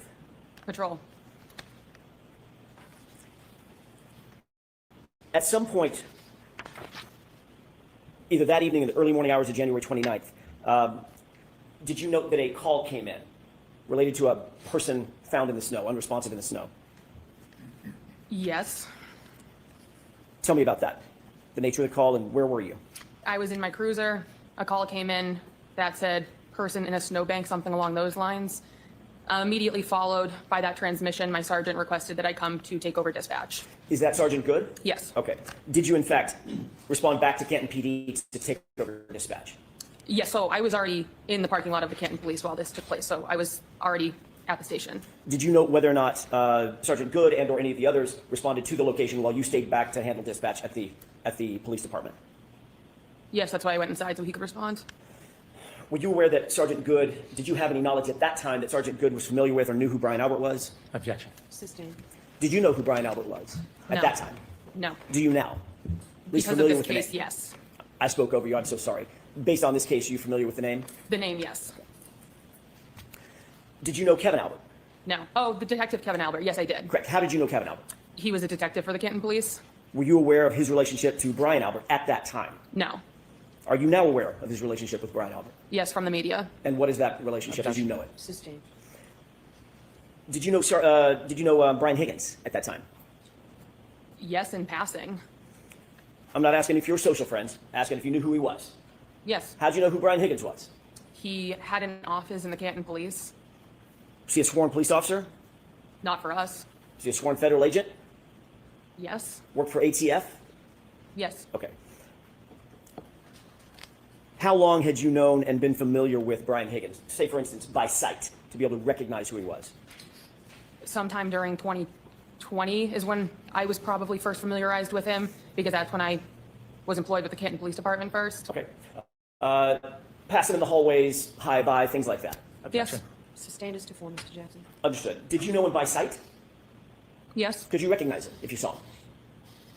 2.5 years later, no, but at the time, yes. I'm not asking you about right now. I'm asking you back in January 2022. Could you recognize him by sight? Yes. Oh my God, ma'am. Oh my God. This is like talking to a teen, right? Sherlock Holmes agrees. This is like talking to a teen. Like, do you like this man? Yeah. Why would I have them on if I don't like? Okay. Do you have their CDs? Psh, of course. I'm like the biggest fan. Like, bitch, chill. Do you want to go to the mall? Pff, of course I want to go to the fucking mall. Ma'am. Aggressive. Did you know who Kenneth Berkowitz was? Yes. Who's Kenneth Berkowitz? He was the chief of the Canton Police. Obviously very familiar Yeah, I'm not fucking stupid. I know who Ken is. Jesus. with him. He was your boss, correct? Yes. When Sergeant Good instructed you to take over dispatch, explain what that meant. I meant, Dude, she is literally my favorite. She's just like fucking snooty as shit for no reason. I kind of love it. I walked inside and I sat down in a dispatch room. Describe the dispatch room. What did that array look like? She just did that shit my niece used to do where she's like, she like blinks a lot and smiles and turns her head like, what are you, fucking stupid? And it's like, why are you blinking so much at me? There was chairs and computers. Monitors? Yes. Yeah, like old people shit, like monitors. Does the dispatch area also have Yes. monitors of internal security camera footage? I know there was. What was that? She's like, oh, she's Paul Rudd in Wet Hot American Summer. Do you guys remember in Wet Hot American Summer when Paul Rudd has to go throw his cafeteria tray out? And they're like, pick that up. And he's like, oh, this is her, dude. Computers. Monitors? Yes. Watch Does this. the dispatch area also have monitors of internal security camera footage? I know there was camera screens, but I don't know if they were on TVs or computers or where in dispatch they were. I don't recollect where they were or how they would be accessed. They were in the room somewhere. I can't be more specific. I don't remember. But you do recall. Bitch, chill. No one even asked you to be more specific. She has Teen Mom Caitlyn vibes. This is Teen Mom Caitlyn. Like, I don't fucking know. It was like a TV. What more do you want from me? Like, bitch, just answer the question, yes or no. She's Teen Mom Caitlyn trying to fight with Javi. This is amazing. I kind of love her now. Seeing that there were monitors that were showing different views Right here, of watch. internal security camera footage. Pulls her of whole Canton head PD, away. correct? The specifics, no. Were there? Yes. I don't know what you mean by specifics. I'm asking you, were there monitors that you could look at that showed security camera footage from inside Canton PD, different areas, hallways, corridors, offices, the Sally port, for instance? So, 2.5 years since I've... You keep saying 2.5 years later. So let her finish her answer and then ask the question. Sure. It's been years since I've been in that room.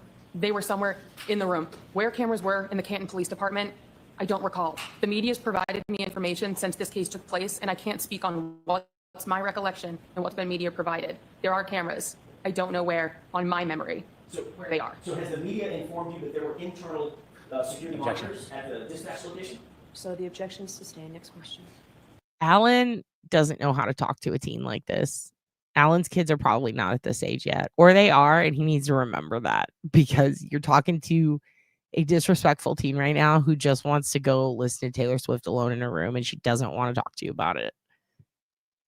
He's matching her energy, and he needs to be very parental right now, and I don't know if he realizes that yet, because I don't know that he's been disrespected in this way yet. This bitch is crazy. I kind of love her. What do you recall Damn. from the dispatch room, as you put it? What do you recall being there in terms of monitors? I remember there was a computer screen that had information about current calls, and then there was a 911 screen next to that. Those are the two computers that I would have been positioned in front of during this time.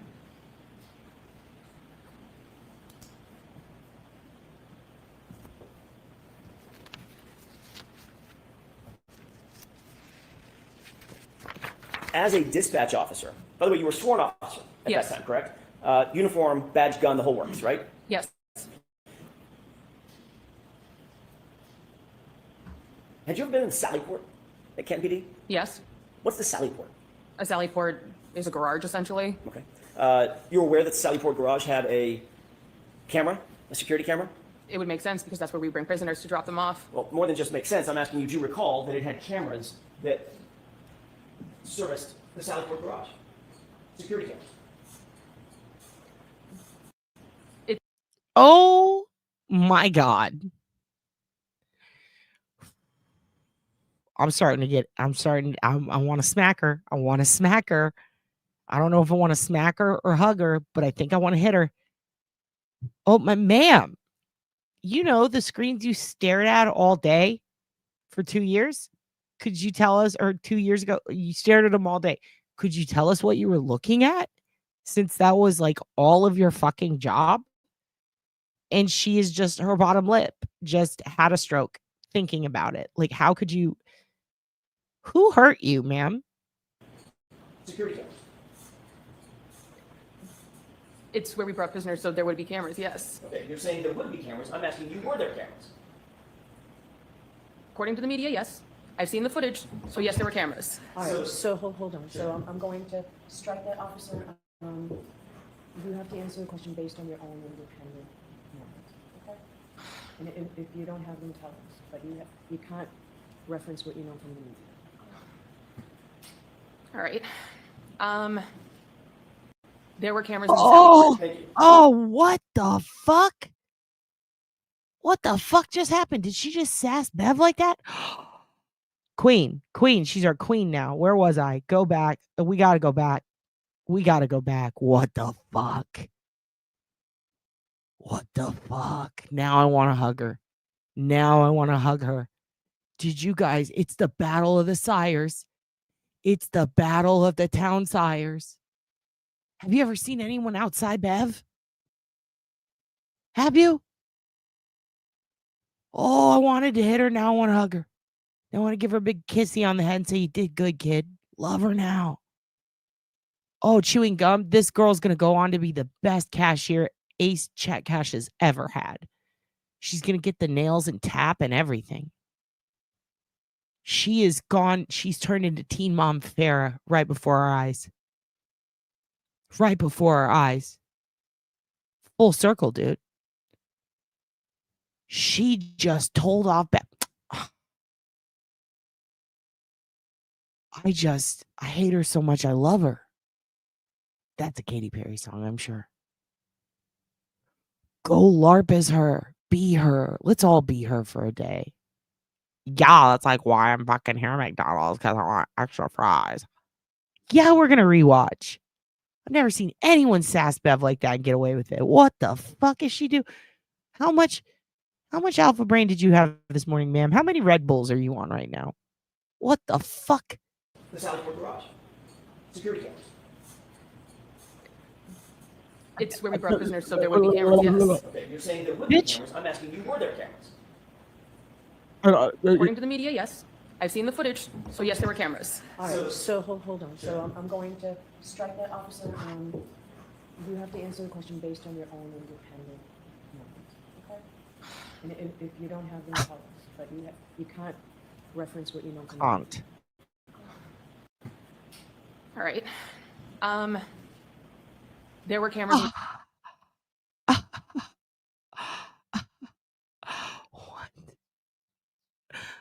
That's what you know from the media. All right. There were cameras in the Sally Port. Thank you.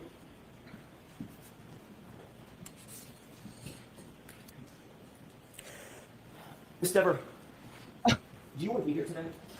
I have no relation to this case, so. I asked you that. I asked you if you want to be here today. Objection, this isn't correct. So it's your witness. I understand. She can, no comments, just questions, not I understand that. Do you want to be here today, ma'am? I am put on the stand in a murder trial. I don't know why I'm here. I have no connection to this case. You have no idea why you're here? You have never talked to me. Nobody on the fence seems to talk to me since prior to the first trial. So I don't have any idea why I'm here. No clue whatsoever, as you sit here, why you might have been called to the stand. No. Are you uncomfortable testifying? No, it's part of my job. You're a professional police officer, correct? Correct. That means you're a professional witness to certain people, correct? In the crimes that I've gone on the stand before, yes, I have been. And you understand the oath? Yes, I do. What is that oath? The oath is to tell the truth. The whole truth, and nothing but the truth, correct? Objection. Sustained. I'll rephrase it. Does it word that oath when you raise your right hand? As a witness? I'm objecting. So I'm going to see you outside for just Sure.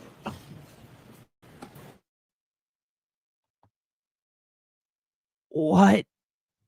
I'm so uncomfortable. This is like when you see someone getting yelled at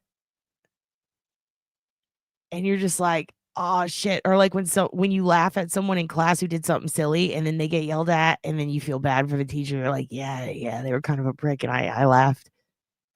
Oh. Never apologize for a good caps lock. Thank you, Your Honor. May I inquire? Thank I you. love caps locks. Whew. That bitch has Nancy Grace vibes right there. Also, what the fuck was that? We're gonna clip her so much. I love her. I kind of love her. One of the cameras, one of the monitors that you had access to back on January 29th did show the footage from, or did it show the footage from that? You should go, what are you on your fucking period, ma'am? One of the other Sally Port garage cameras. I still know I'm fucking here. Can you rephrase the question? Sure, it was a little bit clunky on my part. Did one of the monitors that you looked at, that you had access to at the dispatch area? This is like when your parents are tired of your sass and they're like, is there something wrong? Do we need to step outside? Are you okay? And then you're like, yeah, everything's fucking fine. Jesus. Did it show the video footage or the video feed from the Sally Port garage?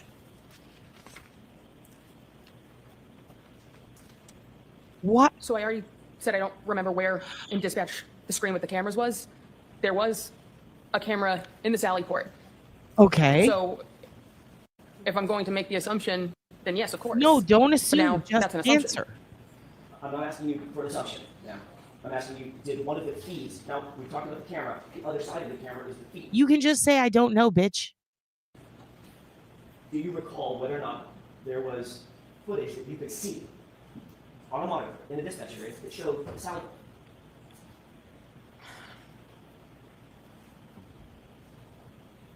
I'm going to go with yes. Okay.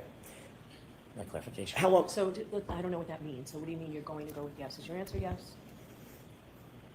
Bev's had enough. It's time for grandma to step in. It's time for grandma to step in and to be like, okay, you need to fucking just answer. Enough with the fucking sass, ma'am.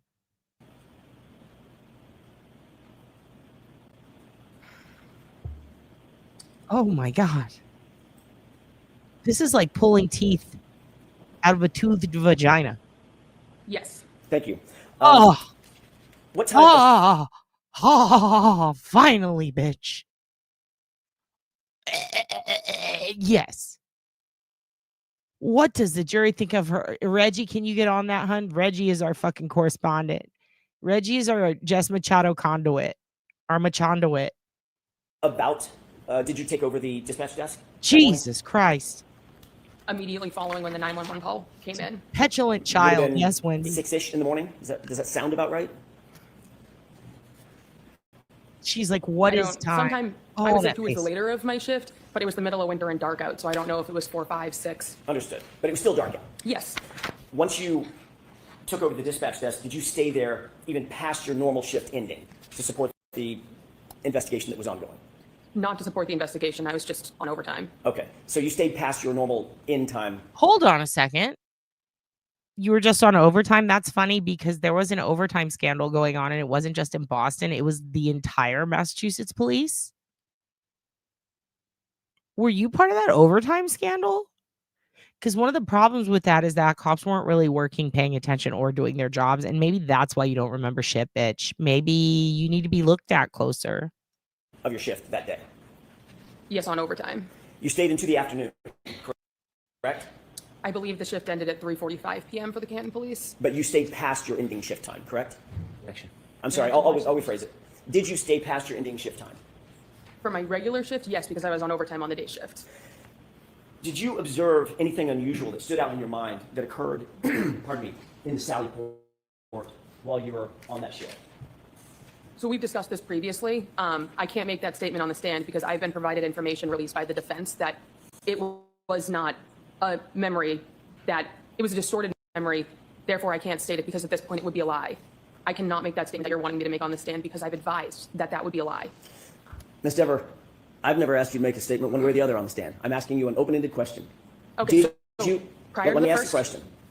Did you observe something in the Sallyport garage on January 29th, 2022 that you found unusual, stuck out in your mind? Given factual information that makes it so I know I did not, no. So the answer is no. Correct. Do you remember being interviewed on August 9th, 2023? I do. That was by a separate law enforcement agency, correct? Yes. 2 separate law enforcement agents, is that right? Yes. And you were advised during the course of that interview on August 29th of something, correct? Can you rephrase I'm sorry, that? August 9th. So what was I advised of? Can you rephrase that? Sure. Were you advised that lying to those officers would be a crime? So it was a willing conversation. I've spoken with their legal team. Because of the fact I was providing factual information that showed a statement of mine was a false memory, it was not a lie. Therefore, I made it in good faith, and I retracted given information that it could not be accurate. Ms. Dever, did you understand my question? Yes, I did. You threatened to charge me with perjury during our phone call prior to the first trial if I didn't lie on the stand right now. I'm telling you, I did not see anything. Factually, I've been provided evidence by a timeline that it is not correct. Ms. Dever, my question is this. Were you advised that it was a crime to lie to those law enforcement agents? Yes or no? No. They never told you, they never admonished you that it would be a crime to lie to them? Objection. Sustained. As to form, Mr. Jackson. Sure. Did they advise you of anything? Any consequences of lying to them? So we had a willing conversation. Yes or no? I don't recall. Okay, there's your answer.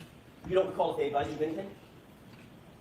No, because it wasn't. As a trained law enforcement agent. Go ahead and ask a question, but both of you only one at a time, okay? As a trained law enforcement officer, are you aware that it's a crime to lie to certain other law enforcement agents? When you have intent to lie, yes. Okay. So you knew that when you spoke to these law enforcement officers, correct? Yes. Did you tell these law enforcement officers that you, in fact, saw Brian Higgins and Chief Berkowitz go into the Sallyport with the Objection. SUV? May I finish my question? You can finish this question. Go ahead. Did you tell those law enforcement agents on August 9th, 2023, that you saw Brian Higgins, and Chief Berkowitz go into the Sally Port together and alone with the SUV for a wildly long time. That was my recollection at the time. So you did say that? At the time, that is what I recollected. Okay.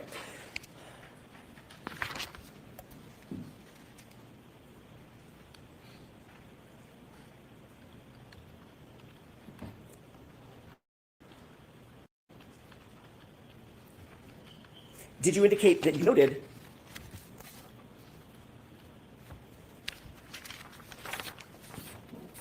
let me have just a moment, Your Honor. Sure.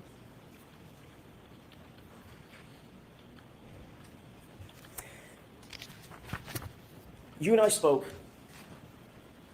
along with Mr. Unetti and Ms. Little, on a conference call last year sometime. You remember that? Yes.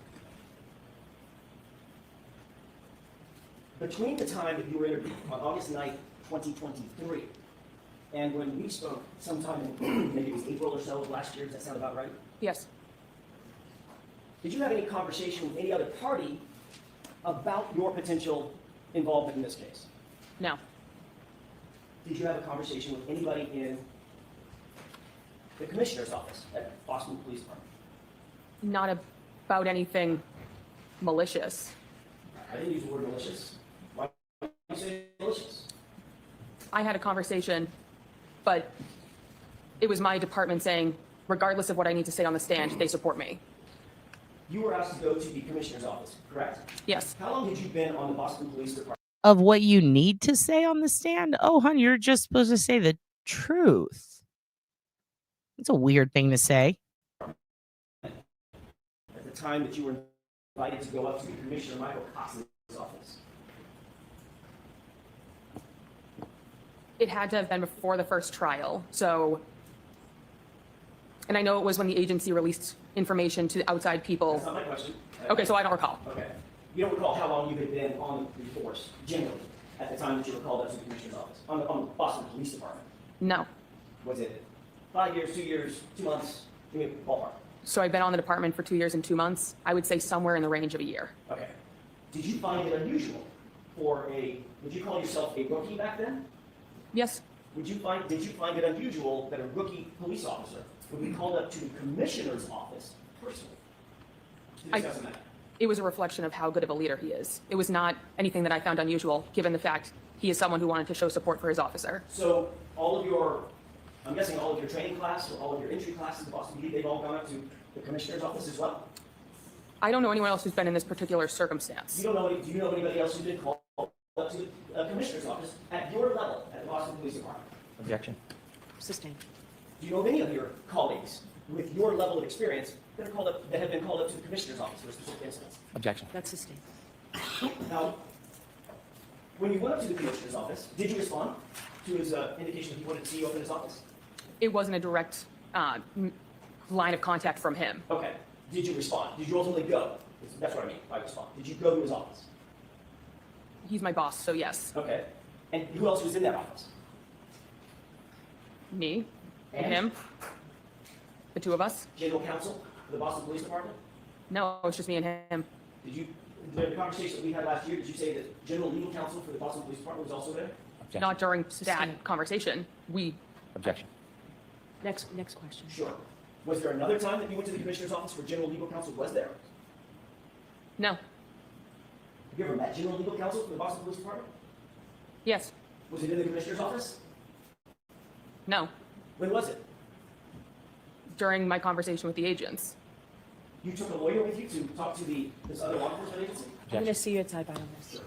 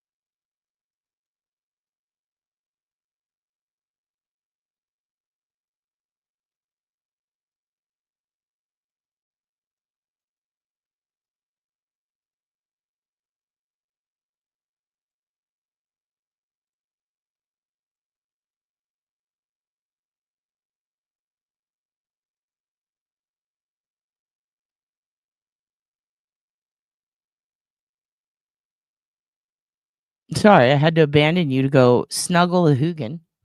He showed me his belly. And naturally, when I see that boy's belly, I gotta go pet it. I had to have a belly break. Oh, here it comes. You back? You want more? Maybe I can catch him. Maybe I can catch the Hugin and show him to you. Let me see. Be right back. Yes. Thank you. Ms. Dever, when we left off, I was asking you about the meeting at the commissioner's office. And I want to clear this up. Was general legal counsel in that office or not when you had a meeting with the commissioner, Michael Cox? No, it was just me and the commissioner. At some point, did the commissioner say to you that Boston Police Department, insofar as your connection to this case is concerned, Boston Police Department fully supports you? Yes. Did he also say, do the right thing? That's a direct quote, so I can't recollect if he said a direct quote 2 years ago. A year ago, when you talked to us, the defense, did you tell the defense that when you were called up to the commissioner's office, he told you two things? Commissioner Cox told you, number one, Boston Police Department supports you, and Officer Deaver, do the right thing. So he said my name correctly. He said Dever, and That's my mistake. Let's see. Like, you want me to repeat the question so I get that right? Mr. Jackson, let's go ahead and answer, please. yes, and he said nothing with the intent of guiding me one way or I the asked you other. what his intent was, madam. I asked you what he said to you. What were his words to you? That he supports me. And? Just wanted me to tell the truth up here. And his words were, do the right thing, right? I don't recall.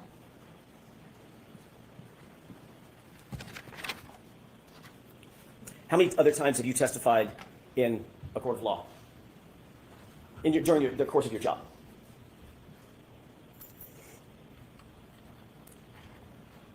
Two dozen, 3 dozen.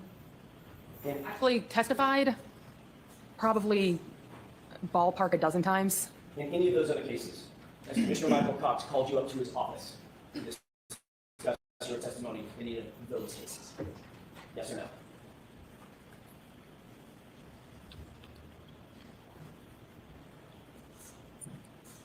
That's not a yes or a no answer. Well, yes, it actually is, Ms. Dever.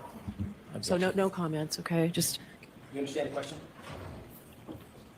The question, yes. The implication, The question is, in any of those, I'm asking you an open-ended question. In any of those cases, Officer Dever, not including this one, has Commissioner Michael Cox ordered you up to his office to discuss your testimony? no. Thank you.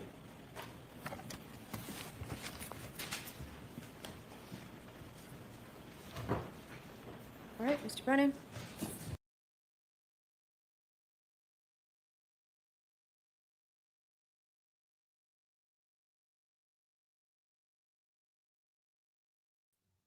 I almost forgot to add myself. You call it as you see it, and I appreciate you, Darlene. Moody girl indeed. Bitch needs a mood ring, it would break. If she had a mood ring, it would explode.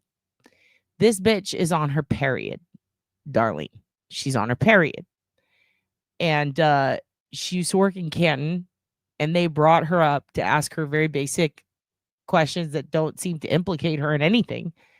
And she chose violence. She chose pubescent teen who doesn't want to hang out with parents today, who's just going to slam the door and play Pokemon Go and ignore you. She's going to listen to Taylor Swift and cry in her room, and she doesn't want to talk about it. Get out of my fucking room, Mom. She's petulant. She's a child. And she's got a shit attitude. And I kind of love her. But I also can't stand her at all. She does need chocolate.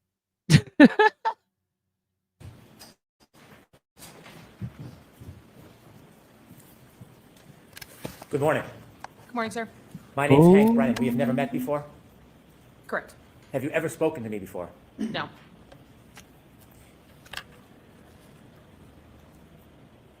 Interesting. defense Which team- two? Attorney Jackson asked you some questions this morning. Yes. It sounds like you've met them before. Only by phone call. How many times have you spoken to Attorney Jackson or anybody on the defense team before today? Prior to the first trial, it was one phone call where we discussed the case. Outside of that, There may have been one other phone call before the first trial, but it wasn't a discussion of the case. And then prior to this trial, I received a phone call that said, confirm you will be available for one of these days. Other than confirming you'd be available, was there any discussion before this trial with anybody on the defense? Not about this case, no. So the conversation, the substantive conversation was before the past event last year? Yes, a year and a few months ago. You worked at the Canton Police Department? Yes, I did. You were a police officer? Yes, I was. I have noticed they've mentioned the first trial a few times, but Bev's like, and yes, I'm vaping, vape life. Sorry. They've referenced it a few times, and yet Bev says it's not allowed in. I don't understand why not. Like, okay, I get why not, because legally it's a whole new trial, right? But I think that's bullshit.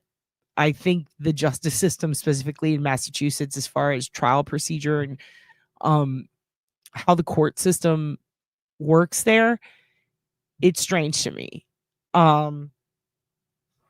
They should allow all the evidence that was in the first trial. This was an issue in the Sean Ellis case too. Remember, they kept retrying him for, what was it, Officer Mulligan? Was that his name? Who's a fucking prick.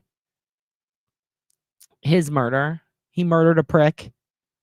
And he didn't actually murder a prick. They were trying to prove he murdered a prick.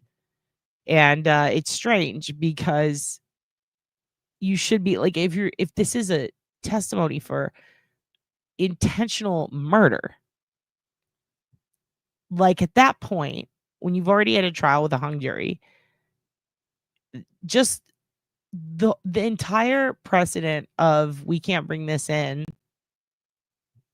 and then introducing new evidence after the first trial that potentially was exonerating, in my opinion, that alone, there should have never been a second. But to exclude all the pre-inclusions that they relied so heavily on to convict, or in an attempt to convict, it just makes no sense why they wouldn't carry it over, especially because a lot of it does implicate the Commonwealth in general in covering up by omitting important evidence, Brady violations out the ass. So, okay, it makes sense from a heel angle of why, but from a justice angle, it makes no fucking sense whatsoever. I don't understand.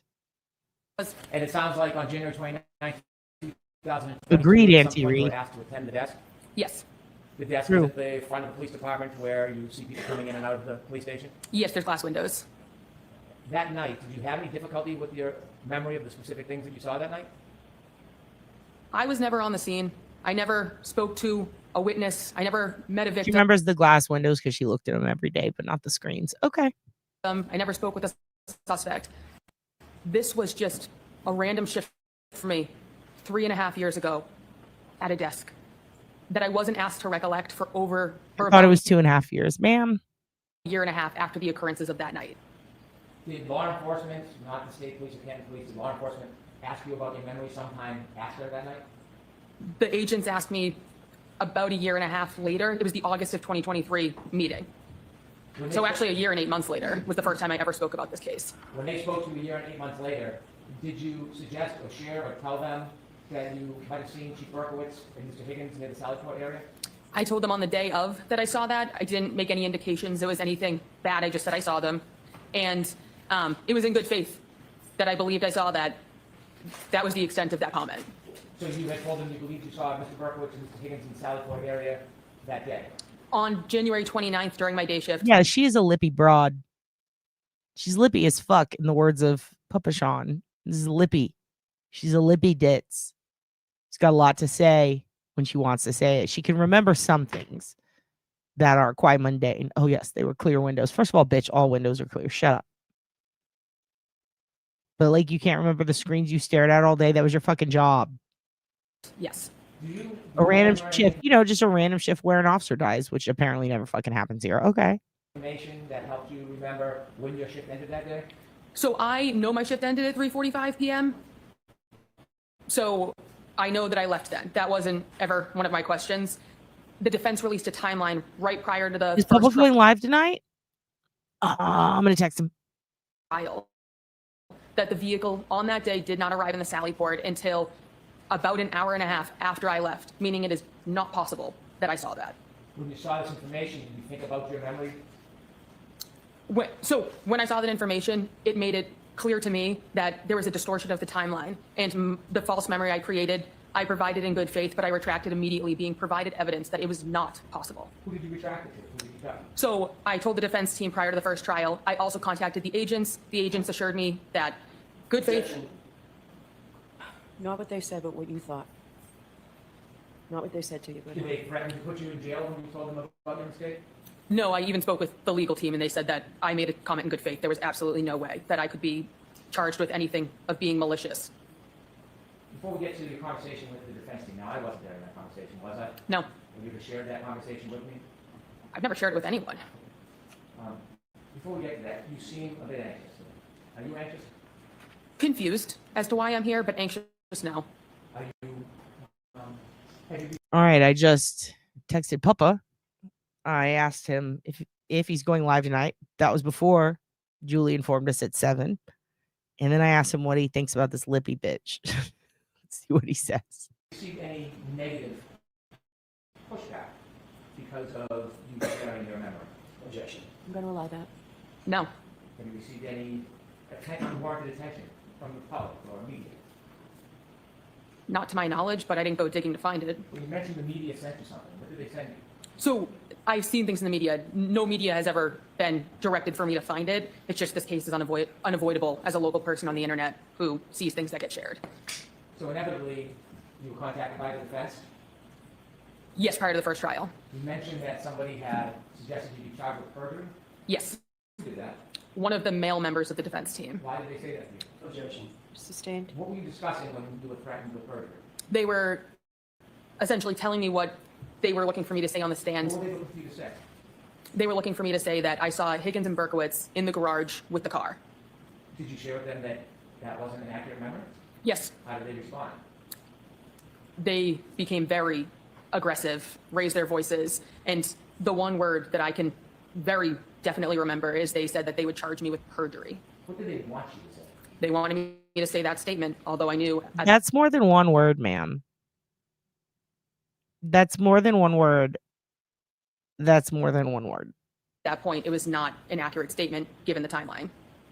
How many times were you threatened with perjury? At least once during the phone call, but once you say it once, it was enough. What else happened during that phone call? Tell us the tenor of it. Tell us the content of it. That was essentially the thing I remember most because I understood that was what they wanted me to provide for the trial. I was never called. When they're saying garage, they're talking about Sallyport, right? Let's go back a little bit. Defense? Yes, prior to the first trial. You mentioned that somebody had suggested you be charged with perjury? Yes. Who did that? One of the male members of the defense team. Why did they say that to you? Objection. Sustained. What were you discussing when you were threatened with perjury?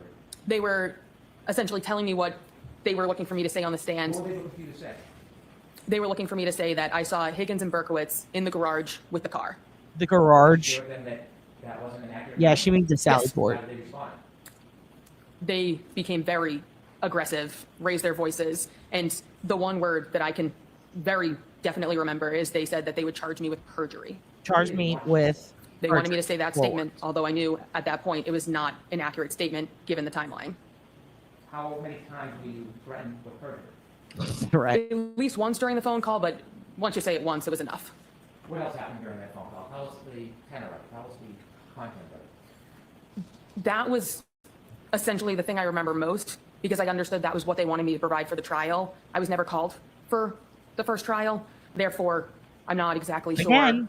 Again, the first trial. Also, how many times has Hank gone off on someone informing them you are telling the truth, right?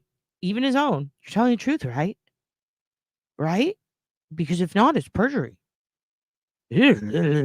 Same with Lally. And when they do it, it's reminding them. But when the defense does it, it's a threat. The idea of perjury being illegal, you could get, perjury charge. You get, contempt of court. There's all the, just reminding people of that if they don't tell the truth, the whole truth, and nothing but the truth, which they're supposed to swear on. Just reminding them of that, especially if you think they're feeding you some bullshit. Think about it this way. This is a defense team contacting her, right? They're not investigators, okay?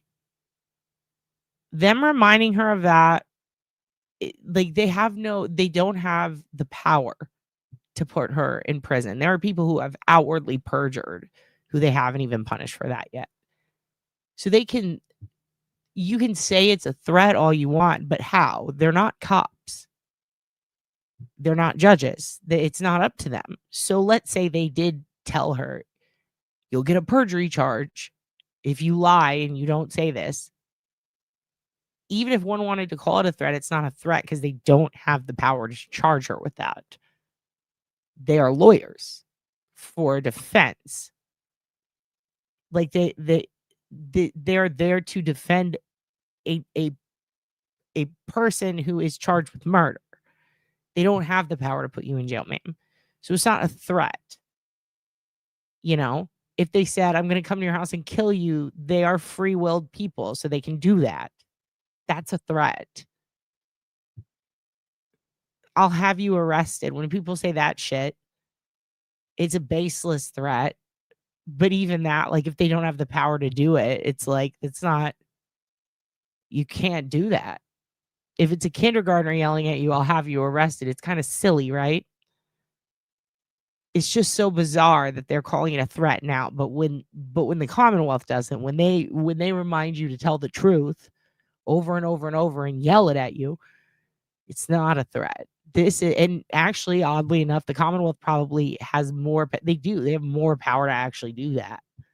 So what the fuck? Why is she so defensive? What else there is for me to say when the one thing that they wanted on the stand, it is factually not correct and cannot be provided. When they threatened you to charge you with perjury, tell us what your state of mind was. You demean it. Disappointment that legal counsel would go that route with someone who is, from a factual timeline, saying something is incorrect. There was no retracting based on emotion. It was very clear, given the timeline, it could not be correct. Now, you work for the Boston Police Department? Yes. And by the way, when you were with Canton, did you ever talk to anybody about creating or planting evidence or doing anything like that? No, and this conspiracy theory came out a year and a half later. I was gone. Did anybody from Canton ever... Objection? Where are you? Is AJ awake? Is Yannetti awake? Objection? Hi, objection. Hi, objection here. I've been knocking at the door for a minute. Could you call me sometime? You shouldn't say something to help her side of the case? No, because I was never spoken to until far after I left. Did you ever see anybody in this case or any time you were with Canton doing something improper and tampering with evidence? Not in this case or any case. If you had, would you have reported it? Yes. Sustain. Move the strike. I'll strike that, ladies and gentlemen. So you transferred... Okay, I have an update from Papa Sean. I called her Lippy, and he hearted it. He sent a heart. I got the emoji I wanted. Nice. The Boston Police Department. Has anybody from the Boston Police Department ever suggested that you should lean your testimony one way or another? No. Has anybody from the Boston Police Department given you any rewards or favors for defying the defense position? No. Has anybody ever suggested that you should say anything whatsoever that would be unhelpful to the defense? No. Has the North Carolina District Attorney's Office ever encouraged you to testify in any way other than the truth? No. When you spoke to the chief of the Boston Police Department, did he in any way ever tell you to shape your testimony? Not at all. When you met with the Boston Police Department Commissioner, did he ever ask you the substance of what your testimony would or wouldn't be under oath? He made it very clear he did not want to discuss the case at all. When you spoke to the people at the Boston Police Department, have they ever weighed in any way on what they think you should or shouldn't say? No. As you're testifying here today, are you under any tension, undue influence, stress, threat? There is discomfort with the way that there's attempting to guide what my testimony is, but I don't feel any need to fall into it because I'm here to speak the truth on the stand. That's my livelihood. When you were threatened with perjury, how long was that conversation? I believe it was just about an hour on the phone. My phone log on my physical phone would not go back far enough for me to be able to retrieve the date or the time that that phone call took place. That conversation lasted an hour? Approximately. How did it end? Not on a good note in the slightest. I remember it was a pretty hasty hang up on both ends.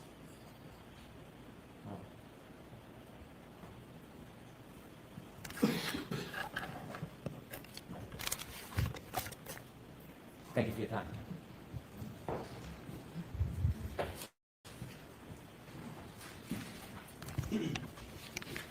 May we approach briefly? Yes.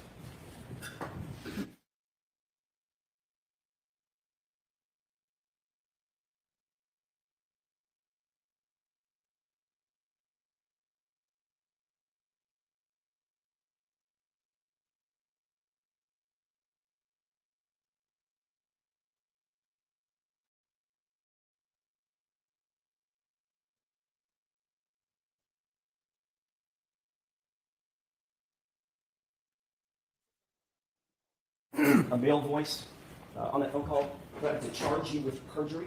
Yes. You're a police officer, correct? Yes. Who charges people with crimes? If a crime is committed, there can be a report of it. So Who charges people with crimes? in the end, it's going to go through the court system. So the district attorney, the ADAs, that's who pursues it in a court Right. setting. Have you ever seen a defense attorney charge anybody with a crime? So you can seek out reporting someone for it. Have you ever seen a defense attorney charge someone with a crime, ma'am? Personally, no. Right. Fact of the matter is, nobody ever threatened you with perjury, did they? Oh, they did. Yes. That's it. That's I it. contacted the FBI regarding it. Oh, did you? I did. You have a report? I have an email conversation where I sent the 2 questions I had. She responded, I will pass these along. I was contacted by their legal team. They reassured me perjury was not applicable because I made a statement in good faith. Upon further information, I retracted it, corrected it, and made it clear that I could no longer say it because I knew that it was not a clear reflection of the events that took place. That's a mouthful. Yes. My question is, do you have a report from the FBI saying that you reported that someone on the Karen Reed defense team threatened to charge you, your words, with perjury? You have a report to that effect? No. No.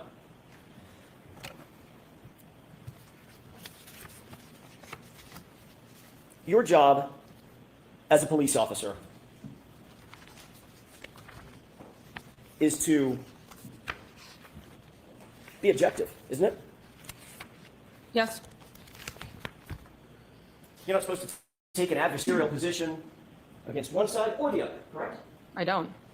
Just right down the middle, just the facts, as you know them, correct? Yes. You feel like you're being unbiased in your testimony here today in front of these jurors? I'm telling the truth. You think you're being fair to both sides? All I have to do is tell the truth. If it's not perceived to be fair, that's someone else's opinion. Let's talk about that truth for a second.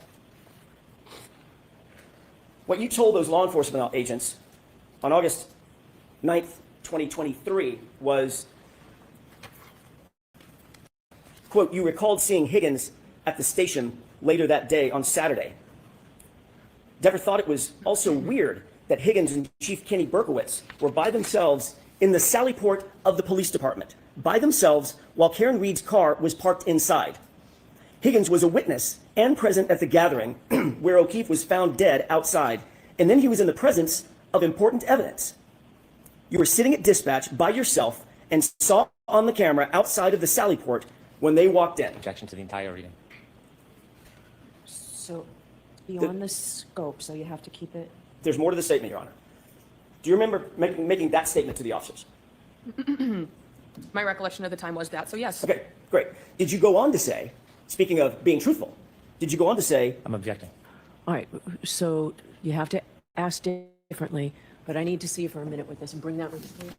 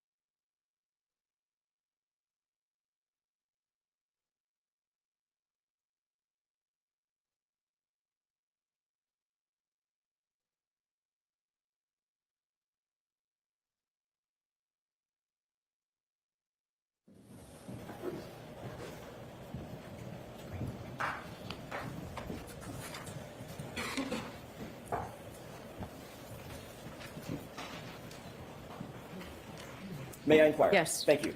Officer Dever, did you go on to say in that interview, quote, you never saw them leave, them being Brian Higgins and Chief Ken Berkowitz. You never saw them leave, but you recalled thinking to yourself that they were in the Sallyport for a wildly long time together in there, end quote. Did you say that? That was my recollection at the time. Okay. So yes. Have you ever heard of, by the way, you indicated under questioning by Mr. Brennan that you knew what they wanted from me, meaning the defense, what they wanted from me. You Yes. understand that? Yes. Do you remember on that phone call that we read directly from the exact same report that I just read from? Remember that? And I told you the same thing then. That's Yes. Objection. Sustained. My question is, just answer my question, Officer Dever. Did we read to you, were you read the exact same thing that I just read to you on that phone call? Like you can't remember my name, I don't remember. I can remember your name, Ms. Dever. Okay, so the answer is I don't remember. No comments. More than that, Judge. I think we all. All right, so no comments, just questions, please. Do you recall us telling you that we were looking for the truth about your comments? I'm going to allow it. That we were looking for the truth. Which I gave you, yes. Did you also say on that phone call something to the effect of, I know you're going to tear me a new one because I'm changing my testimony? Changing, no. But you're trying to do that. Did you say, I know you're going to tear me a new one? That's what you're trying to do, so yes. Actually, what you said was, you're going to tear me a new asshole, didn't you? I don't recall that, so that's putting words in my mouth.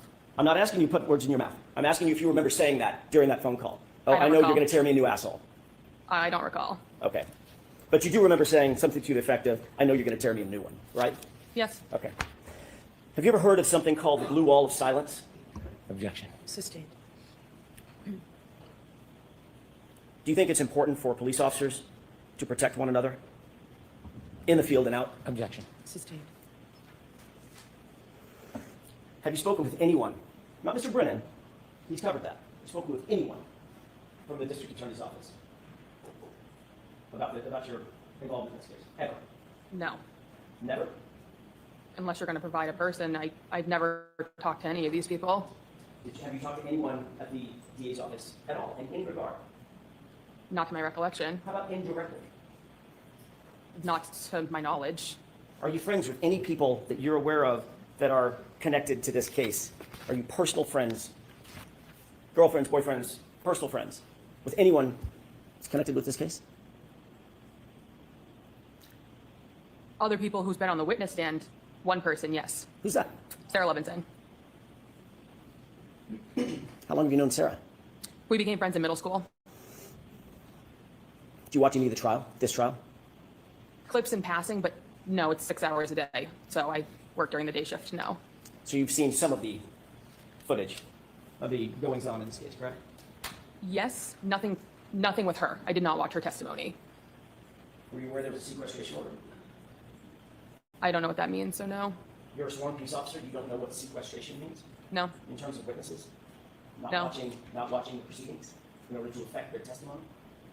No, I wasn't aware. But you did tune in to the case, correct? In small clips, yes. And you did, in fact, on August 9th, 2023, have a fulsome conversation with two sworn police officers about your memory of what you saw, your observations on January 29th, 2022, correct? I don't know if they're police officers necessarily, but yes. Law enforcement agents, how about that? Yes. And that conversation is reflected in this piece of paper that I just read to you, correct? Yes. Thanks. That's all I have. Okay.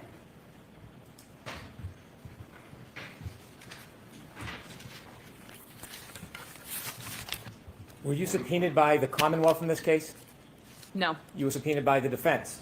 Yes. Did they tell you that there was a sequestration order or that you shouldn't watch any of the footage? Did they fairly inform you about what the ground rules were? No, and I wasn't part of the first trial, so I had no idea about anything to do with this trial.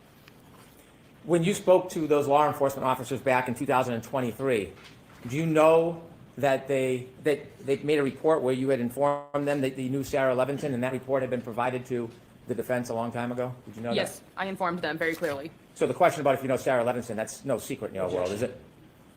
In that form, I'll sustain it. That isn't a secret, is it? Not at all. That's something you were open and candid about? Yes. Do you understand that regardless of what you say, it doesn't matter as long as it's the truth? Do you understand that? Yes. The Commonwealth in no way is asking you to accommodate it or please it in any way. Do you understand that? Yes. If there was something that may be perceived by others as adverse to the Commonwealth, you understand we would want you to tell that if it was the truth, don't you? Sustained. You understand, well, the Commonwealth has never intimated, suggested, or advised you to say anything other than the truth, have they? No.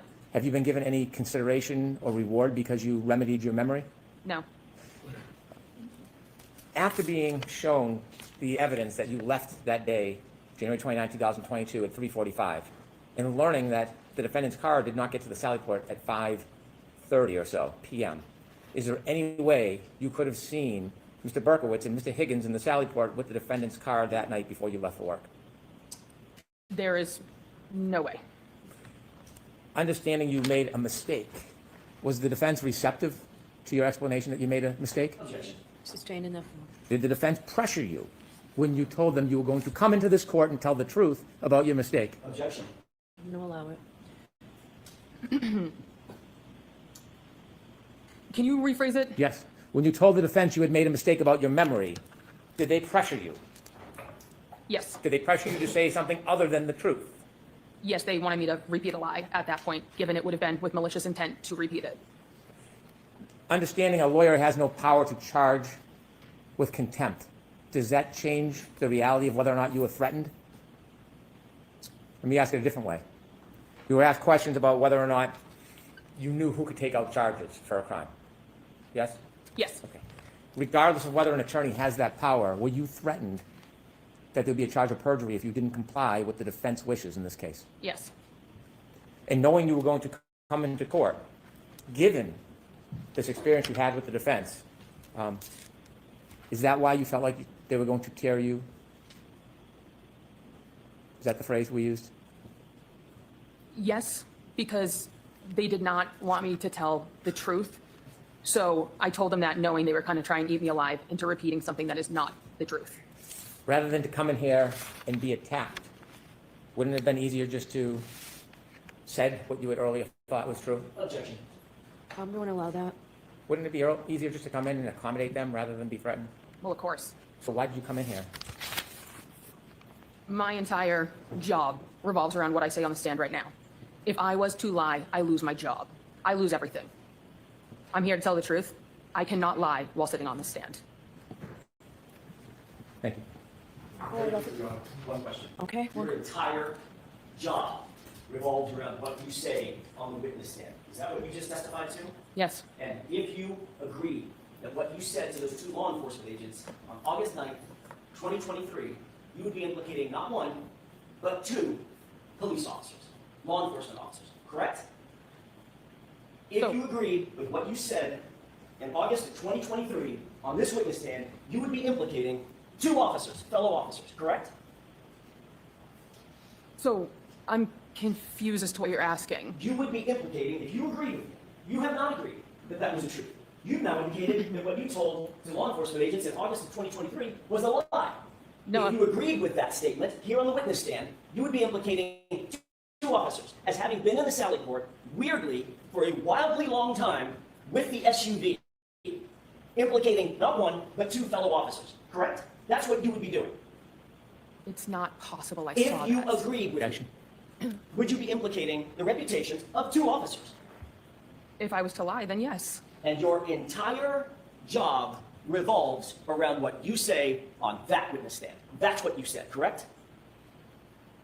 I'm still... That's what you just said, Officer Dever, correct? I still don't really understand the question. You just said, all I'm asking you... The question is, did you just say this shit? And then he quoted you, and it's something you just said. So the answer would be yes. What you just said, I wrote it down. You just said, my entire job revolves around what I say on the witness stand, correct? Yes to that question. That's all I got. I'm confused. When you spoke to agents, you didn't Oh my fucking implicate. God. Oh my fucking God, dude. The attitude on this one. The attitude. Stormy Jean, welcome. The attitude on this bitch. Stormy Jean, how long have you been here? Can we see that again? Because Jackson got a little feisty. My butthole puckered. I felt like we were all grounded. Okay. I need to hear that again. She just got her asshole ripped open and she deserved it. Stormy, you need to see this shit, Stormy. Stormy, look at this bullshit that this bitch is trying to feed us. Listen to this shit.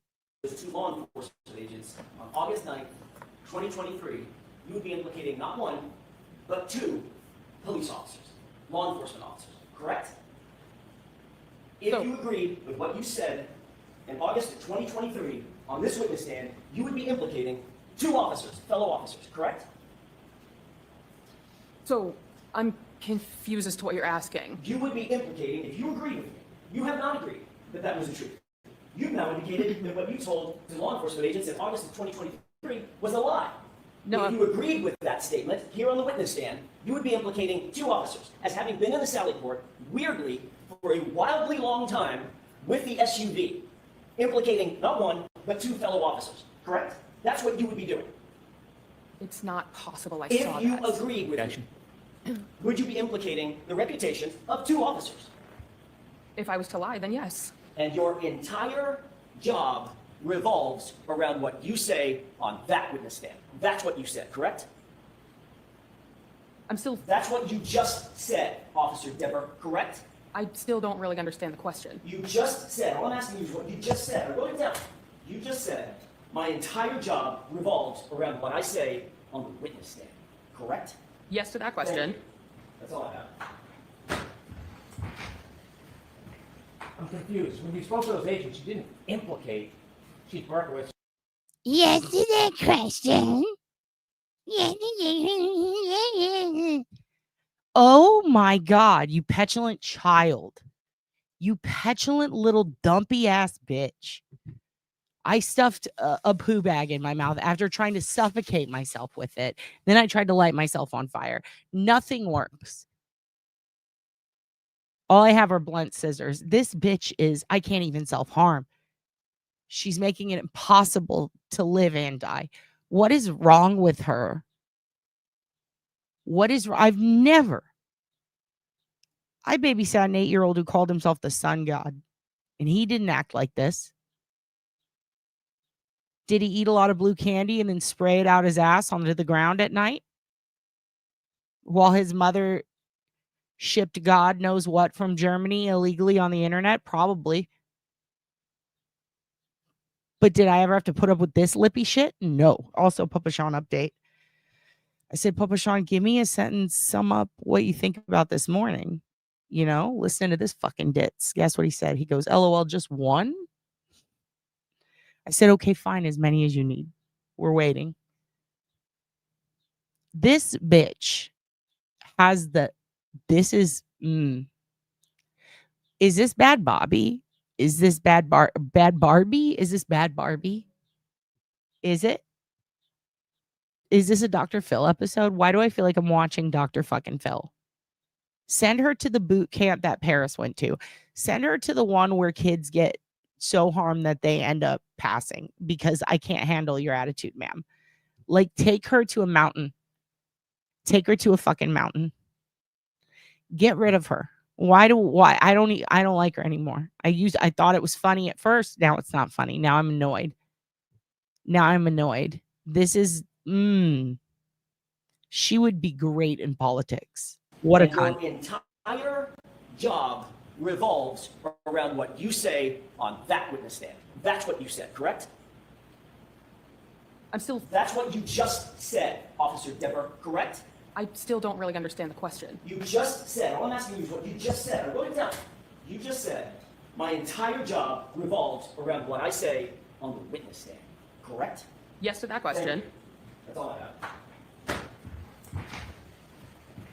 I'm confused. When you spoke to those agents, you didn't. Yes to the question. Chief Berkowitz and Mr. Higgins was doing anything criminal, did you? No, they were friends. That's why Higgins had an office there.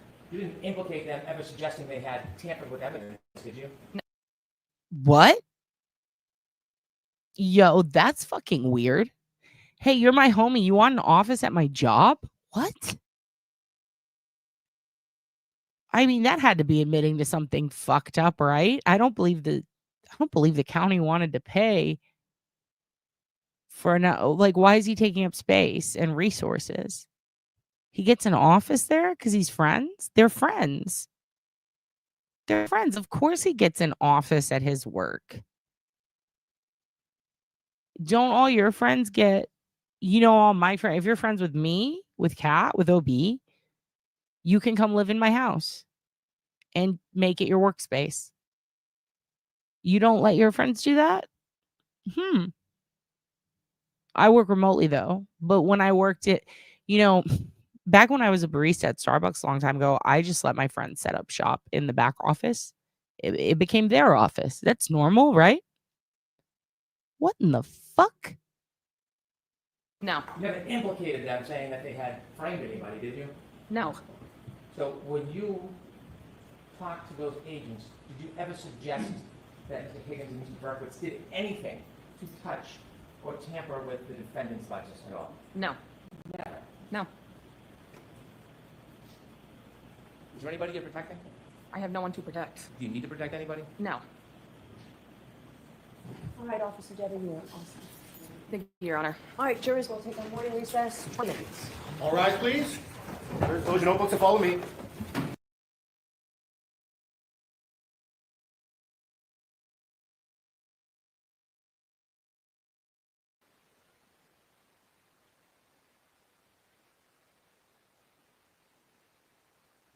All right. So, what did we learn today? Nothing. Except that bitch has a tude. Papa Sean has liked my comment about being a petulant teen, but has not given us feedback yet. He'll get to it. Don't worry. Yeah, you guys are all right outside. You're outside the boat. You're in the moat. You need some Marcus? Okay. Let me get you some Marcus. I think I need some Marcus too. God, that woman was a lot. That woman was a lot. What a handful she was. What a handful she was. JoJo she was. What a handful she was. Okay, let's see. What up, Bev? What she does? Let me see. Okay. I have a Frederickson and a Marcus playlist. You know what's even better than that I think is really going to put us on the map in general? You know what? I got something better than Marcus. I got something that's really, this is going to thrill so many of you. It's really going to make your day. You're just going to be so...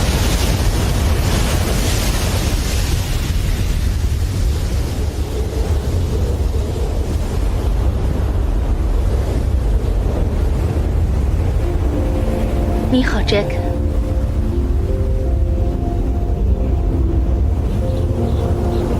我改变主意了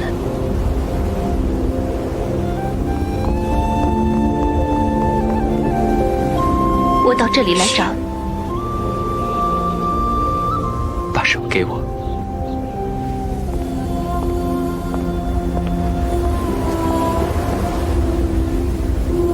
闭上眼睛快闭上！上来，抓住栏杆，闭上眼睛，别偷看。我没偷看。跨到栏杆上，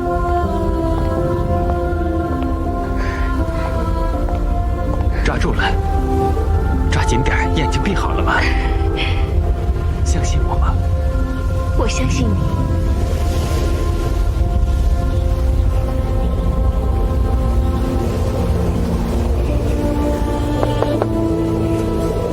好了，睁开眼睛。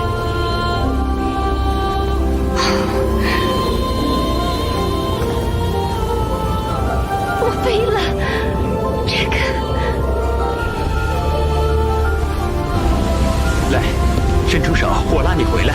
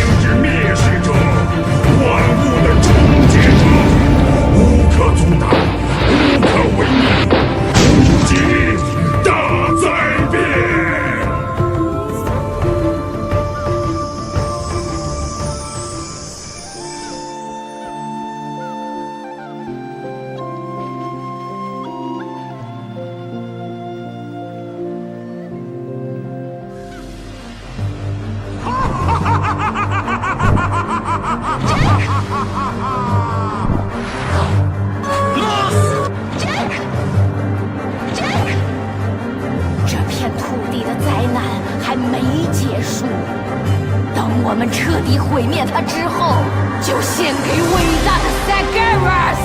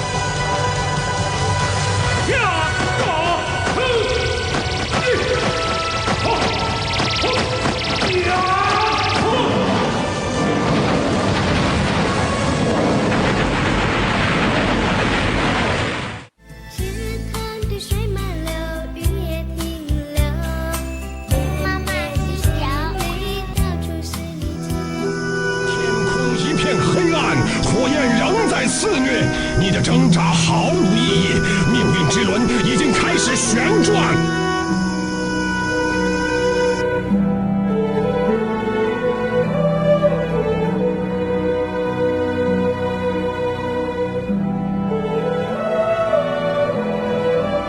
罗斯。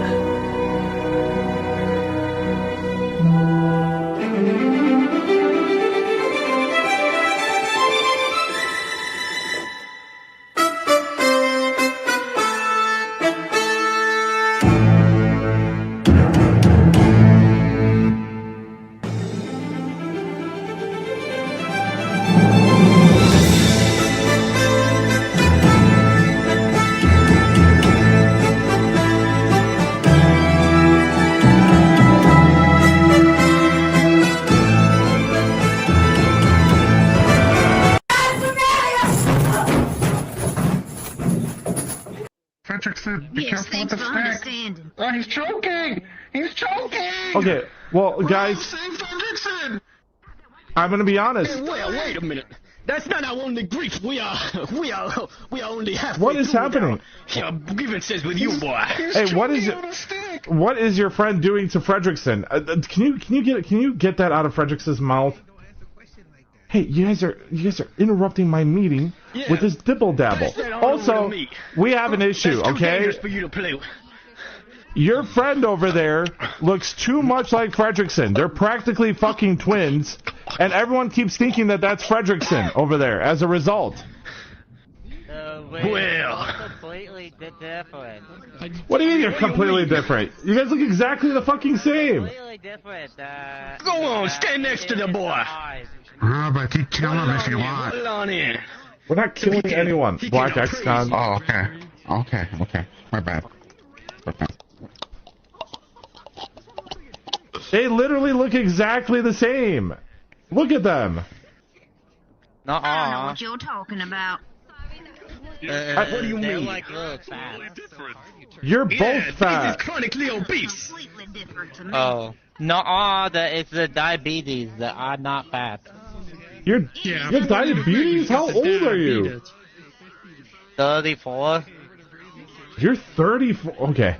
Well, okay, fine. It's whatever. Okay, but just if someone calls that person Fredrickson, just understand that they look very similar to my cousin here. Okay. Guys, is everything okay? No. I'm just waiting in line. I wanted to catch you as soon as you're available. Oh, okay. I'm gonna go into work now, guys. I'm bringing sexy back. Yeah. Yeah, shaking Fredrickson.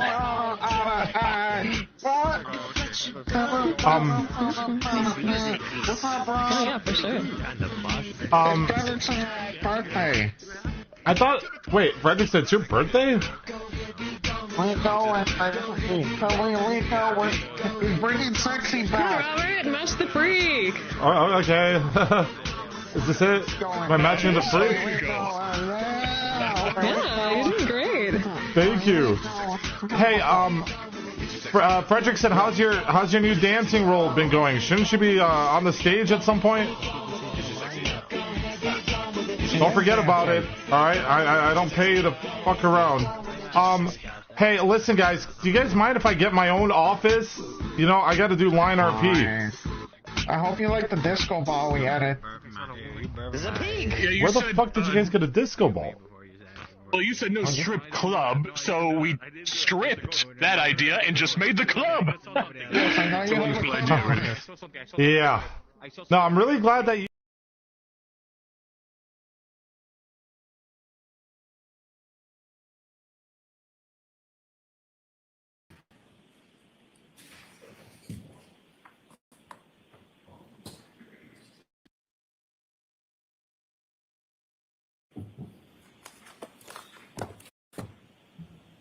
Put us back in session, you meeting. So, Mr. Alessi, you're at the podium. Who is your witness? Thank you, Your Honor. The defense calls Dr. Marie Russell. Okay.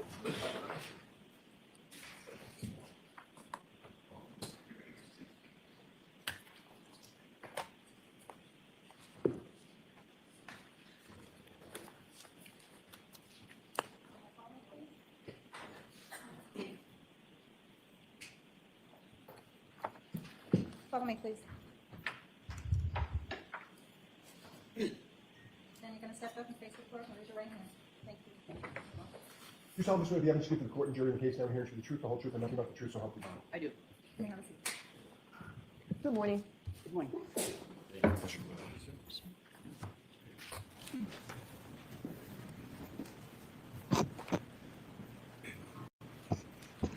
All right, Morning. Mr. Alessi, whenever you're ready. Thank you, Your Honor. Good morning.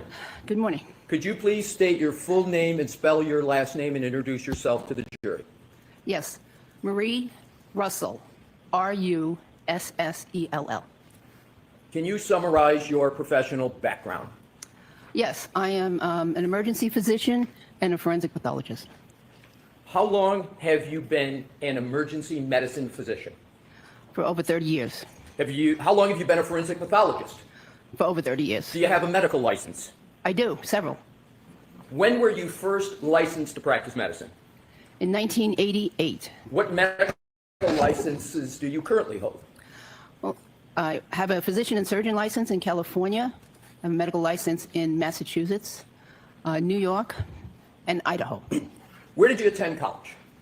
I attended both MIT and Northeastern University here in Massachusetts. I'm sorry. Oh, I said in Massachusetts. When did you attend pre-med and what was your major for MIT?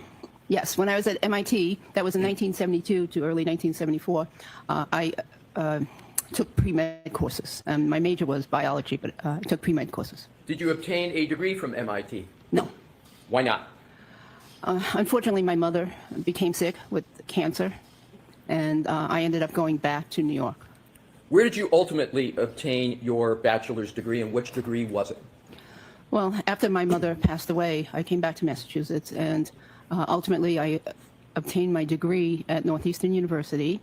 And what was the other part of the question? Did you have any distinction with regard to your degree that you achieved from Northeastern?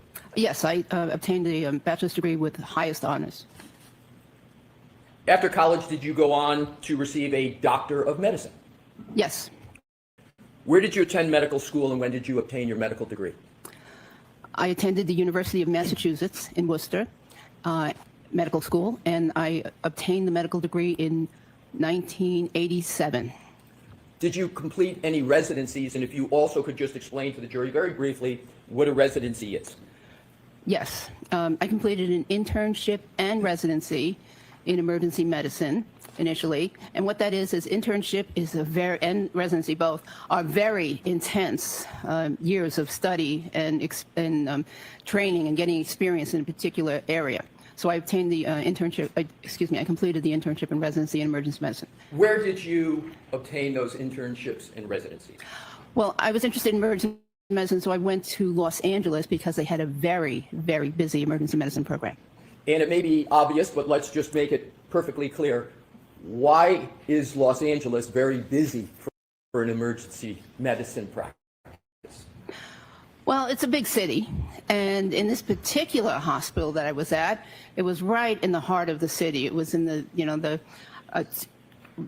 near the downtown, but it was in a very, very busy and underserved area, so it was very busy.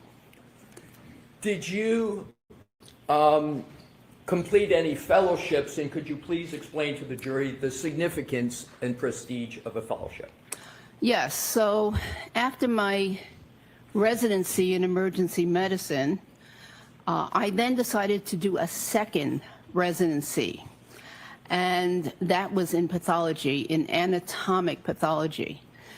Pathology, of course, is the study of disease, and so I did the 2 years of anatomic pathology, also at the same busy medical center, and after that, I did a fellowship, 2-year fellowship in forensic pathology at the Los Angeles County Medical Examiner's Office. What did your forensic pathology fellowship involve? Well, forensic pathology training involves the investigation of deaths, usually sudden and unexpected deaths. And so, I investigated many death cases. I performed over 500 autopsies at the medical examiner's office for sudden and unexplained, sometimes unexplained, sometimes very obvious deaths, but sudden deaths. And then in addition to that, there were classroom hours, there was on-scene time, there was time in the crime lab. We spent a week at the crime lab. I spent some time at the FBI. So it was a very, very comprehensive training program. Approximately how many autopsies were you performing a day? Oh, usually 1 to 2, unless there was another assignment. In addition to performing the 1 or 2 autopsies a day, did you attend any conferences or participate in any forensic case discussions as part of the fellowship? Yes, so it was very organized, and we had conferences on some, mostly Thursdays, but also sometimes on Tuesdays. Interesting case conferences or very structured lectures. You spoke of cases. Can you briefly tell the jury so they have an understanding of the type of cases that you would typically work on as part of your forensic pathology fellowship? Well, there were many unexplained deaths, so some of them would be natural deaths in somebody who might be a little younger than usual old age. And then there were cases where there might be drug overdose. Many cases were accident victims, including car accident victims and other kinds of accidents. There were quite a few homicides, in fact, many homicides, and quite a few suicides. Did any of those cases deal with wounds and wound patterns and wound identification? Many of them, in fact, I would say almost most of them, because part of the examination, and a very important part of the examination, is the external examination of the body. So before I was allowed to even start an autopsy, I had to do a complete external examination of the decedent's body, looking for any kinds of wounds or abnormalities. We'll come back to wound pattern recognition a little later, but again, I think it's probably clear to most people, but just to be ultimately clear, when you talk about external, can you just elaborate a little what you mean by that? So the external examination is of the exterior of the body, the skin, the hair, the eyes, looking for, amongst things looking for also would be rashes and scars and those sorts of things. So that's the external examination. In external, Dr. Russell, is to be contrasted with what? Oh, with an internal examination. So after all that is done, and there were some other things that had to be done too, like looking at examining the clothing, or looking at X-rays if there were X-rays available from the medical examiner's office, and of course reading the medical record that was available.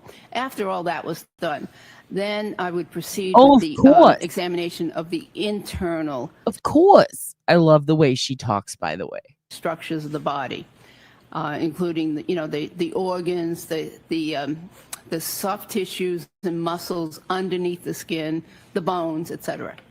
The bones. Do you have any certifications? Any? Quite a few. You said many. Can you name them, please? Shit, well, bitch. I'm bored. How long do you fucking have? By the way, she is most definitely the most certified bitch ever. She is so fucking certified. Do you hear him? What? He's way on the other side of the room looking at me. He just screams. He likes attention. What's up? You board certified? It's because I said Yolanda earlier off camera. She is your real mother. Board certification. I'm sorry to interrupt you, doctor. Okay, so I'm board certified in emergency medicine, and that was after the residency training, had to take a qualifying examination. She's like, I'm bored all the time. Had to be recertified. I think it's 3 times now. I just recertified again, so I'm certified for another 5 years. What do you have to do to get board certified and maintain that significant certification? Well, presently, to get board certified, one has to complete a residency in emergency medicine. And so that is, depending on the program, either 3 or 4 years long. I went to a 4-year program. And then I had to take examination, both a written examination, very long written examination, and then an oral examination where I was questioned by many established emergency physicians on the various kinds of cases that might present to the emergency department. They would give you an unknown, and you would have to talk about how you would care for that person. Do you have any affiliations with any professional organizations? Yes. I'm a fellow of the American College of Emergency Physicians. I'm a fellow of the American Academy of Forensic Science. I'm a fellow of the the National Association of Medical Examiners, and then I have some memberships in some other organizations. What does it take to achieve fellow status that you just mentioned? So in order to be a fellow, it depends on the organization, but in order to be a fellow, you usually have to be a member for a certain number of years, member in good standing. And then for some of the organizations, you have to have attended some of their national meetings. For some of the other organizations, and possibly have presented a study or a paper or something at the national meeting. Other of those organizations, it's a little bit variable, membership for a certain number of years. In addition to all of that education, background, experience, do you have any specialized training and experience with regard to investigations of death?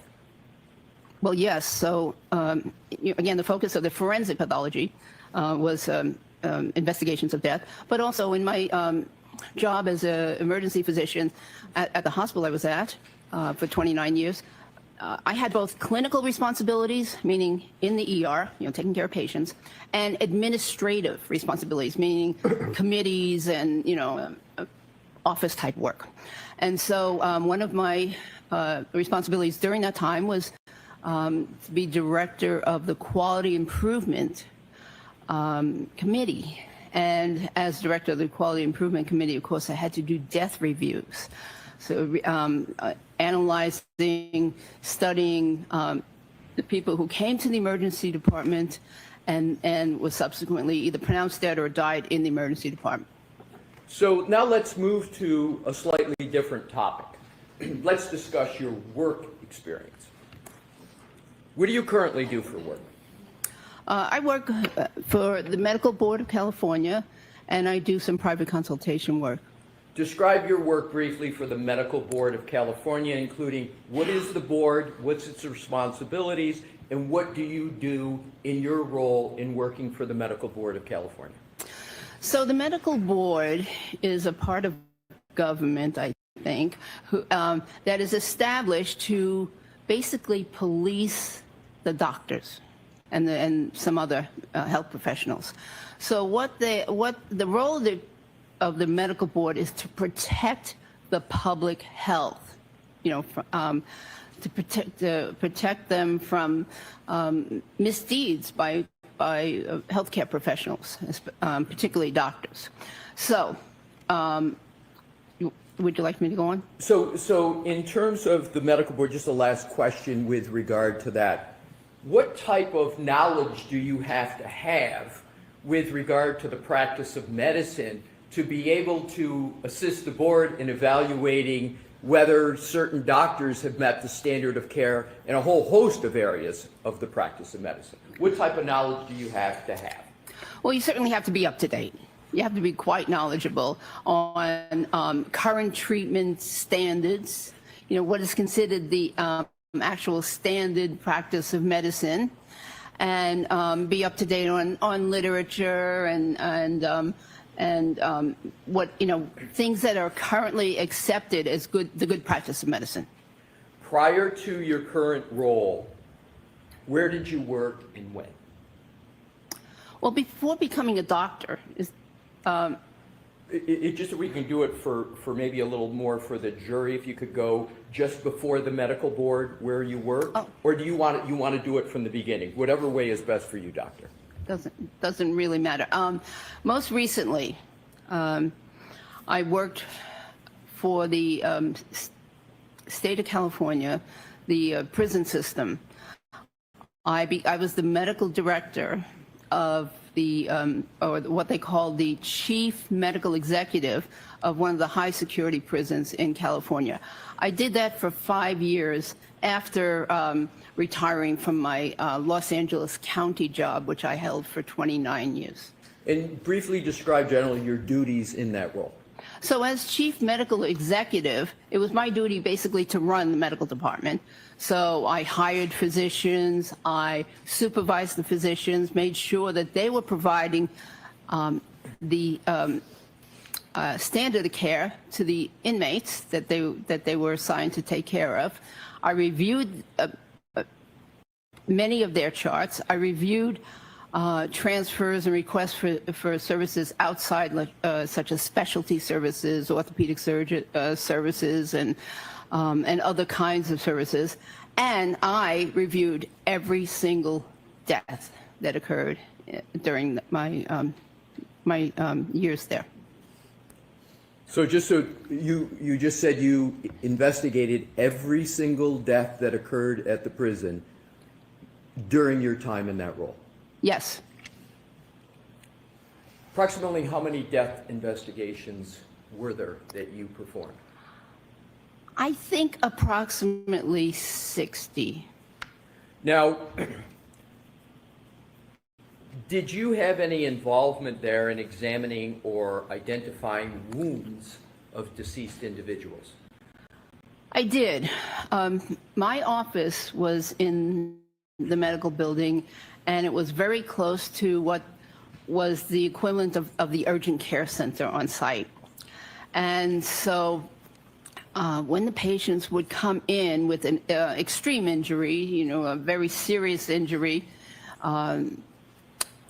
or near death, I would frequently go over right to the urgent care because that was my specialty. That was, my interest.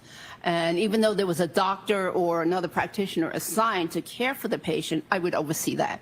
And I would also, examine the patients, look for wounds, look for, signs of injuries. There were some, in some of these cases, there were some deaths, and I would examine those bodies very carefully for any kinds of wounds, just like I had done in the coroner's office for those years.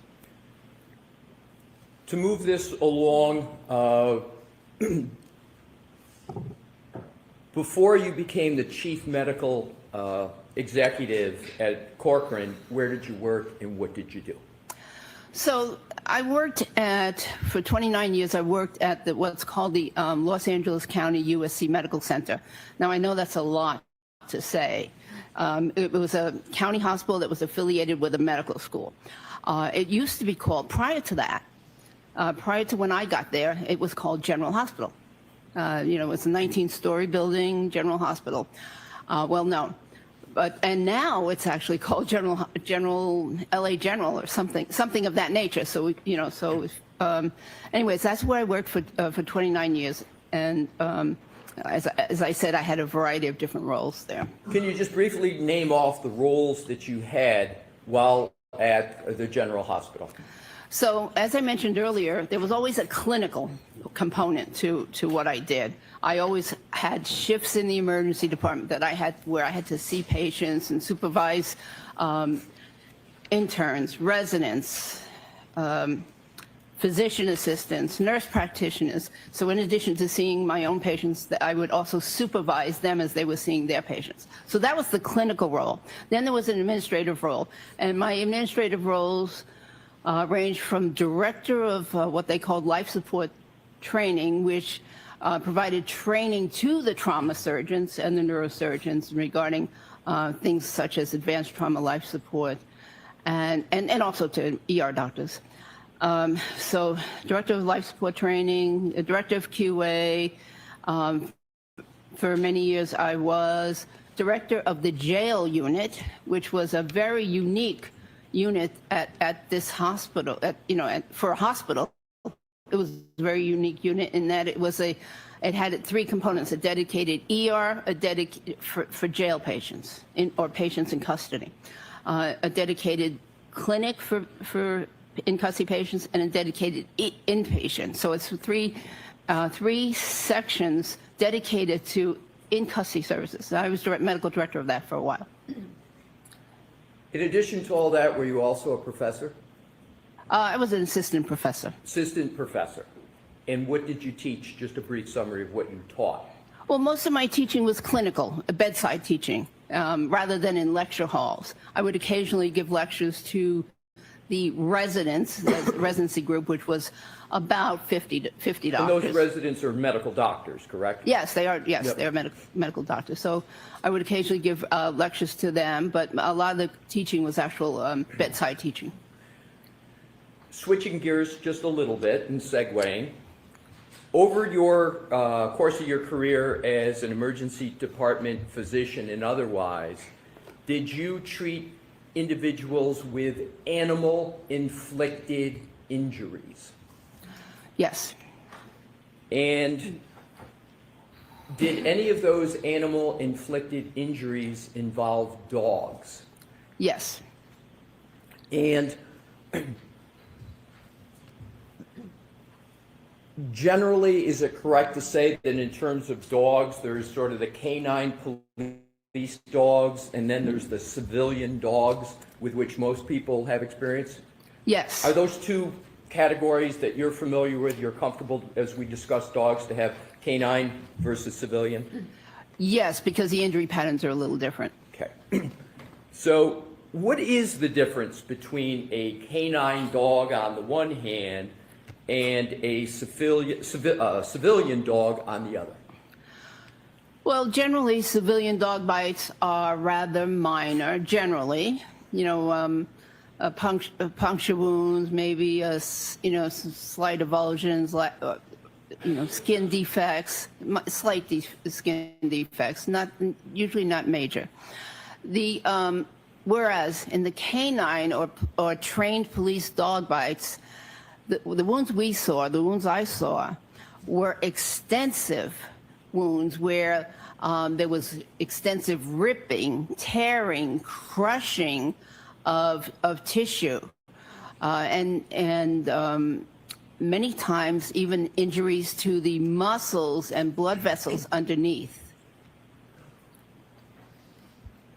From your experience, do you know why the injuries from a canine dog are as you describe them, as opposed to injuries from a civilian dog? Well, in the LA area at that time, the dogs were taught to bite and hold. So they would, the canine dogs would get a grip on the individual that they were pursuing and then hold on, even if the individual was trying to pull away. And so there were oftentimes tearing injuries to those, because that's how the dogs were trained at that time. Even with canine dogs, did you ever see injuries from canine dogs on humans that were not a complete bite, that were an incomplete bite? Yes, so if the dog missed on the first attempt at a grab, the teeth might only scratch the surface of the, usually extremity, by the way. And so you'd get what I consider an incomplete dog bite, because it was just scratch marks from the teeth. But the dog would then, try a second time and third time. Now let's go to civilian dogs, a term used for more dogs of household pets that people have. Can you describe from your experience the type of wounds from those civilian dogs that you would see and contrast it with what you just described for a canine dog? Generally, they were minor. So a scratch, a puncture wound, maybe a little tearing of the skin, a little skin flap, but generally much, much different. In your 30, did you say about over 30 years experience in the emergency medicine department? Mm-hmm. What did you see more of? Civilian dog wounds on humans or canine wounds? Actually, it depended on where I was assigned at the time. So in the very beginning, because the jail unit was one of my first assignments, I saw these terrific, horrific wounds, many of them, I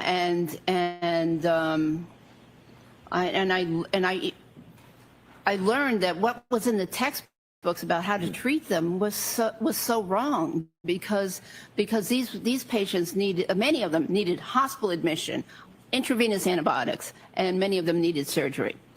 And what I was reading in the textbook was, that you could patch them up and clean up the wound and send them home with, sometimes with antibiotics, sometimes without. But anyway, so initially what I was seeing a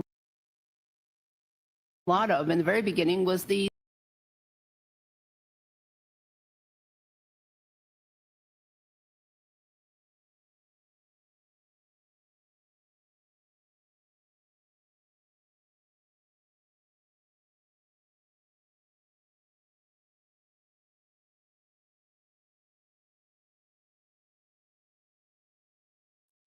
fucking muted again.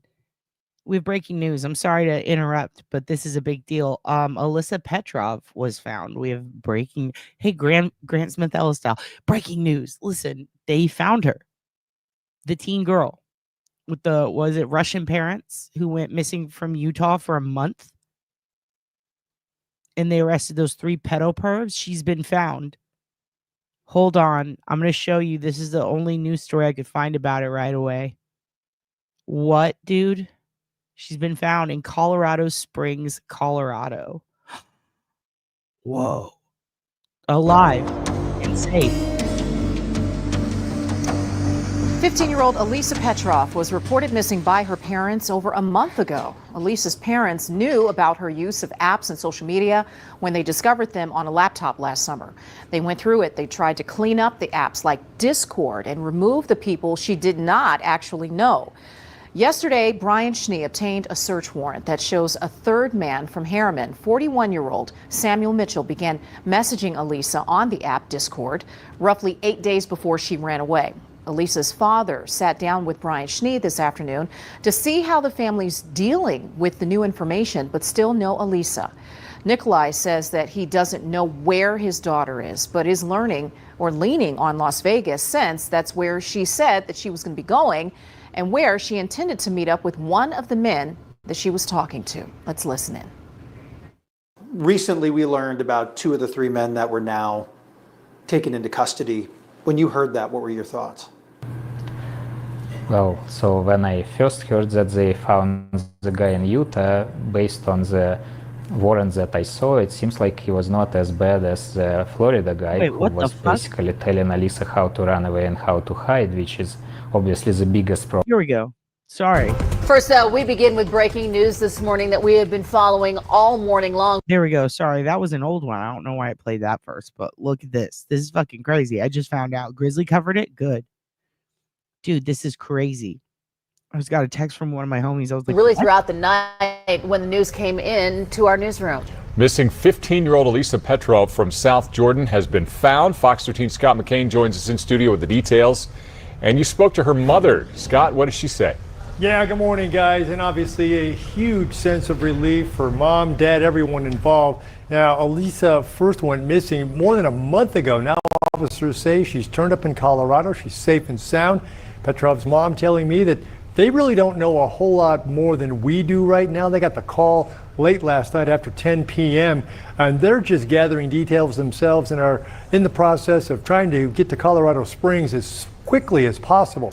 Now, South Jordan police confirming for Fox 13 that Petrov first walked into the Colorado Springs Police Department sometime Sunday afternoon or evening. Detectives then confirming her identity, and officers say again she is safe and appears to be healthy. They are currently working on reuniting her with her family, but she will remain in a local hospital for further observation. Petrov again first went missing April 21st. That's when she left her American Fork school. She later received a ride to a Utah Transit Authority train station before getting off the train in Provo, and that's where she began asking folks for help getting to Las Vegas. No further details have been released regarding where Petrov has been during this past 6 weeks or so, whom she may have been with, why she was missing, exactly where she was. And again, we still don't know much about what caused her to go missing in the first place. But in the meantime, at least 3 people have been arrested after she went missing, but they have not yet officially been connected to her disappearance. Wow. So as soon as all of these puzzle pieces come together and we get some additional details, we'll bring them to our viewers. But for now, we're live in studio. Scott McCain, Fox 13 News, Utah. That is crazy, dude. Breaking news this morning out of South Jordan. After 6 weeks, Elisa Petrov, the missing 15-year-old teenager, has been found safe. Yeah, police say she turned herself into the Colorado Springs Police Department last night. Annika Johns is live in South Jordan, where this investigation has been spearheaded. And let's check in with the very latest from Annika right now. Good morning. Yeah, good morning. Definitely a feeling of relief here in South Jordan after news of her return or her being found has surfaced. Now, officials have told KUTV that she's okay, she's in good health, and she is and she is safe. However, several questions still remain about her case. Now, she's been missing since April 21st, and Petrov hasn't been seen or heard from since then. And since she was last located on a security video leaving a train platform in Provo. Now, as how she got to Colorado, if she was held against her will, where exactly she has been over the last 6 weeks, and the exact circumstances surrounding her return have yet to be released. Now, since her disappearance, 3 adult men, one from Texas, Florida, and Utah, have been arrested after evidence of them communicating with the teen online surfaced. Now, many of the conversations between the men and the teen were sexual in nature. At one point, Petrov asked one of them to kidnap her. Now, if they have any connection to her time in Colorado or her journey to get there remains unknown at this time. Now, South Jordan PD says that right now they are working with Petrov's family to get her reunited with her parents and, of course, bring her back home here to Utah. Dude, that is crazy. That is just fucking crazy. Okay, sorry. Back to Dr. Welcher. I'm just like, whew. Or Dr. Russell. Sorry, not Dr. Welcher. What am I saying? The good lady. I was a full-time police officer here in Massachusetts for 7 years. And so I had this interest in law enforcement type injuries sustained, during the arrest process, et cetera, et cetera. So you had an early interest in with regard to dog-inflicted wounds on humans and a police officer. Where were you a police officer in Massachusetts and when? In the city of Malden. I was appointed as first woman police officer in 1977 to 1984, full-time.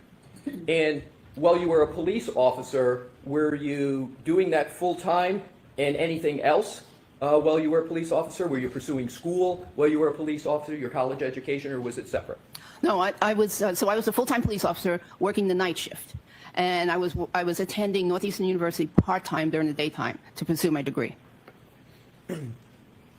Were you a sworn duty police officer? Yes. Full member of the police force? Yes. Did you attend academy? Yes, I attended the Boston Police Academy. And how many years were you a Boston police officer? No, I'm not Boston, the Ball. I was a Malden police officer for 7 years, full-time. Now let's go back to your emergency department and other experience. Can you approximate how many dog bite injuries you provided treatment for while an emergency department physician? Overall? Overall. Well, I don't know the exact answer, but I estimated it at a very conservative number of 500 dog bites because, would you like my methodology? Oh, please. Okay. So I considered that even though I worked there for 29 years, I would take 25 years and 40 weeks out of the year, because the other weeks I might be assigned something special, a special rotation or a special assignment or vacation or some kind of course. So 25 years, 40 weeks per year, that's 1,000 weeks.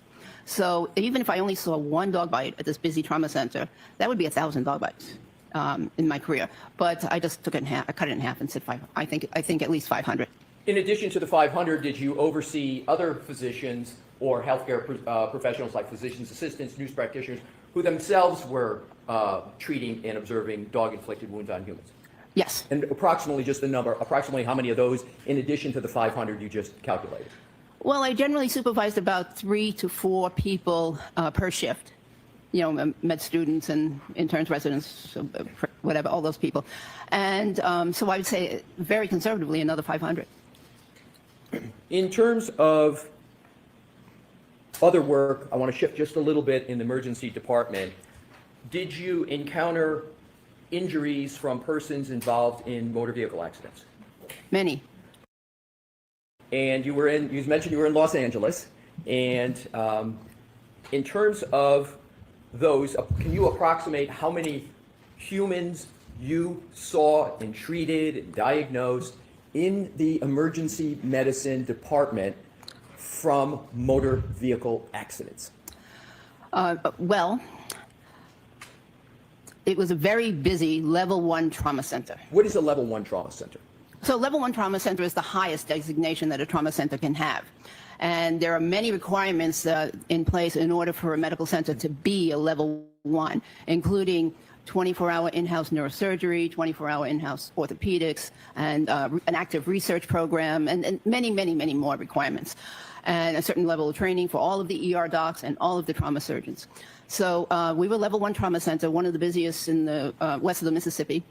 And the hospital was located near some major freeways. So we saw lots of patients from motor vehicle accidents. But if I were I would say, if I took the 1,000-week number again, if I saw, at least 3, motor vehicle accidents per week, that's 3,000 at least. And that's just me. That's not the interns, residents that I'm working with.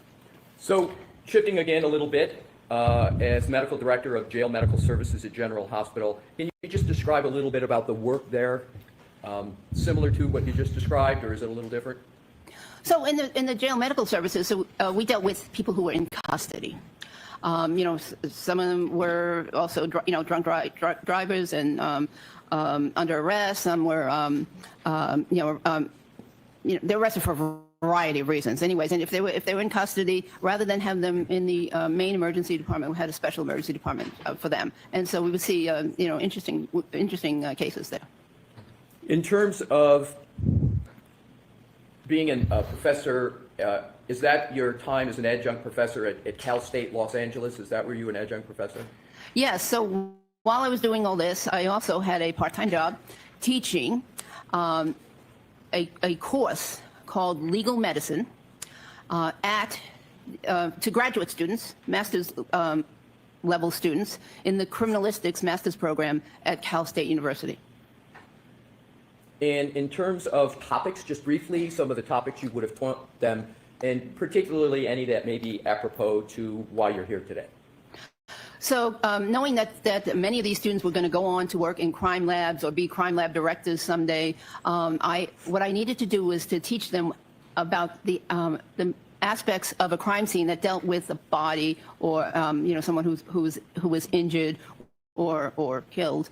And so we dealt with things such as time of death, post-mortem changes, wound analysis on the body, looking for different patterns of wounds or types of wounds that could direct them into, to steer them in their investigation. Let's see, so many other things, yeah. There was a little bit of a noise here when you were talking about wounds and patterns. Could you just repeat that aspect of it? Sure. So when a criminalist or a crime scene investigator goes to the scene, they have certain duties to attend to, and they need to be aware, that certain kinds of wounds, might indicate certain types of deaths. For instance, gunshot wounds in certain locations, or lacerations or stab wounds in certain locations might mean that this could be a suicide. This could be a homicide. They need to know, if there's something that might look like resemble a bite mark, that maybe that area needs to be swabbed or photographed, specially, and et cetera. So that's basically, it was very basic, but that's what. Let's now shift again to your work at the County of Los Angeles Department of the Medical Examiner's Office, or is sometimes called the Coroner's Office. When did you have that work, and what did that position involve? So that was from 1993 to 1995. And as I mentioned, there was death investigations. I was assigned a certain number of cases myself, but we also reviewed cases that other doctors had. And I, given my curious mind, when I would do my autopsy, I'd also look at whatever other cases were going on. And there were typically 10 to 15 cases going on any given day. And so I learned a lot, not only from my cases, but from other cases. Did you ever conduct an autopsy of any individual that sustained dog-inflicted wounds? Yes. Please describe that autopsy. That was a case I'll never forget. It was a young boy who had been attacked by 3 dogs, large dogs, but not specifically canine, law enforcement trained dogs, but 3 large dogs. And the wounds there were extensive wounds all over the body, or as best I can remember, including a wide variety, puncture wounds, some scratches, abrasions, contusions. There were a number of different types of wounds. So let's now go, we talked about dogs and motor vehicles. I want to go back, please, to motor vehicles. Did you, as a forensic pathologist, did you ever conduct autopsies of decedents that were involved in motor vehicle accidents? Yes. Approximately how many? Hard to say. I'm not sure really, but probably at least, motor vehicle accidents, probably at least 20 or 30. Did you conduct autopsies of victims of motor vehicle pedestrian incidents? Yes. Now, prior to working at the coroner's office, you worked at the jail emergency department at General Hospital that you described, right? Yes. And in that position, did you provide treatments to persons that suffered dog-inflicted injuries? Yes. And just approximately how many? And then we'll move on to the next topic. Approximately, personally myself, about 40, but I was involved I worked as part of a team, and so I think we saw probably about 60 of these severe dog bites. We're going to shift again to keep it moving. Have you authored or edited any publications on dog-inflicted injuries on humans? Yes. And what publications, please? So I was a co-author on 2 peer-review articles in major emergency medicine journals. One of them was describing the law enforcement dog bites, injury patterns, and another one was more focused on the management of the law enforcement dog bites. And did you, those are ones you co-authored, correct? Yes. Did you ever edit the work of others articles or books as part of a peer-reviewed process? Yes. Describe that, please.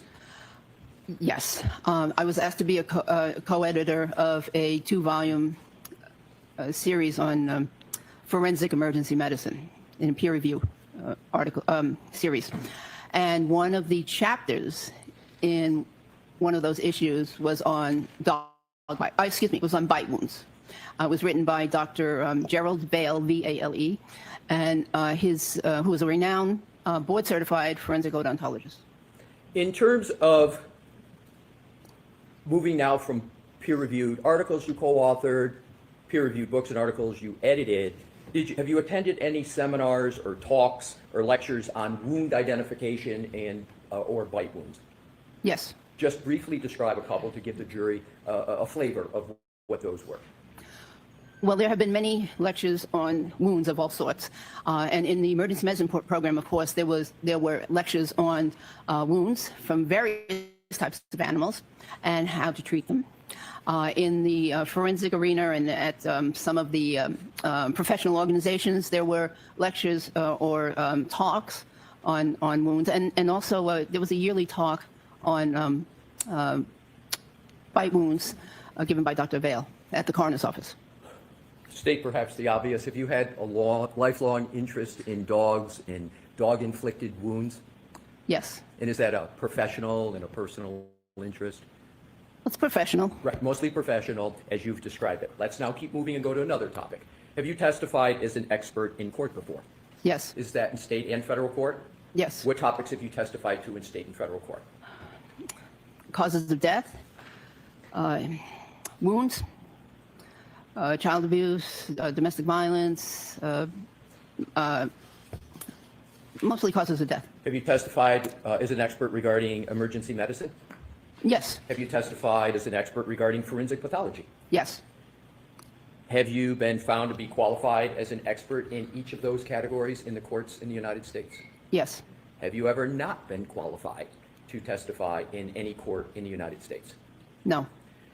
Have you ever testified as an expert regarding identifying dog-inflicted wounds on humans? No. And why not? Because prior to this case, because it's not a topic that comes up very often. So although it comes up often in your practice, in terms of whether it's an issue in court, is it, my understanding from your answer, it just doesn't come up that frequently? Correct. Are you aware of any other physician practitioner that would be testifying in court a lot on this topic, given what you just said about the infrequency of it coming up? No, I'm not. Now let's go on to what were in the last question on this line, give a general idea of the types of wounds that were at issue and whether there are any pattern wound issues in those cases that you've testified in court about. Well, many of them were stab wounds. Some were blunt force wounds from a variety of mechanisms, including assaults or motor vehicle accidents. Again, a lot of wounds from accidents, and then of course gunshot wounds. Were those the topics both living persons as well as deceased? Yes. Let's now move to. You've mentioned wound pattern, right? And are you familiar with the topic in the area of wound pattern recognition? Yes. Can you please describe for the jury what you mean by wound pattern recognition in your practice and from your experience? What is it generally, and we'll get to some more specifics as we go through. Well, generally, pattern recognition is very important in medicine. It's important in a lot of different fields of medicine, including radiology. They look for patterns on x-rays. Pathologists under a microscope looks for certain patterns to identify cancerous cells, for instance. So pattern recognition is very important. And then as a subset, wound pattern recognition is of course very important to physicians that deal with patients that come in from the street, so to speak, from who may have been assaulted, may have been child abuse victims, may have been domestic violence, elder abuse, those kinds of victims, because sometimes it's important to, or you learn that what actually happened is not what the patient or the relative or the presenter said happened. And so you have to discern or figure out what happened in a case. And so you have to be able to identify certain patterns and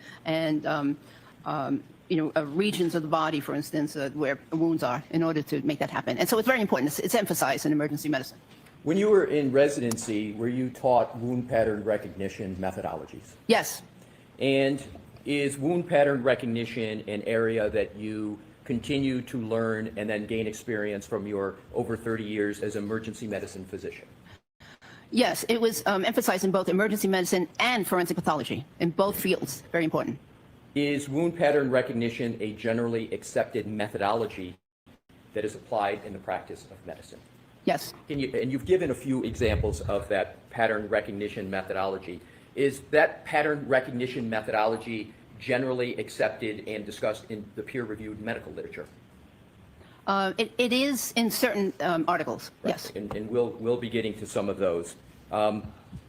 In terms of wound pattern recognition, just roughly how frequently in your experience as an emergency medicine physician did you have to exercise your skills in wound pattern recognition? I would say probably weekly, because I always questioned, what the patient was telling me, and did it fit? Did the story make sense? So I did it quite often. And was that particularly important in child abuse cases where you may not be getting the story and you'd have to look at wounds and make your own determination? Yes. Now let's go and slightly move on to a very similar topic as to whether you ever had to determine the source of the wound without any input from a patient. Oh, yes, many times. Many patients arrive to the emergency department unconscious. And that's one example of others. And with regard to language barriers, did you ever encounter that as an obstacle to you understanding what may have happened and you therefore had to exercise your pattern recognition skills? Yes. So now in terms of dog bites specifically, how often, if at all, did you have to look at a patient without input from anyone to determine whether it was from a dog? Occasionally. And can you recall any specific instance, or is it just you're recalling that you generally had to do it, but you can't recall a specific instance? The second of that I generally had to do it. Sometimes, there was a language barrier and people couldn't describe what it was that bit them. And it was important to know because treatment for different types of bite wounds is very, very different. And to be fair to the situation, you can't give any one specific. You remember this person was this age, etc. But you know that you did that on more than one. I'll withdraw that and go to the next area. Let's now talk about wound pattern recognition in the area of forensic pathology. What role does pattern recognition play in forensic injury analysis? And could you please just let the jury know what you mean by forensic injury analysis as regards pattern recognition? Okay, so forensic analysis or forensic injury analysis is the analysis of injuries from a medical legal perspective. In some areas of medicine, the doctors are taught to just treat the injuries, and no figuring out about how it happened or what caused the injuries, so much as they treat. But in my case, both the emergency department and the forensic pathology training, I was interested in how the injury happened. That was a very important factor to me. Why is pattern recognition important in the field of forensic pathology? Well, you can look at a wound all by itself, an abrasion, for instance. Abrasion is a scratch. And in and of itself, it might not tell you how the wound occurred, all by itself. But if there are a series of scratches or a series of lacerations or cuts, they can tell you more about how it happened. And have you applied wound pattern recognition skills in your practice as a forensic pathologist? Many times. Could you just give the jury a flavor of why, just a few examples, maybe two? Okay. Self-defense wounds, for instance. an issue comes up often in court. If certain wounds were inflicted on purpose versus were they inflicted self-defense, and things like appearance and location can help you determine that. What was the question again? It's just a few examples of applying pattern recognition skills in forensic pathology. Oh yes, Thank you, doctor. More? No, more, yes. Oh yeah, motor vehicle accidents. People who are struck by cars. There are certain patterns that one expects to see when a individual is struck by a car, and we're taught to look for certain patterns, and that can help you determine if they were struck by a car. In terms of motor vehicle accidents and patterns, can you give an example of some of the patterns you would expect to see in someone, and that you have seen in someone that is struck by a motor vehicle? Oftentimes lower extremity fractures, for instance. Lower extremity bruises and fractures are commonplace for someone who's struck by a car. And in your practice as an emergency medicine physician, a rough approximation of how many lower extremity injuries you have examined and evaluated with regard to motor vehicle accidents, including in the Los Angeles area? Oh, I think probably hundreds. Alrighty, so now let's continue with the topic that you were talking about. You called it defense injuries and wounds. I want to cover that topic. Are you familiar with the term posterior surface? Yes, in terms of anatomy? In terms of human anatomy, and with Your Honor's permission, could Dr. Russell point to her arm to show what she's referring to with regard to posterior surface for a defense injury? Sure, go right ahead. So let me explain just in general. Sure. Anterior is the front of the body. And so Dr. Russell, I'm sorry, if you want to stand up so the jury with Your Honor's permission. Yes, are you comfortable standing up and doing this? Yes. Okay. So many years ago, anatomists decided on a nomenclature for describing parts of the body, and so the way the body the descriptions go is that you take a person in what they call the standard anatomic position, which is upright with their arms, their palms facing forward. Palms facing forward. So that is the standard anatomic position. So anything in the front is anterior. Anything in the back is posterior. Could you point to the arm when you talk about anterior and posterior, please? Yes. So with regard to the arm, if the palm is facing forward, that's the anterior. So the posterior part of the arm would be the back part that I'm touching right now. This back part of the arm and the back part of the forearm would be right here.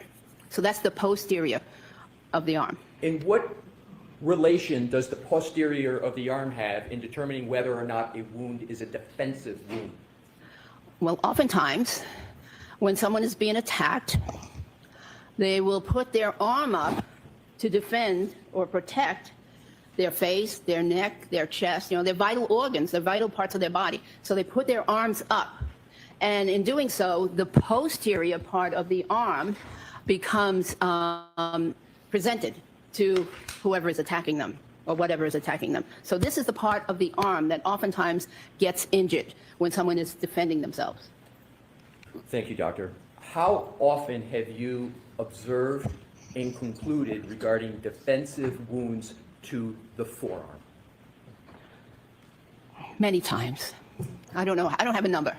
20, 30? I don't know. In terms of decedents. And then in terms of live people, many, many more. And if we just start with the posterior part of the forearm that you've described and you encounter wounds there, are those wounds indicative or highly indicative of anything? Well, they're indicative of defensive wounds being caused during a defensive action. In your experience as a resident, a fellow, emergency room physician, and a forensic pathologist, and your time at Cochrane, have you experienced and taught the topic of defensive wounds? Yes. Now let's move on to another topic. Do you have knowledge of the dental features of dogs? Yes. Where did you gain your knowledge about the dental features of dogs? Generally from reading articles. And in terms of examining patients with dog-inflicted wounds, did that inform you anything about dog dentition or not? Not specifically. In terms of dog dentition, Your Honor, may I approach? Okay. Thank you.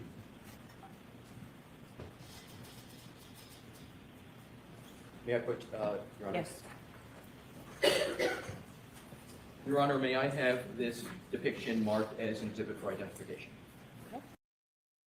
So, for ID? For ID only, yes. Is it 000 for identification?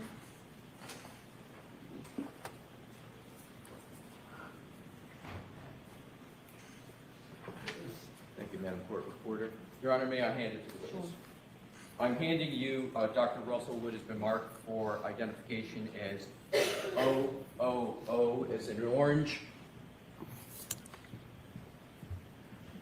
Dr. Russell, do you recognize that depiction? Yes. What is it? This is a diagram of canine dental anatomy. And could you please, just for the jury, briefly describe dog dentition and what we mean by the term dentition? I think most know, but just for the record. So I believe dentition just means the teeth and the shape of the teeth and of the mouth of the animal or a person. And what this diagram shows is that in general, dogs tend to have a triangular mouth, meaning it comes to a narrowing towards the front of the mouth. It shows how many teeth a normal dog will have, and what they look like. There are different kinds of teeth, just like humans have different kinds of teeth. And Your Honor, to assist the jury in the understanding of what Dr. Russell is speaking about, with Your Honor's permission, could we publish this as a chalk for the jury? Is there any objection? None, thank you. Okay. Sure, go right ahead. Thank you, Your Honor. And will enlarge Mr. Woke the Dr. Russell, where would you like to start with regard to this, just to give the jury a brief discussion of dog? Oh my God, Noel. Noel, good morning, and thank you very much. Number 56. Good morning, and thank you very much, Noel. It's so nice to see you. It's so lovely to see you. What do you think thus far? What? I still haven't heard anything from Papa Sean. Well, let's see. Yeah, I still haven't heard anything from Papa Sean. What do you think is going on here, Noel? Hey, and happy Pride to everybody. Happy Pride to everybody. She's a dope-ass lady, dude. Yeah, maybe. Maybe she's one of those ladies who's like, I don't need no man, and she just has guinea pigs and lives in the woods. We'll see. We'll see. Dentition. Which part of this should we zoom in on? I think the lower half around the triangular upper and lower jaws, right there. Right there? Very good. And Mr. Woke, if you could just, to start with, pull it down just so we can see the headings, and more importantly, the jury can see the headings of those two diagrams that Dr. Russell has pointed out. Yes, and just enlarge that. Can you read what's on the left and what's on the right? It's slightly blurry.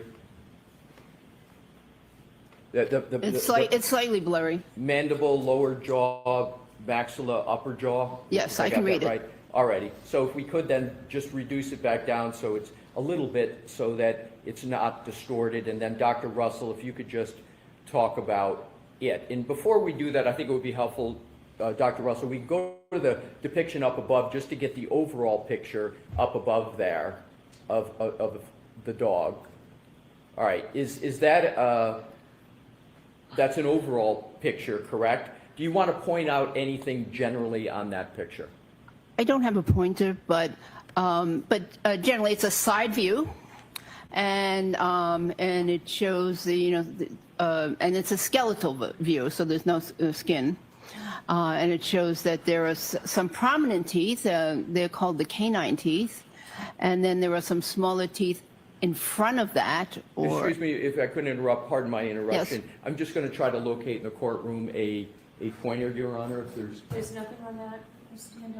I've got one where I may approach. If there's one else. No. Yeah, I didn't see. May I approach or not? Thank you. Here, Dr. Russell, hopefully that will work for you. Thank you. Excuse me. Okay, so this is a side view, and it shows many teeth, and and this is skeletal view, obviously, and it shows these prominent teeth, which are called the canine teeth. Humans also have canine teeth, and ours are not quite as prominent. And then there are some teeth in front of that, which are called incisors. So that's the overview. Right. And just to put this in context, we are looking at this and talking about dogs. Have you had the opportunity to review any photos of the right arm of the decedent in this case? Yes. Is one of the topics you're going to address whether those wounds are from a dog?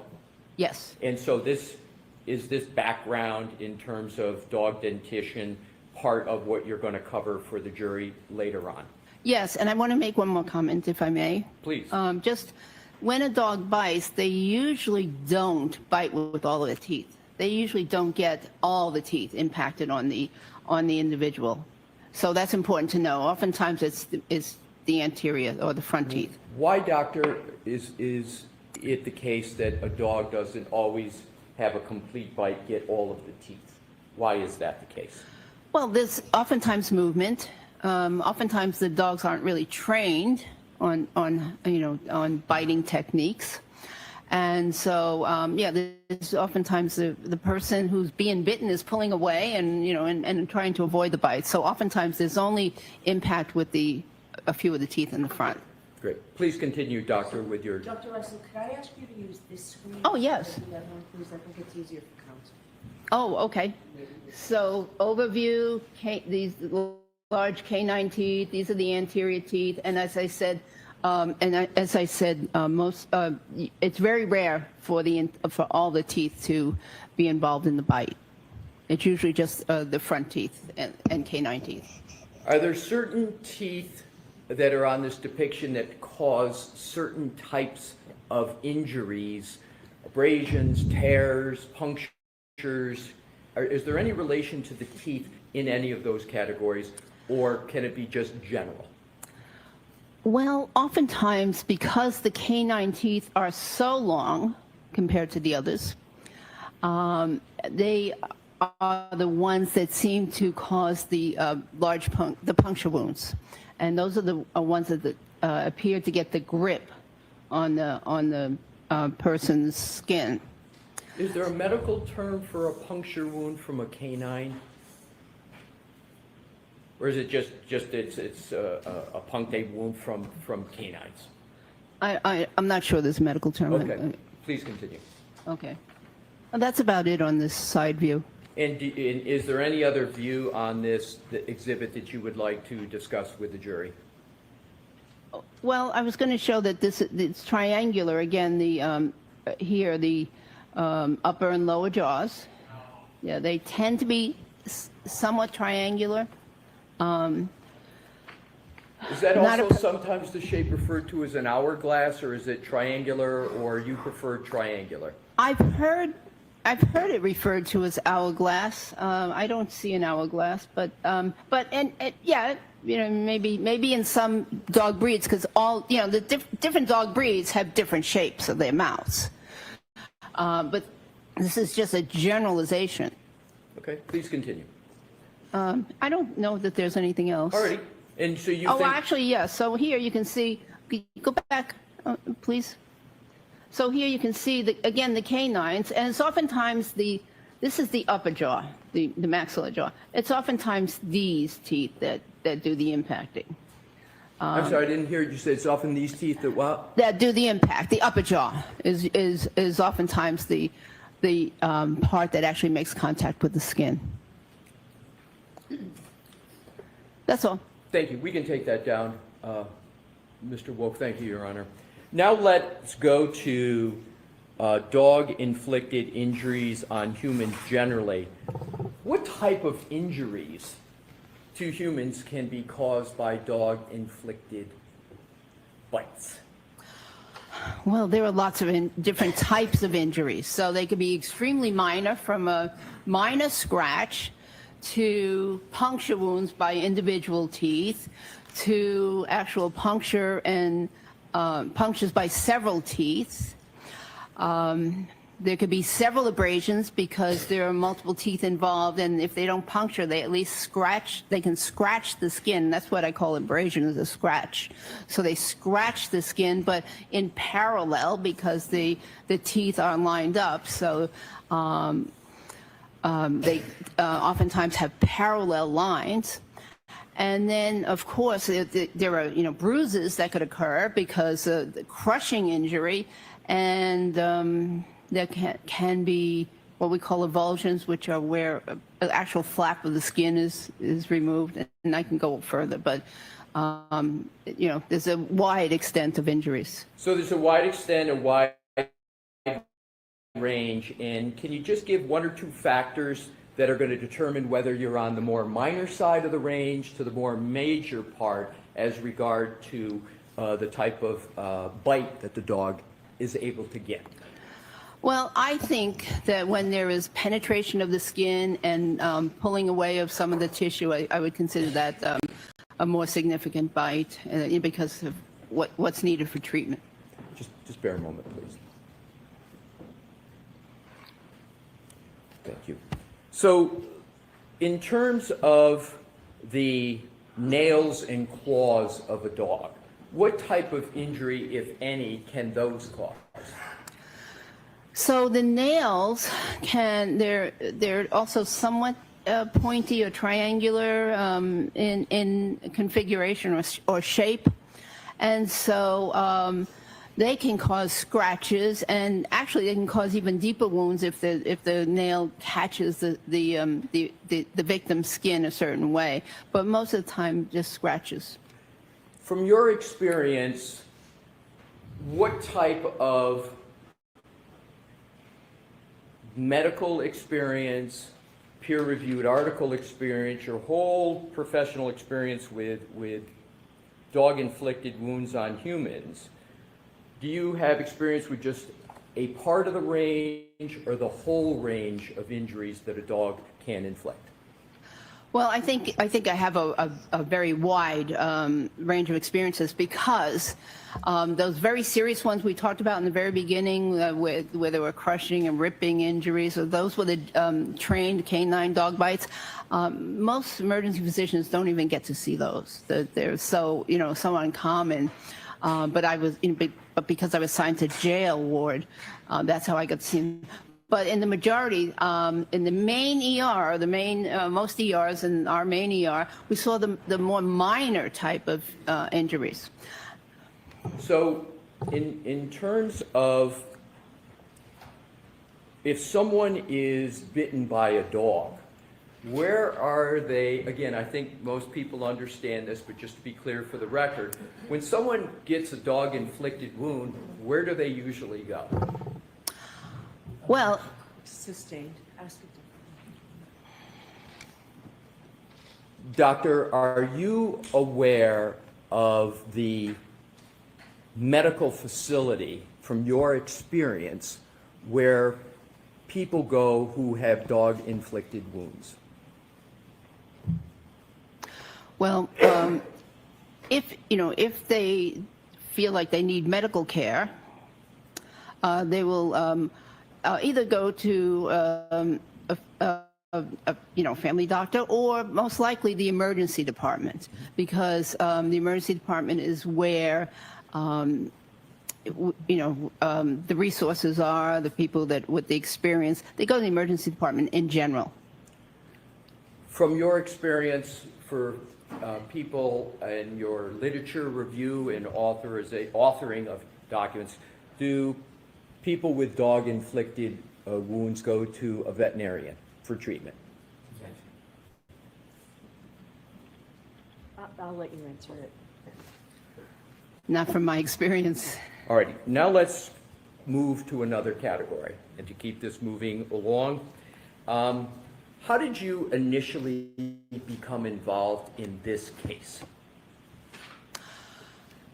Well, very interesting. I live in Los Angeles, and I saw something in the Boston Globe about this case, but I really didn't pay much attention to it.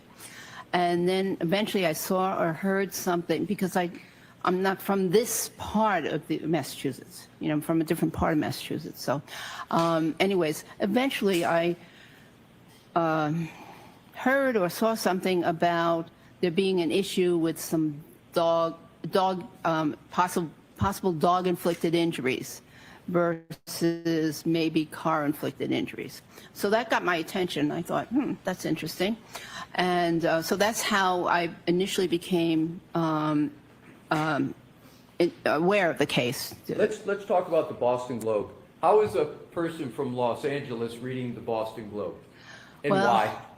Is it like a one-time thing, or why is it you're reading the Boston Globe? You know, I had a subscription. I would, not always read it. I lived in Massachusetts. I went to school in Massachusetts. I worked in Massachusetts as a police officer. So I have some interest in Massachusetts, but none of that was in this geographic area. It was all north of Boston. So that was the area I mostly paid attention to.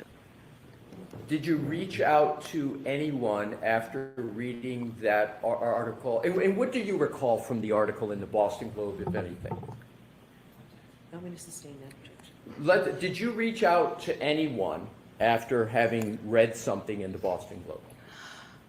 Yes. I thought the question was interesting. Objection.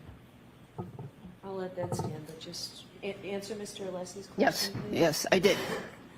Go ahead. Answer. Okay. Yes, I reached out to one of the DAs in Los Angeles County. And at that point, what, if anything, did you know about this case? I didn't know much. I just knew what I mentioned, and I knew that the decedent was a police officer, had been a police officer, and that interested me also because I was a police officer. Please keep your voice up, Dr. Russell. I said that interested me also because I had been a police officer at the time. Go ahead. So that's about all I knew, really. Right. So,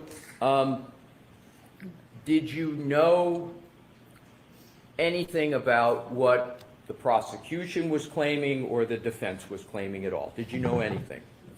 Sustain. What did you know, if anything, about the case? I'm going to see it sidebar really quickly on this.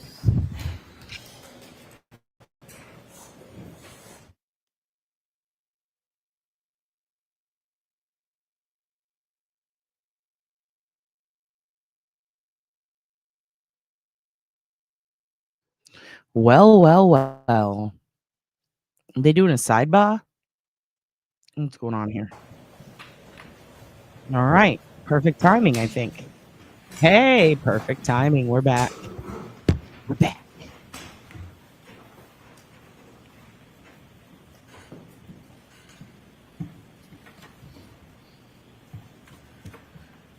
A moment, Your Honor. Okay.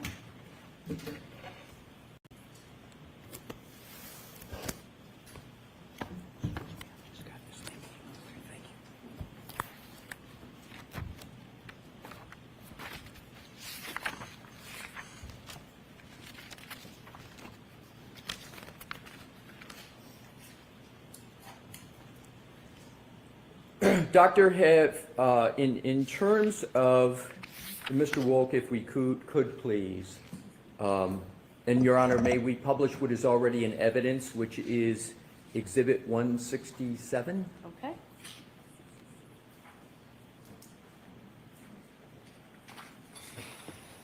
Dr. Russell, do you recognize Exhibit 167? Yes. And how do you recognize that? Well, first let's start, what is it, and then how do you recognize it? It is a picture of the decedent's right arm and forearm. Now, without stating what it is, have you been able to form an opinion as to the source and nature of the wounds that are depicted in that exhibit? Yes. Now, in terms of the next area, can you describe for the jury what method you used in forming your opinion without yet stating what your opinion is? Well, I used pattern recognition and differential diagnosis. So let's start with wound pattern recognition. Is that the wound pattern recognition you've been discussing up to this point in your testimony? Yes. And did I hear you use the phrase differential diagnosis? Yes. Please tell the jury what you mean by the term differential diagnosis as a physician, emergency medicine physician and forensic pathologist. So when a patient, when a physician sees a patient and, or, an image in this case, and is attempting to make a diagnosis, it's very important that not only do they consider what they believe is the obvious, but also in their mind go through other possible diagnoses and determine if they can rule them out, so to speak. If they can rule them in, rule them out, so that they are not just focused on one thing, but they've actually given consideration to other conditions that may be causing whatever it is that they see. So, Mr. Wolk, if you could take that, we're going to come back to this back and forth, but I'd like to have it taken down until we do have the need to, and if we could have the lights go back on, Your Honor. Thank you.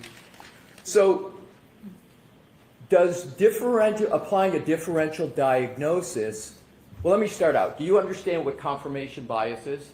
I believe so. Yes. And does differential diagnosis assist or not assist in avoiding confirmation bias? I believe it assists in avoiding confirmation bias. So, in terms of differential diagnosis, did you apply that concept in the beginning of your analysis of this case?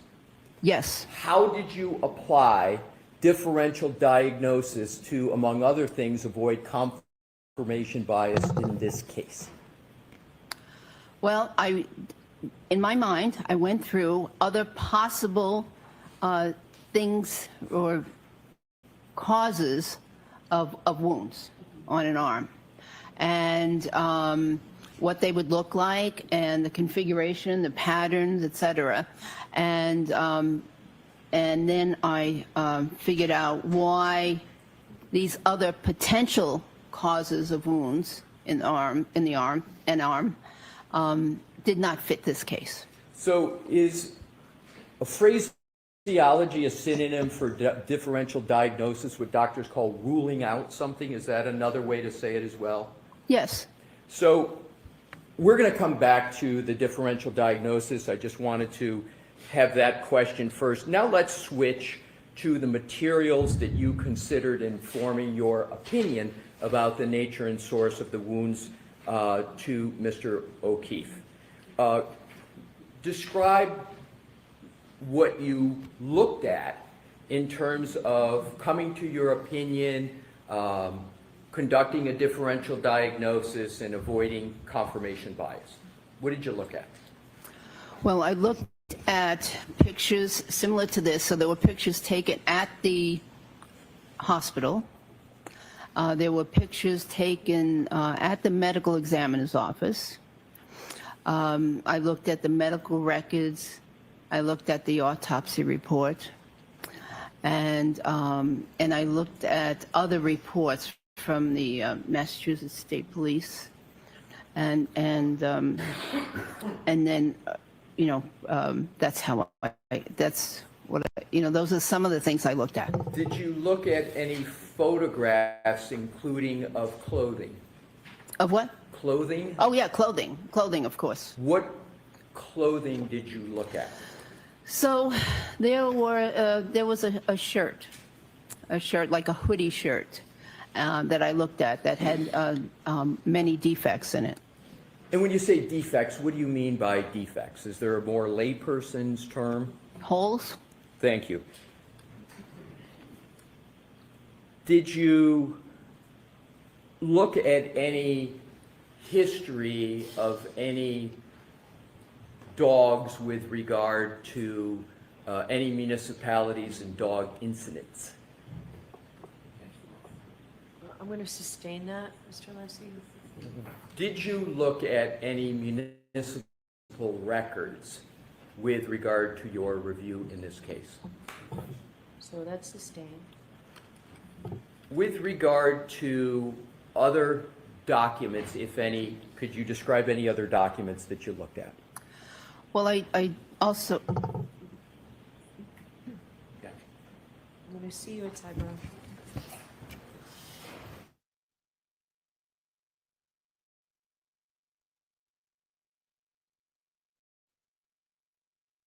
We've got another sidebar. We're over here talking about getting bit by dogs. Yes, when I was 8, I believe it was a 30 or 40-pound basset hound. I remember them stressing that it was incredibly fat. I remember it being fat and old. Its name was Morgan. It was like 10 or 12 years old. It was really old. I was in Laredo, chilling with my auntie, and she dropped me off at this babysitter's house, who was like, I don't know, like the principal of the school she worked at or something. I think she was the principal and this lady was like a teacher. I don't remember. But I know that she dropped me off and the lady said, listen, my dog, bit someone. Yeah, the dog's name was Morgan and Morgan. Call Morgan and Morgan. It's very triggering when I see those ads. But yeah, I remember they said, hey, don't go in the bedroom because our dog, Morgan, who I knew, what a cute pup, is quarantined for 10 days because it like ate a bat or something. I think it ate a bat or a possum. It ate something and it started foaming at the mouth and acting crazy. And so they took it to the vet, and I guess their vet or someone said, hey, you got to quarantine this dog for 10 days and gave it some medicine, she said. And she's like, so don't go in there. She's in a grumpy mood. And I went, okay. And then I just remember immediately I was wearing a purple jumper. And I just remember I had a bowl cut. I was missing front teeth. I looked stupid as fuck. I just ran straight into the house while her and my aunt gossiped outside. Walked right up to that door that she said, don't go in. Opened it, closed it behind me. Morgan's asleep. Big old fat thing. I lean down, I get on my knees, and I squat, and I get nose to nose with the sleeping dog, and I go, Morgan! It just latched onto my nose and was, and I stood up, and I just heard a tear, and at one point, it was lifted off the ground, and then it tried to jump at me again, and by then, my aunt and that lady were already in the room, fucking freaking out trying to grab the dog, and I run out screaming and there's just blood fucking everywhere. So I go to this emergency room in Laredo, Texas, and nobody speaks English, so I had no idea what was going on or what was being said, and I just remember passing out and then waking up during the surgery screaming. And then I passed out again, and then they had given me some shots at some point, and I remember my mom lost her mind, and she was like, I was staying at my aunt's for the summer. So, like, I couldn't see her or anything, and everybody speaking Spanish, and my aunt spoke. I mean, she still speaks fluent, perfect Spanish. She's just yelling at them. And I remember the lady standing in the hospital room, and she's like, I'm not paying for any of this. I told you. And I remember them fighting with that lady. And then she sent flowers and a note that said something like, I'm not liable for this. And I had to get stitches, and they put like they think they took skin off my ass, somewhere on my ass, and put it on my nose, is what I was told. A skin graft of some sort. And I remember thinking that was weird and finding out, nope, that's pretty common. But yeah, that was nuts, dude. And then when I went back to school, I had stitches all up here. And everybody called me Squeaky Toy, Chew Toy. Dog Girl was my personal favorite. It was a Catholic school. And Yeah, 1 bowl o'clock, cut, and no then front today we'll teeth, give and a you an hour squished for nose. lunch, okay? Whew. Everything was working against me. All right, let's see what's going on next.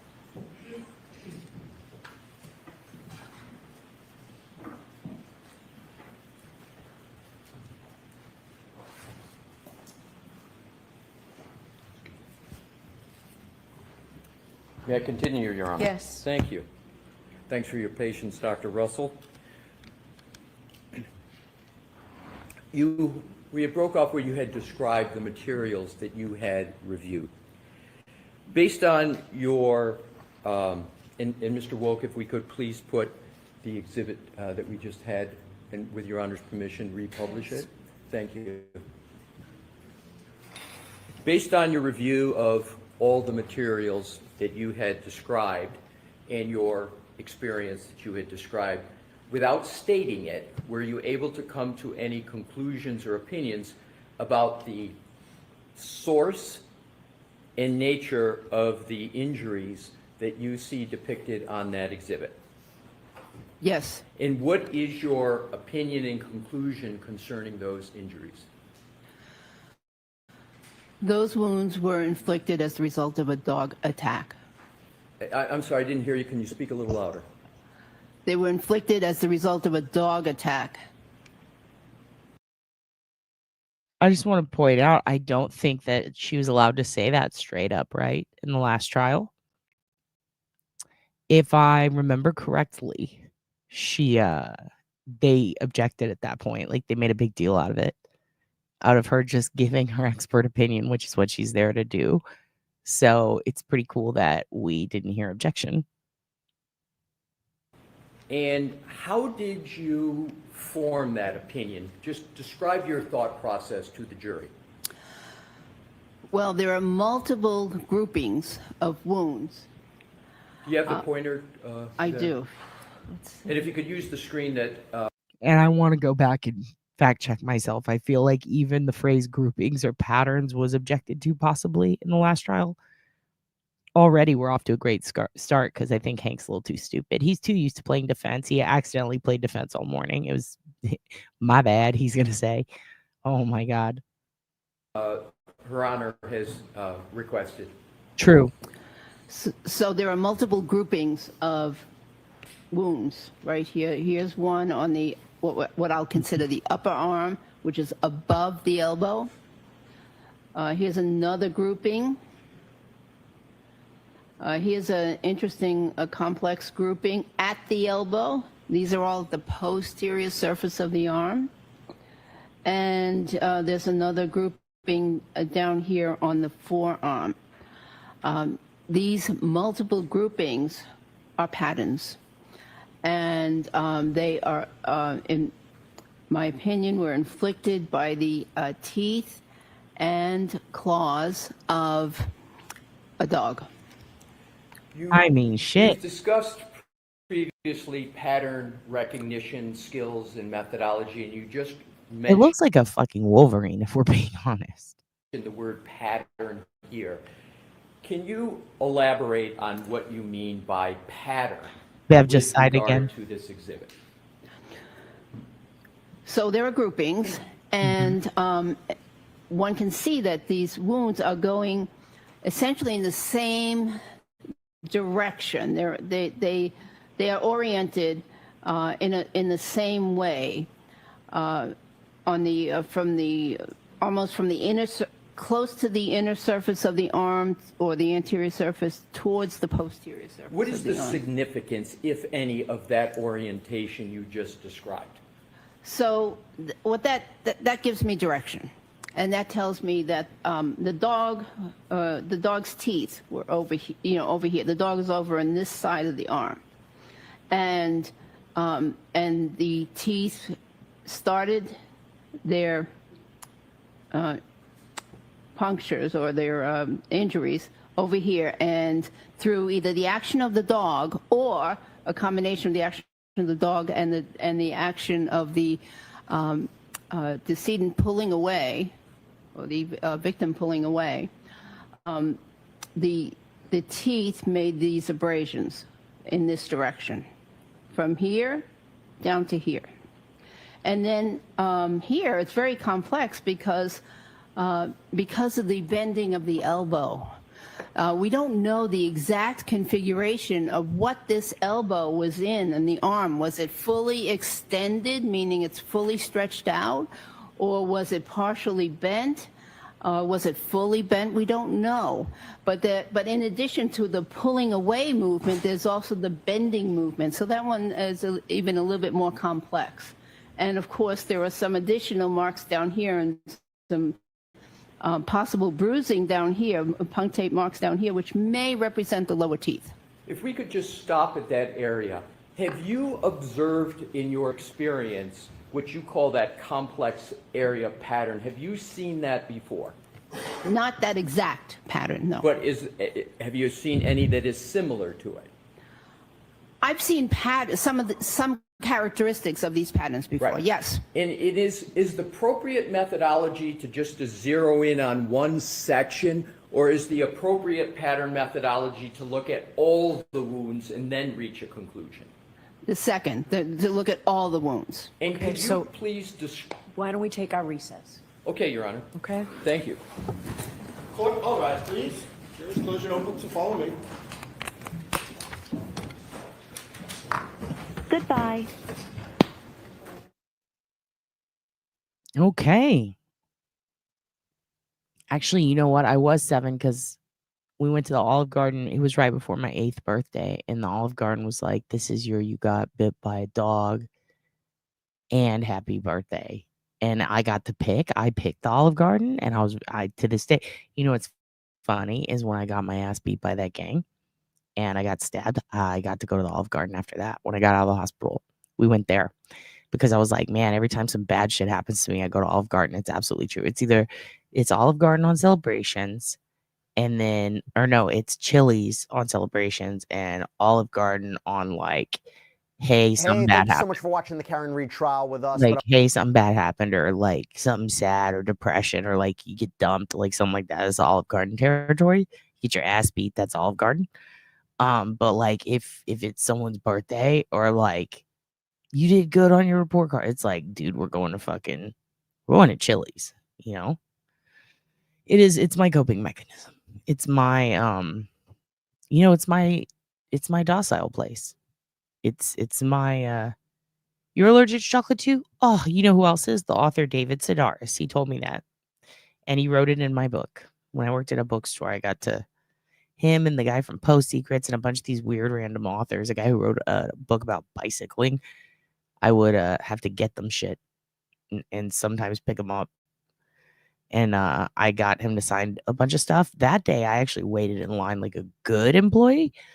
And he drew a picture in my book of it was for an autograph signing. And he drew a picture in my book of Abraham Lincoln getting a cum shot into his mouth, and it said, "We're both allergic to chocolate." That's what he wrote on it. I cannot. It's all the way up, Darlene. I cannot change it. It's all the way up. For real, it's all the way up. And they're not going to be back for a minute, dude, for a hot minute. So, here's what I'm thinking. I probably have to go. I have some shit I got to do today. But if I have time, I'll come back. If I can, I will come back. And maybe we'll do a call-in next time, because I really do want, we're all trauma bonded. We're trauma bonding with Olive Garden. But you know me, I hate to end on a depressing message, a depressing note. It's pretty depressing that and it's puppa time later. It's gonna be puppa time later. Every time is puppa time. When you go to Puppa's channel, I'm excited for him to be back. This is gonna be cool as fuck. We need to get him some sort of cool background or banner or something. You know, something like that. JoJo Siwa is so messy, dude. I can't believe she did that. Gay Pride Month. What a bitch. How could you, JoJo? How could you do that to us? Is Stephen Stern's trial happening now? I have not caught up, because to me that's a shoo-in. They're gonna fuck him up. I'm not worried about that, but I also don't want to hear the details because it's so fucking depressing. Yeah, this is hard to This is a hard one to choke down. Like, we know he's gonna get fucked up. Ugh. They're showing him shirtless. That's disgusting. I don't want to see that shit. Nasty. He is one of my favorite authors, and he's one of the fucking funniest people on earth. One of the nicest people. You want to do squirms? You know what? We haven't done squirms in a little while. Want some bobo? Oh, dude, eggplant parmigiana when I was little. Eggplant parmigiana. Now it just depends because everything's a little weird. They switch shit up. Usually eggplant parmesan. And listen, I know that's not the best Italian. I'm not there for the best Italian, okay? I'm there for the fake Italian, dude. I'm there for family. I'm there to fight. If you're not at the Olive Garden expecting to fight, what are you even doing? Like, who the fuck you think you are? You think you're too good to fight? Also, bad news, everyone. R-Truth got released from the WWE. He is beloved. Everyone's mad. Everyone's mad. I'm mad. He's the best. He literally rapped with Tupac. He is beloved. People are revolting. It sucks. I don't know what to say beyond that. It's a tragedy. Grant Hardin, the ex-sheriff officer who who escaped from prison and is on the run. Yeah. He's still out there, and where is it? Alabama, Arkansas. Where the fuck's the sheriff, y'all? I don't know where he is, but he's in the South. He's on the run ski. The devil in the Ozarks is what they're calling him. He murdered a guy. He's an ugly motherfucker. So if you're out there, be safe, okay? We could do, there's a live walk through New York City going on. You guys want to look at some live world cam? And then we will. Oh, you talking about Thunderkick? Fuck yeah. And did you see he's ordering bloody boots from the dark web? And I told him you need to get some luminol. And he was like, great idea. And he said he'd do it. And then I told him that theoretically he could get a swab kit too and then send it off and get a DNA check and run it against public databases. And he was like, good idea. So I think he's going to end up doing that, possibly. They caught 8 out of the 10, I think, of them. And you can already see one of the body cams. They've already got that put up. It's fucking crazy. With the shoes, oh, there's all kinds of dark web websites where you can buy shoes that look bloody. Usually it's just someone who found some old shoes and blood on them, or they put fake blood or pig's blood. And they try to get money, drawing up the mystique, thinking that web sleuths are going to buy them and test them. And that's why I'm like, well, if he's doing it anyway, may as well. And the shoes all had different names and ages. That was terrifying. But there are places that are like that on the dark web. And sometimes you find some real ass shit and sometimes you don't. But I told him, do the luminol test kit. He's going to get that. And I told him to get the swab kit through a DNA service. I should message him and tell him to use a Canadian one because that's actually going to probably bring him more fruitful information. It's not going to be all tied up in government shit. So then he can upload it to multiple databases and maybe see who those boots got blood on by. I don't know. But yeah, I think he's gonna do that. So it's pretty sick. He's very interesting. He is a genius. He's a genius. I mean, I think, doesn't he go to MIT or Harvard or some shit? He goes to he's literally a genius and he goes to school for the computer shit, but he's been doing this for many years. Like, this isn't a new thing. And the AI, the Beast, is like my favorite. That shit's so funny. The fact that he gnomed himself, done, gilded, dude, gilded. He is Bay. He is daddy. He's dark web daddy, dude. He knows what he's fucking doing. And he's probably going to be, I really think he's going to be like the next Bray Wyatt in wrestling. I think he's going to be like a big deal, like the Undertaker big. Give him 5 years. He'll be WrestleMania status and beloved. And hopefully they won't fuck his gimmick up because it's perfect. The whole missing a tooth thing, perfect. Perfect. Okay, we could watch. It's actually kind of boring, the whole New York angle. I don't know. Do you guys want to see?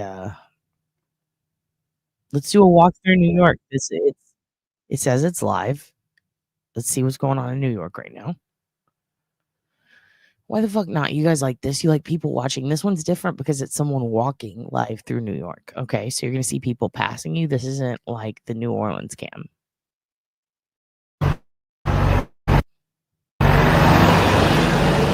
So loud.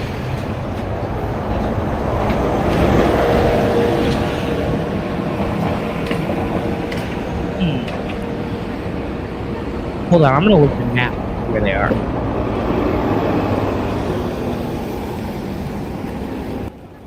I'll even put a little music on. We'll add some flair to it. See if we can put a little music on in the background. In the criminal justice system, the people.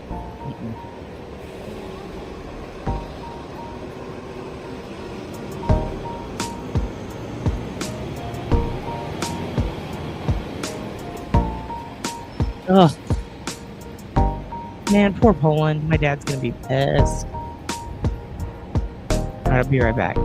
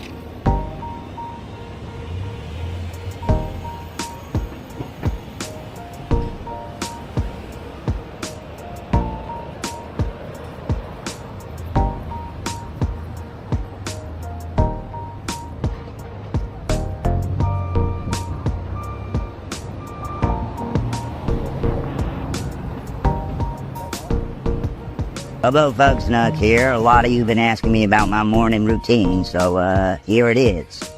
It's my new teeth. Snort-worthy smile if you ask me.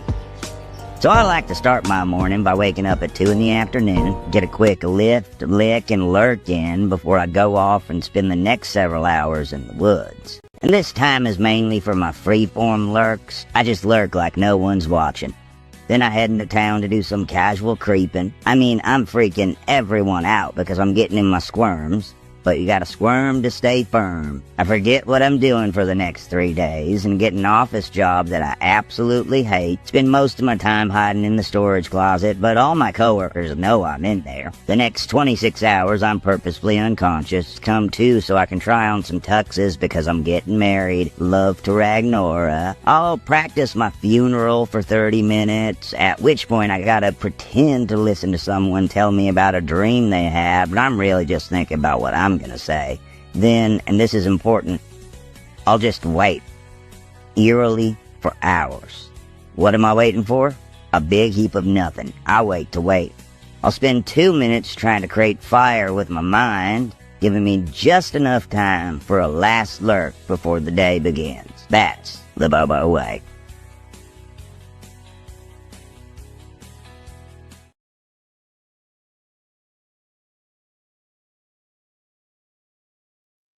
Okay, so here's what I'm thinking now that you've seen the Bobo way.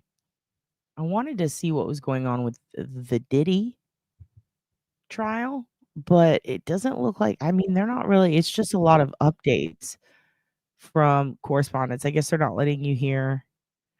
Oh, okay, so their defense on the elevator hallway video, your oh, so they're giving you quote by quote.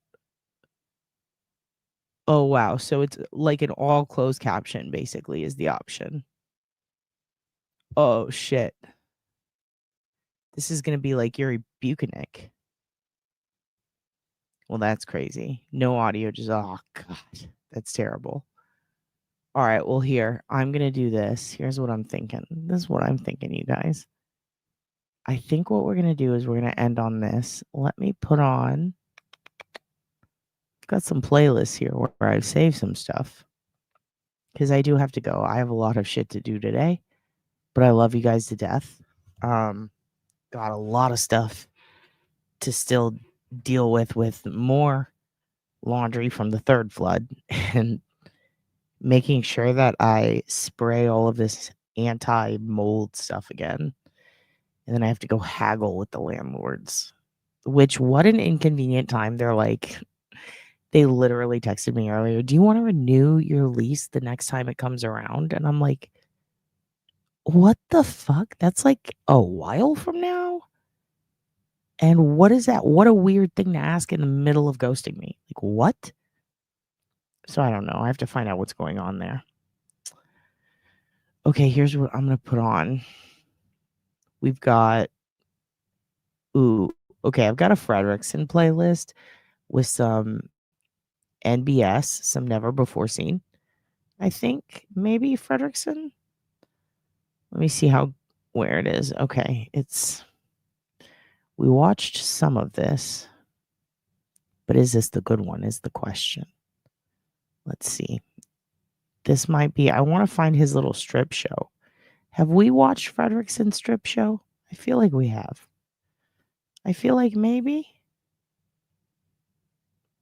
Let me see. He had a little strip show. It was very cute. Okay, no, we might have seen that one. Let's see this. Ow, I'm trying not to sneeze. Okay. Sorry, guys. Trust me. I'm trying to find you good content. Good content. Fredrickson related content, of course. Of course. Where is he? Where is he? Where is he? Where's my little guy? Oh, is this jail Marcus? Okay. You know what? You guys want Marcus? We'll do some jail time, Marcus. How about that? How about that? We'll do Marcus in jail. You guys want to see him in jail? How that worked out? Here we go. This is for you. I hope you guys have, yeah, if Fredrickson does a striptease. Fredrickson does a striptease. So I'll put this on for a little bit. You can see Marcus in jail. All right, you can see what happened. This is what I thought was the end of that one where I was like, this is the most incredible ending. And you guys are like, that was it. And I was like, oh, it must have been something else. This is what I was expecting. Thank you guys for coming today. Freak Aaron Reed. Here we go. And by the way, this is ROFL Gator VOD archive. If you want to check him out. Are there people? Thank you. Good night. It's a dirty spot. Okay, yeah. I gotta get it. Wait, I see something really familiar over there. Is that what I think it we is? got some new prisoners in here. You want to go talk to them, sir? Yeah, I do actually. This thing needs to be fucking fired. A little kiss on the face. Oh, sure, Chief. It's nice to meet you, Chief. I have prisoners and tell you what they've done. All right, I have a feeling that you're gonna do great. Okay. All right, big man coming through. Big man coming through. Now this one. Why aren't they wearing any clothes? Riding a retard to death. So. Wow. No, I was speeding. Oh, okay. Can you get me out of here? They keep putting shit on my ass, please. I'm sorry, I can't help you. Good luck with that. For drugs? We gotta do a get me out of here. 2 minutes. You want to get in there? The whole force gets up in there. I'm sorry. Marcus? Why is Marcus in jail? What the hell? Committed a felony. Yeah, I mean, you've committed a lot of felonies, but you finally got arrested for it? Apparently, it's not legal to launder $17,000 through a locally owned Greek restaurant. Yeah, I don't think money laundering is legal at all. Dude, what's your Officer. Up here. Can I help you? Ball That's my twist. Holy shit, Marcus, what the hell? What weakness? My heart. Are you okay? Oh, Marcus. Don't worry, I got the stash in this pretty cool sink. Yeah, no, that's a real cool sink, man. Tangerines, 3 of them. Tangerines? Holy shit, dude. What's your bond? Like, can we help you? You're gonna make me grumpy. Oh, well, I'm not trying to make you grumpy. I'm trying to help you out here, man. It looks comfortable. You comfy in there? Robert, help. Listen, man, I don't want to go to prison, bro. I've seen what it's like in there. They'll eat me alive, dude. Can't get down. It's scary. Can you open the thing so I could help him get down? My balls. You got my balls. Yeah. Okay. Oh. You want to go? You know what he's done? You want to go in there? Yeah, he's my friend. Robert, please. Okay. I don't think I'm supposed to be doing this. I'm just gonna help. I'm just gonna help him down. Okay. All right. I'm gonna close the door. I gotta close it once you go in there, right? Is that? Marcus, just jump down. I got you. Just jump down, Marcus. I'll catch you. Keys right here. Just make sure you don't. Okay, you just completely missed me. You just entirely missed me. You didn't even try to jump into my arms, Marcus. You just jumped entirely onto the ground. Are you okay? You've saved me again. I did. It means the world to me. Right. How are we gonna get you out of prison, bro?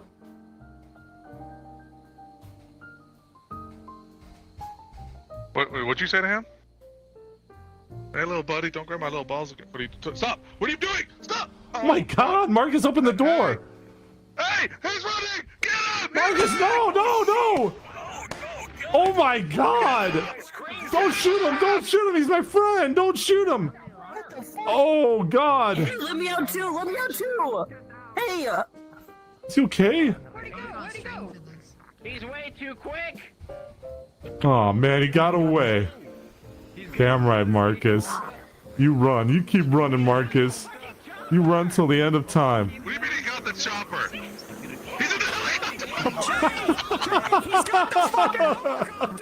What the hell is going on?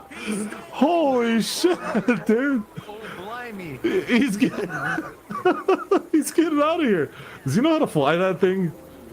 Oh man. That's my friend.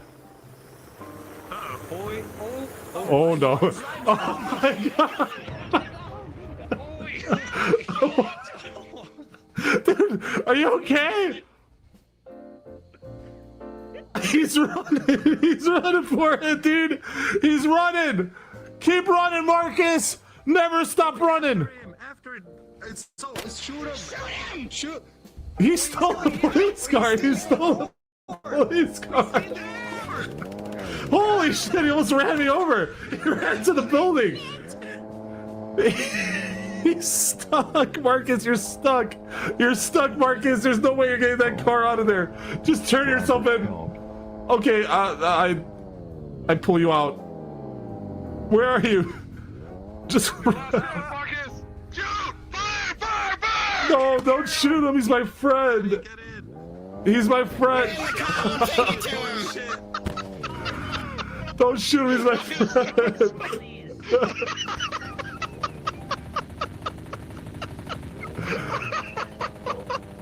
Dude, you're shooting your own friend. Stop! Stop shooting! Stop! Another day for the boys in blue. Everybody,